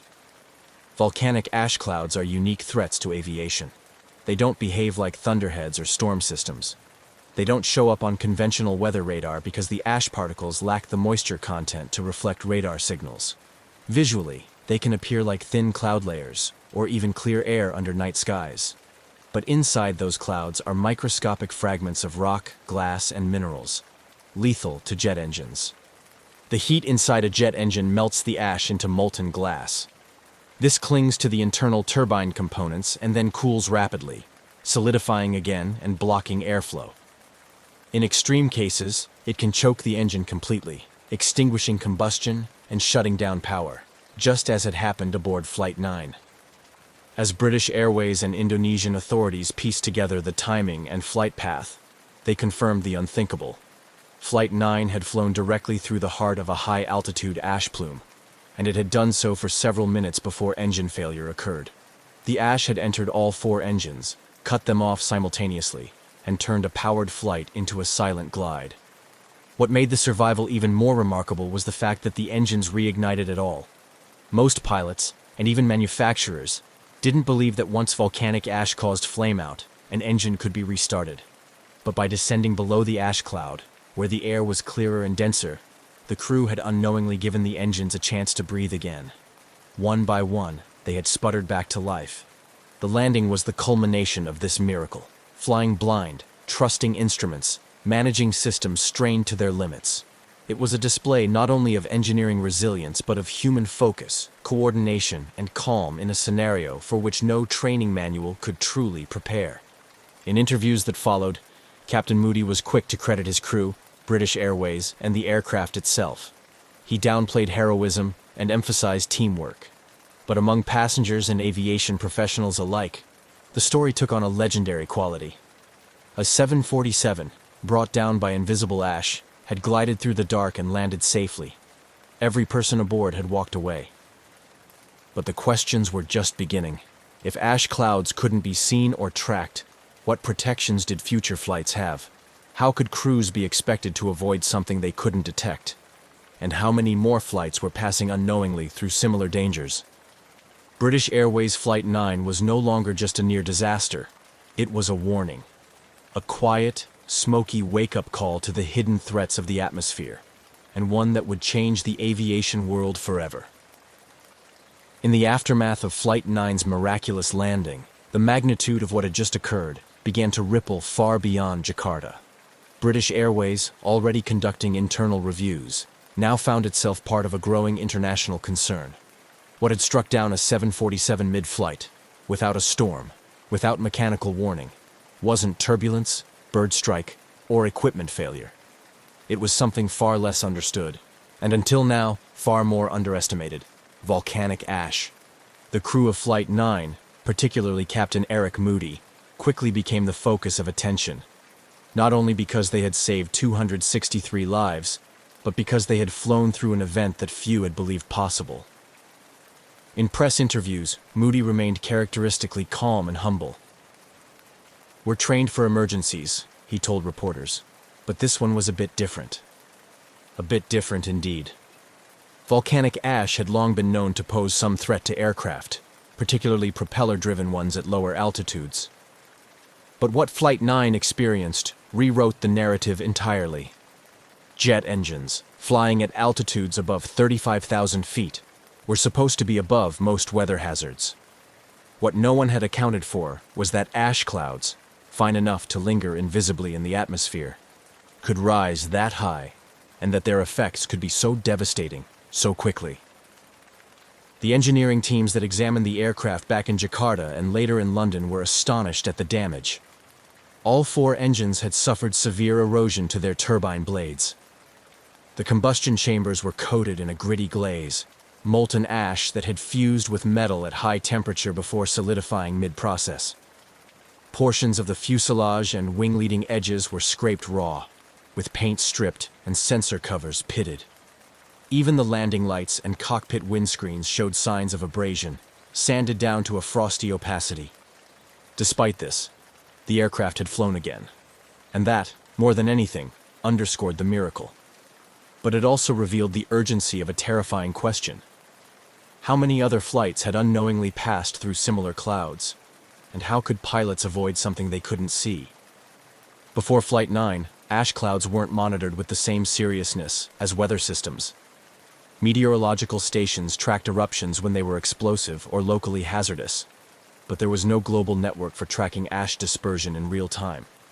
Even radar systems, the gold standard in weather detection, failed to register ash because the dry, fine particles didn't return strong radar echoes.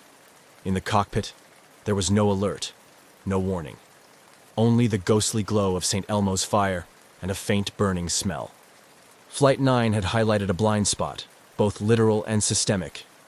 The aviation world responded swiftly. Within weeks, international aviation bodies, including the International Civil Aviation Organization, ICAO, and major weather agencies, convened emergency meetings. Volcanologists were brought in. Ash behavior at altitude was analyzed. Flight 9 had shown that a jet could lose all engines at once, and that a modern aircraft, even one as large and robust as a 747, was not immune to a silent hazard lurking in plain air. New protocols were drafted. Airlines began training pilots to recognize early symptoms of ash encounters: the sudden static discharge, unusual smells, engine surging, and forward visibility loss. Emergency checklists were updated. Perhaps most importantly, aviation authorities started to develop the world's first volcanic ash advisory centers, VAACs, a global network designed to monitor volcanic activity and issue real-time advisories to aircraft flying in affected zones. Satellite monitoring of ash plumes also advanced significantly in the years that followed. Earth-observing satellites could now track sulfur dioxide and ash dispersal with far greater accuracy, enabling warning systems that could alert air traffic control, dispatchers, and pilots more effectively than ever before. Flight 9 had done something no one wished for, but everyone ultimately benefited from. It forced aviation to evolve. It filled a knowledge gap with a hard-earned lesson. For those aboard that night, the world carried on, but never quite the same. Passengers spoke later of a strange peace during the descent, of how calm the cabin remained even as oxygen masks fell and the engines went quiet. Many credited the demeanor of the flight attendants, who moved like clockwork, keeping passengers steady in the face of the unknown. Captain Moody and his crew received widespread recognition. Their teamwork under pressure became a case study in aviation training programs around the world. Pilots and instructors referenced Flight 9 as the benchmark for poise and process during emergencies. It was not just a near disaster. It was a masterclass in how to fly through one. And in the years to come, other flights would encounter volcanic ash. Some would divert early, thanks to new detection. Others, like the 2010 Eyjafjallajökull eruption in Iceland, would ground hundreds of flights altogether, a decision made not out of fear, but from the lessons learned aboard Flight 9. What was once invisible now had a name, a path, and a plan. The night sky was still dark, but no longer unknowable, because one flight, flying blind over Indonesia, had opened the world's eyes. While British Airways Flight 9 had returned safely to solid ground, the shockwaves from its brush with disaster continued to ripple through the aviation world.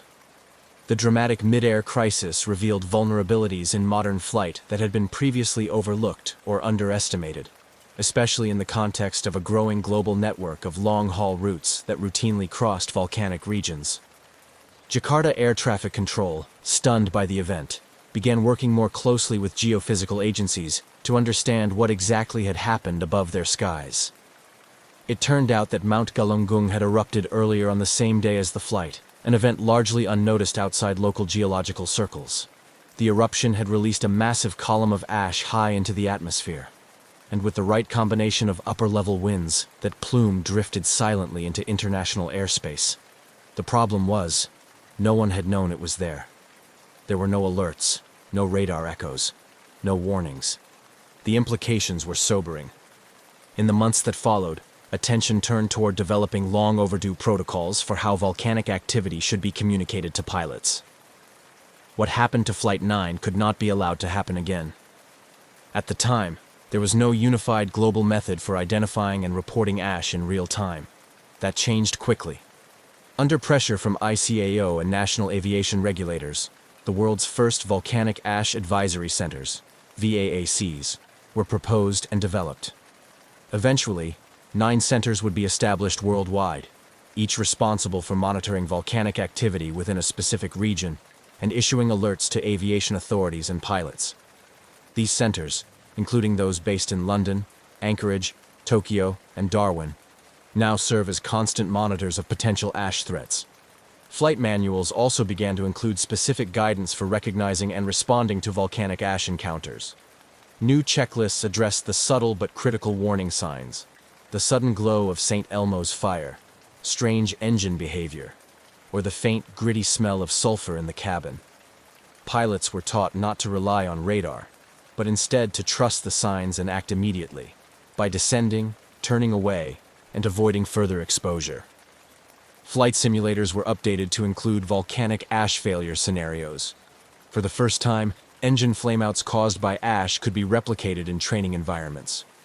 What had once seemed like an impossibility, losing all 4 engines in a 747, was now a part of the training syllabus for airline crews around the world.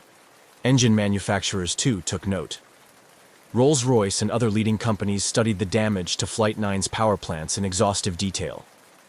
The molten ash had entered the combustion chamber, fused onto blades, then cooled into glass. Engineers began designing turbines more resistant to such damage and refining protocols for testing engines after suspected ash exposure. But perhaps the most lasting change was psychological. The illusion of complete control in modern aviation had been fractured. Pilots and passengers alike had been reminded that the sky, so vast, so seemingly predictable, still held secrets. And while the industry had grown more advanced, more redundant, more secure, it was not invincible. Nature, when unmonitored or misunderstood, could still outmaneuver the best of machines. For the passengers of Flight 9, life resumed, albeit with a deeper appreciation for its fragility. Many kept in touch long after the flight, bound by a shared memory of quiet terror and miraculous survival. Some described it as life-changing. Others said they didn't fully understand the gravity of the incident until they saw the headlines afterward. As for Captain Moody and his crew, they returned to flying after a period of review and rest. They were never ones to seek the spotlight, but their actions, decisive, professional, and calm under extraordinary circumstances, became legendary. Their story was passed down in classrooms and cockpits, not just as an example of skill, but of the human strength required when the systems fall silent. Flight 9 didn't crash. It didn't break apart in the sky or disappear beneath the ocean. But what it gave aviation was as important as any near miss or tragedy. A warning that came in time. A mystery, solved just enough to spur global change. And a reminder, above all, that vigilance in the sky must extend beyond what can be seen. In the years that followed the safe landing of British Airways Flight 9, the story became more than an incident report. It became a benchmark, a moment in aviation history where everything worked as it should, even as everything failed. And the final pieces of the legacy it left behind weren't just procedural or mechanical. They were human. They were cultural. They were enduring. The passengers of that extraordinary flight returned to their lives, scattered across the world, some never speaking much about the night they drifted powerless over Indonesia. Others held on to it quietly, knowing they had walked away from something that, by any standard, should have ended very differently. Among them were business people, families, backpackers, and crew members, each with a version of the story that included the surreal calm in the cabin, the quiet descent in the dark, the soundless minutes when the world outside was nothing but stars and silence. For many, the memory wasn't traumatic so much as deeply humbling. Some passengers described an eerie sense of peace while the engines were out, perhaps a product of the crew's measured composure, or the shared understanding that panic had no place here. The cabin crew, too, received high praise. Their ability to continue service, maintain order, and assist passengers through confusion and fear was nothing short of professional excellence. British Airways Flight 9 became a celebrated example of crew coordination under duress. It entered training manuals. Aviation conferences cited it as the gold standard for CRM, crew resource management.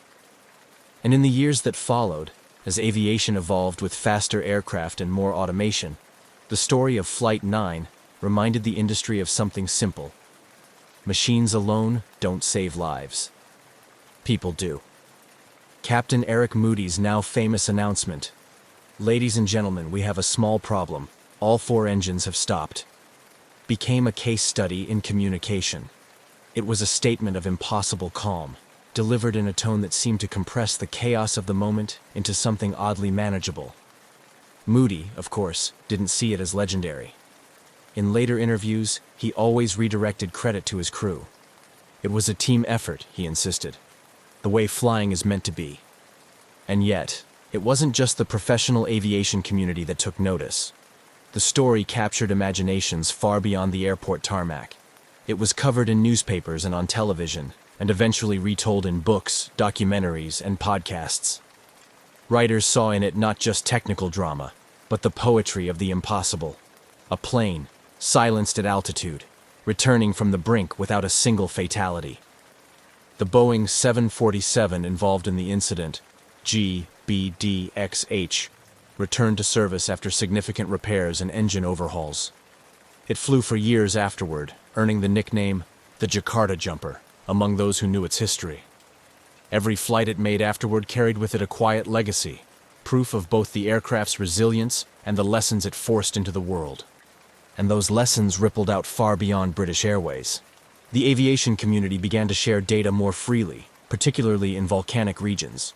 Airspace management protocols were rewritten, and volcanic monitoring programs saw new investment. Countries with active volcanoes began establishing better communication channels, with air traffic control centers and flight dispatchers. The volcanic ash advisory centers became fully operational and interconnected. Their early alerts would eventually be credited with saving countless flights from potential exposure in years to come. Notably, in 2010, when Iceland's Eyjafjallajökull volcano erupted and shut down a significant portion of European airspace for days, many remembered Flight 9. Airlines, governments, and meteorologists worked together in real time, guided in part by the experience decades earlier of a jetliner that had fallen silent over Java. The delays were frustrating, but the caution was justified. It was a sign that the system now understood what ash could do. Flight 9 never needed a monument to be remembered. Its legacy lived in every pilot who learned its story, every crew member who rehearsed a once unthinkable emergency, and every satellite pinging Earth's surface to track clouds the eye couldn't see. It became part of aviation's quiet conscience, a reminder that not every danger rumbles with thunder, and not every survival ends with applause. To this day, the events of June 24, 1982, serve as a reminder that the sky, for all its wonder and openness, still holds moments where instinct, skill, and calm resolve matter most. The engine stopped, the sky went quiet, and still, somehow, everyone came home. That's not just a mystery solved, that's a miracle flown.